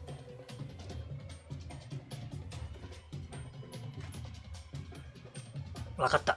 それじゃあ飛空艇の手配は任せて。冒険者さんとノクティスさんはそれまでに準備を。すべて整ったらカーラインカフェの前に集合ね。ガルーダと戦うなら王の力をあんたにも分けとくわ。もう俺とあんたは仲間だろ。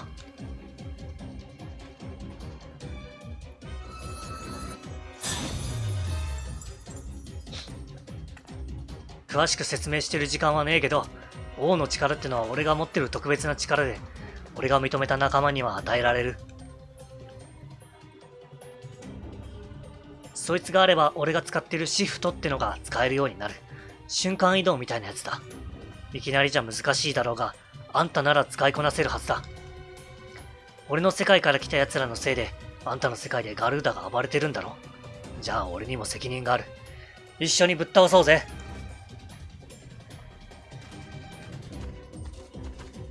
いいな、シフト。いつでも使いたい。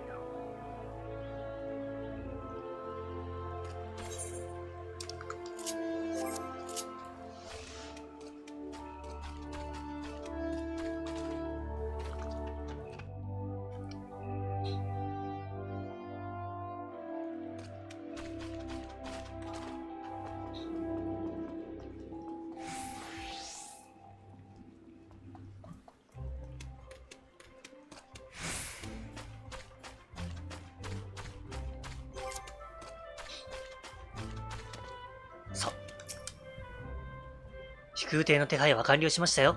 準備はいいですか？はい。それじゃあ行きましょう。ガルーダも硬いやろな。ヒーラーは意外ときつい。さてさて、どうなるかしらね。うわあ、早く逃げるんだ。あれは一体何なんだ。ガルーダ様に似ていたが。いや、あいつは我らのガルーダ様とは異なる何かに違いねえよ。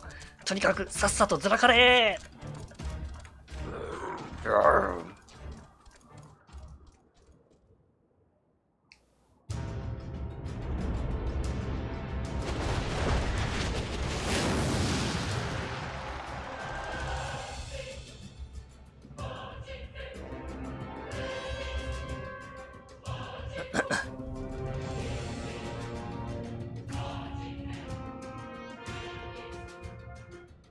想像しい連中め、呼び下ろされてみれば見知らぬ異教の地。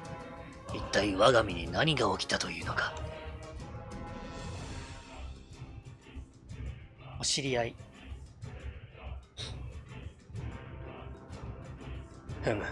なるほど。成績入馬選ばれし王ノクティス。この地と我を結びつけた要はそなたであったか。そなただったか。ならば武器を取れ、王とその仲間よ。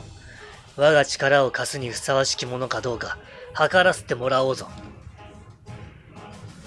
にやり。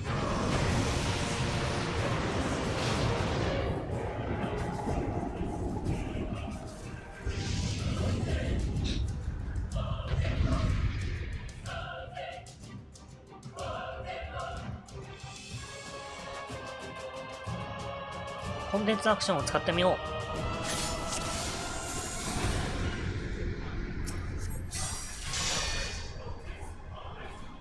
う。あんたに私たちから早速使う時が来たみたいだな。あんたならきっとすぐに使いこなせる。連携してシフトブレイクを決めていこうぜ。オッケー。行くわよ。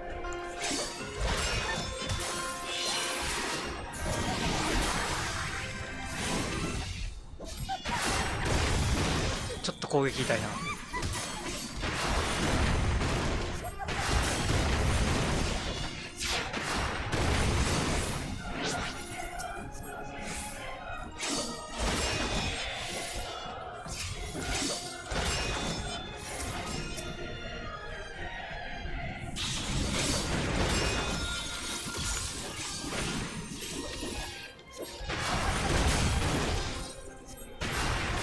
シフトブレイクがある分あれか。さっきのやつよりは柔らかいな。さっきの市街硬すぎんじゃねえか。お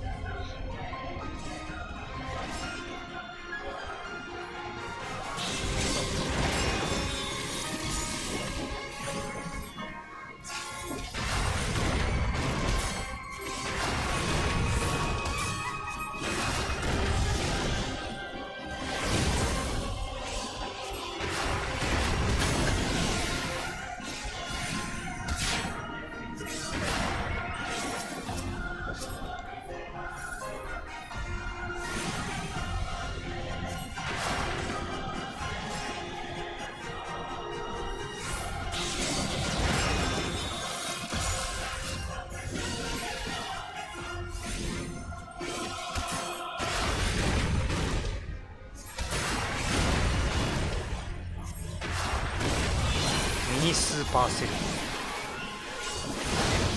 いてー。いった。は、結構持ってかれた。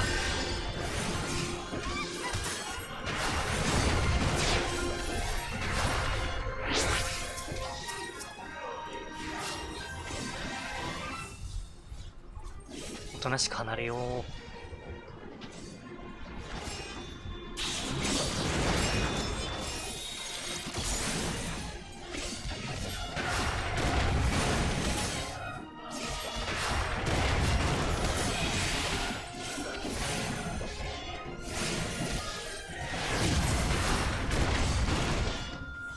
グラビティフォース。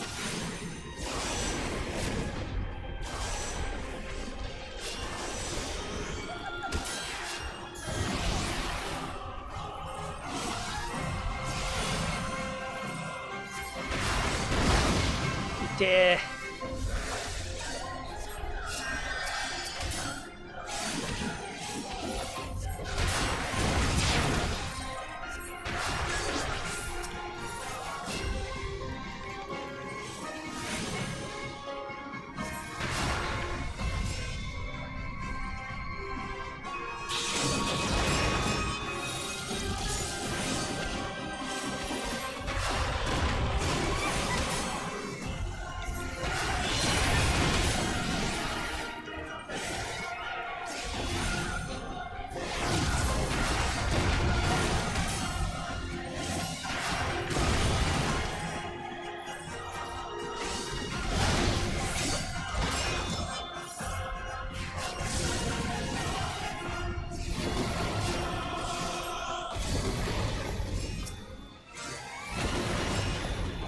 何回目やったっけ。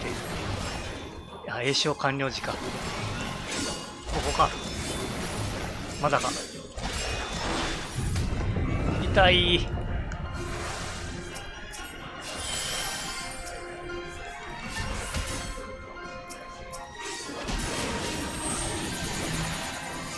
集まれ。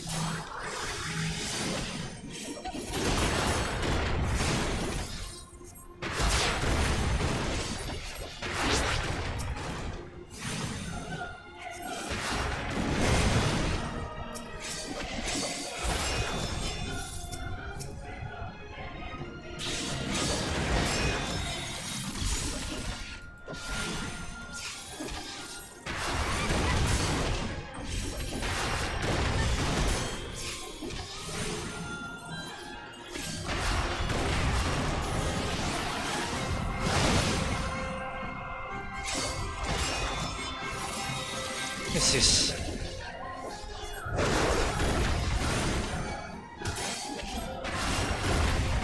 バババ。ね、シフトブレイク楽しいよね。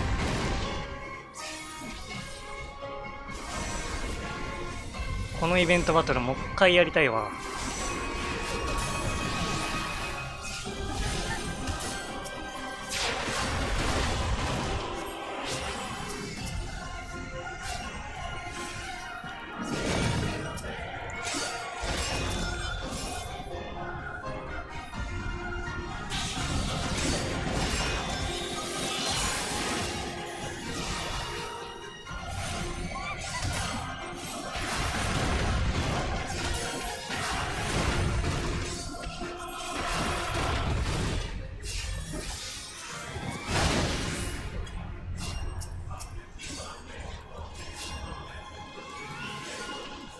今のにシフトブレイクチャンスだったか。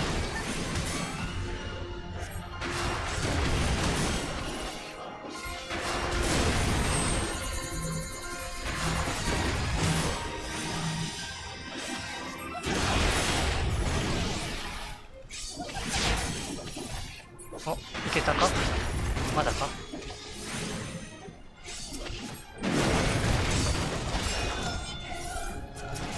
あれ、あ、オッケーか。うわー、囚われた。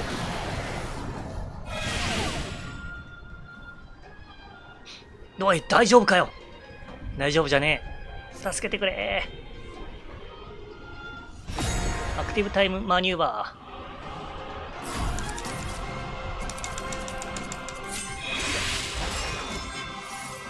ー。あとは任せとけ。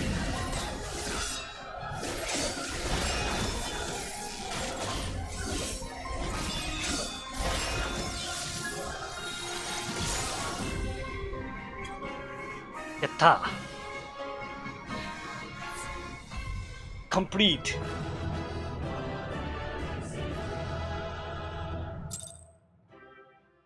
ちょっと時間はかかったけど、こんなもんじゃな。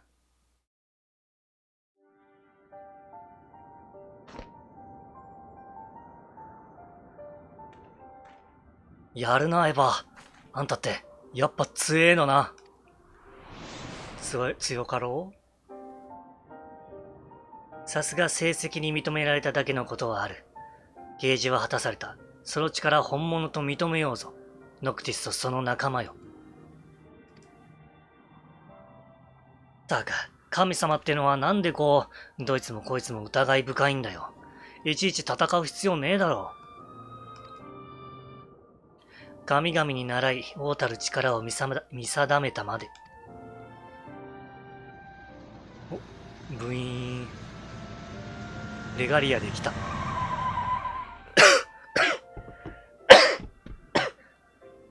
失礼。すまん、待たせたな。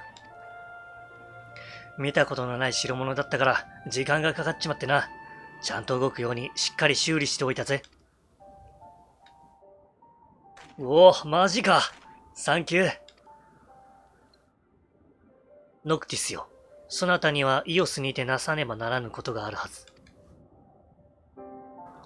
我が存在がある今ならば、そなたを要とし、道をつなぐこともできよう。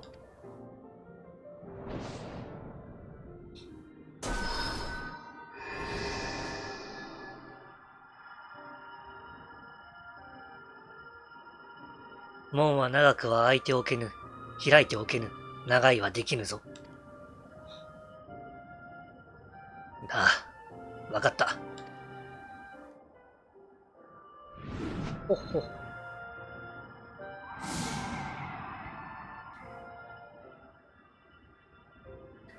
神様ってのはほんと勝手なのな。いきなり襲ってきたと思ったら元の世界に返してやるって。たく。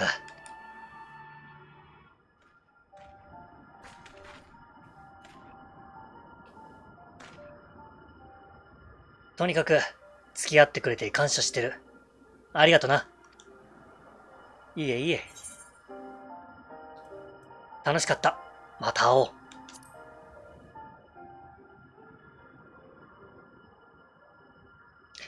俺も楽しかった。エヴァ、会えてよかったよ。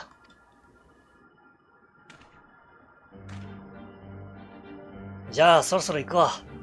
大事な約束、果たさなきゃだからな。じゃあな。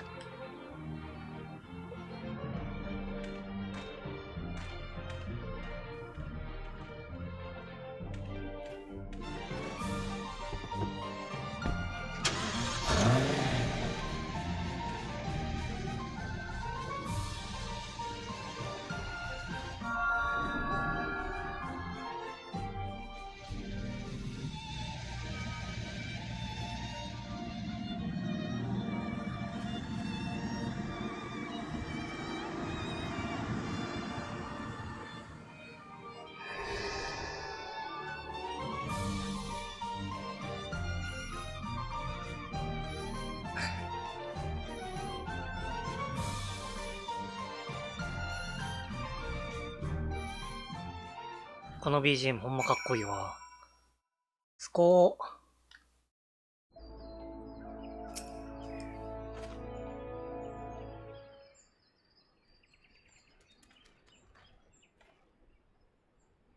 よっ。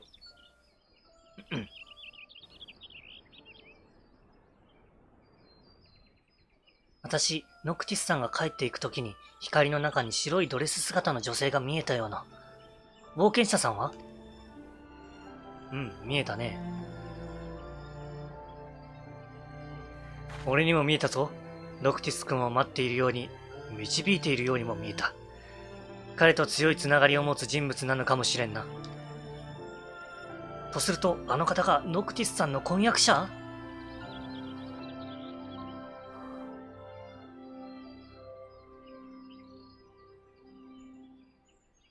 さてな、真相は闇の、いや、光の中ってところか。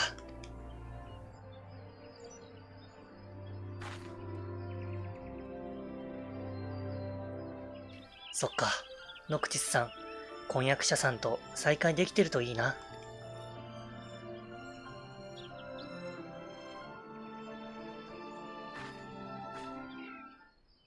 さてと、早く編集部に戻って今回の一件を記事にまとめなくっちゃ。シード会長、いろいろとご協力ありがとうございました。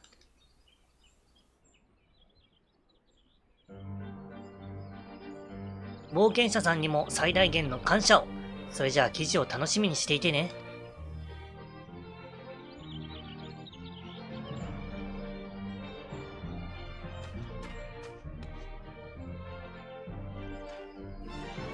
不思議な魅力を持ったやつだったな。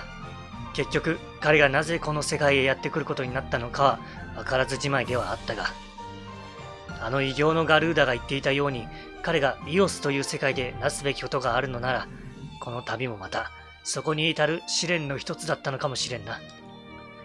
ノクティス君の旅路にクリスタルの導きがあらんこと、今はただ、そう願っておこうじゃないか。じゃあな。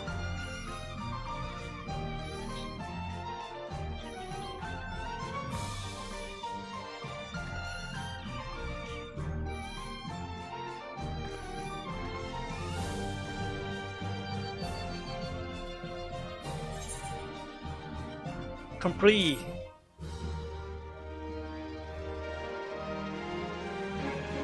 やったー。やったぜやったぜ。ボロボロだ。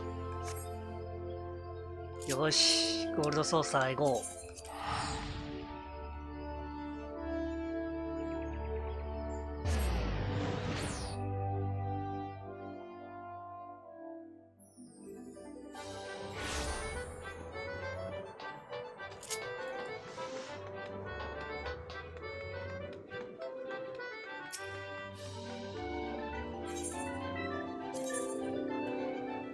やったー。こっちももらっとこうね。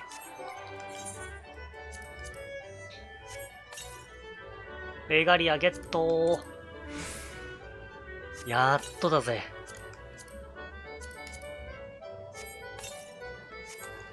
の、ギルさんいた。おー、選べない。選択できない。やったぜ。MGP ね。だいぶ余裕あったね。欠かさずファッションチェックやってたからな。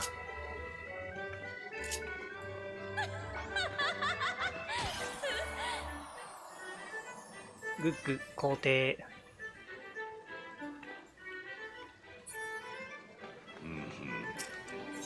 渋い。さあ乗りに行くか。ああ、パンツ丸だし。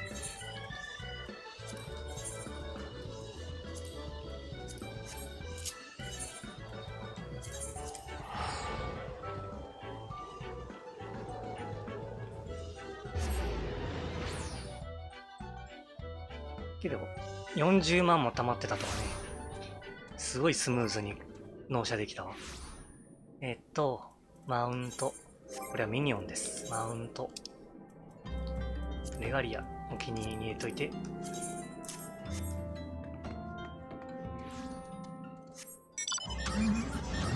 ったー。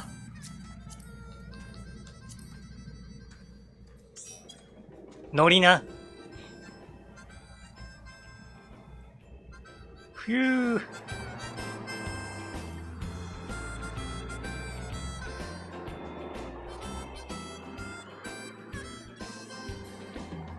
やったー。このためだけに急いで急いで 2.0 を終わらせたからね。ヤッフィー。やったぜ。あ、ミトちゃんも乗りな。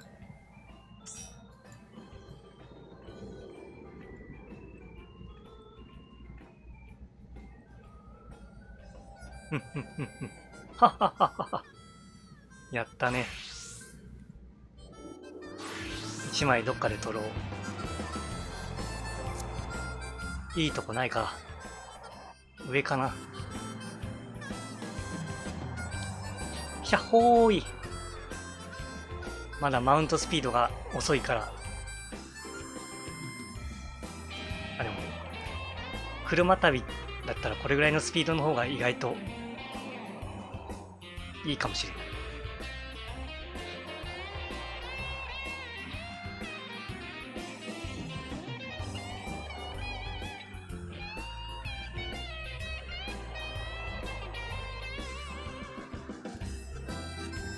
意外と敵が多かった、ここ。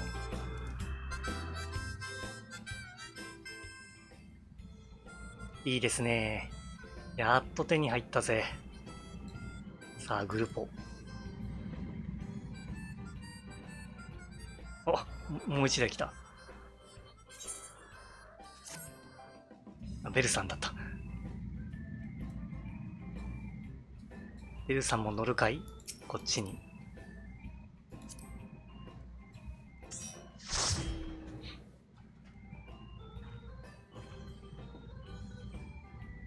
やったぜ。やはり4人乗らなくてはね。なんかエモート。喜ぶ？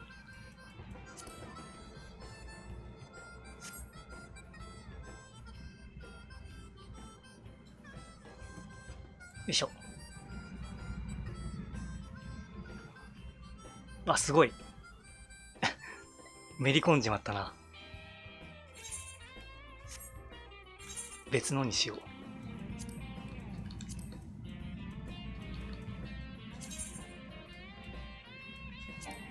あ、ダメなのか。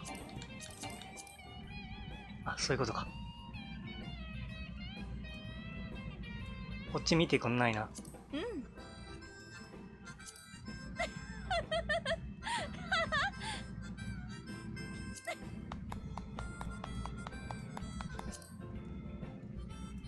なんか座席にめり込んでしまう、どれも。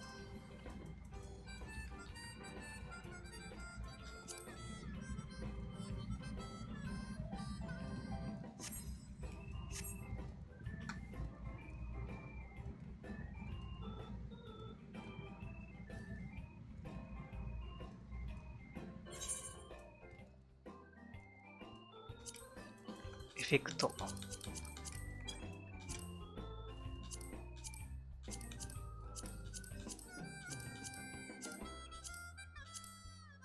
暗いな。だいぶ暗い。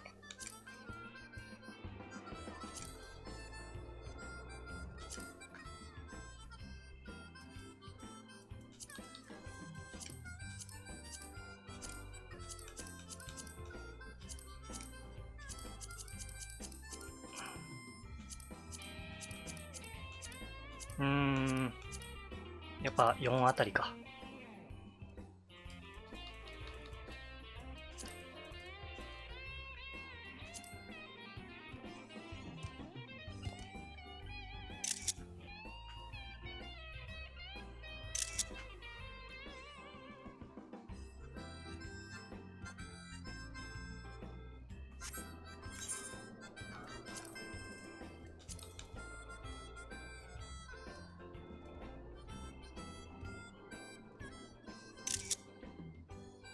いいですね。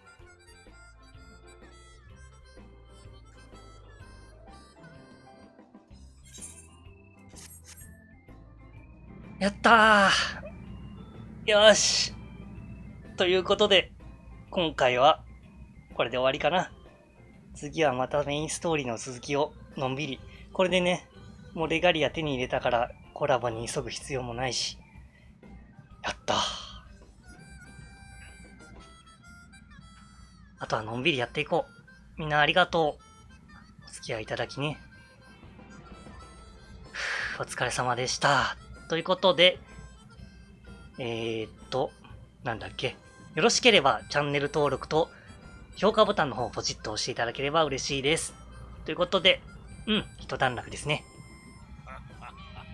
次回の、ヒーラーで一から始めるエオルゼア。よろしければご視聴ください。ということで、ありがとうございました。バイバイ。バイバイ。どこ見てんだ？バイバーイ。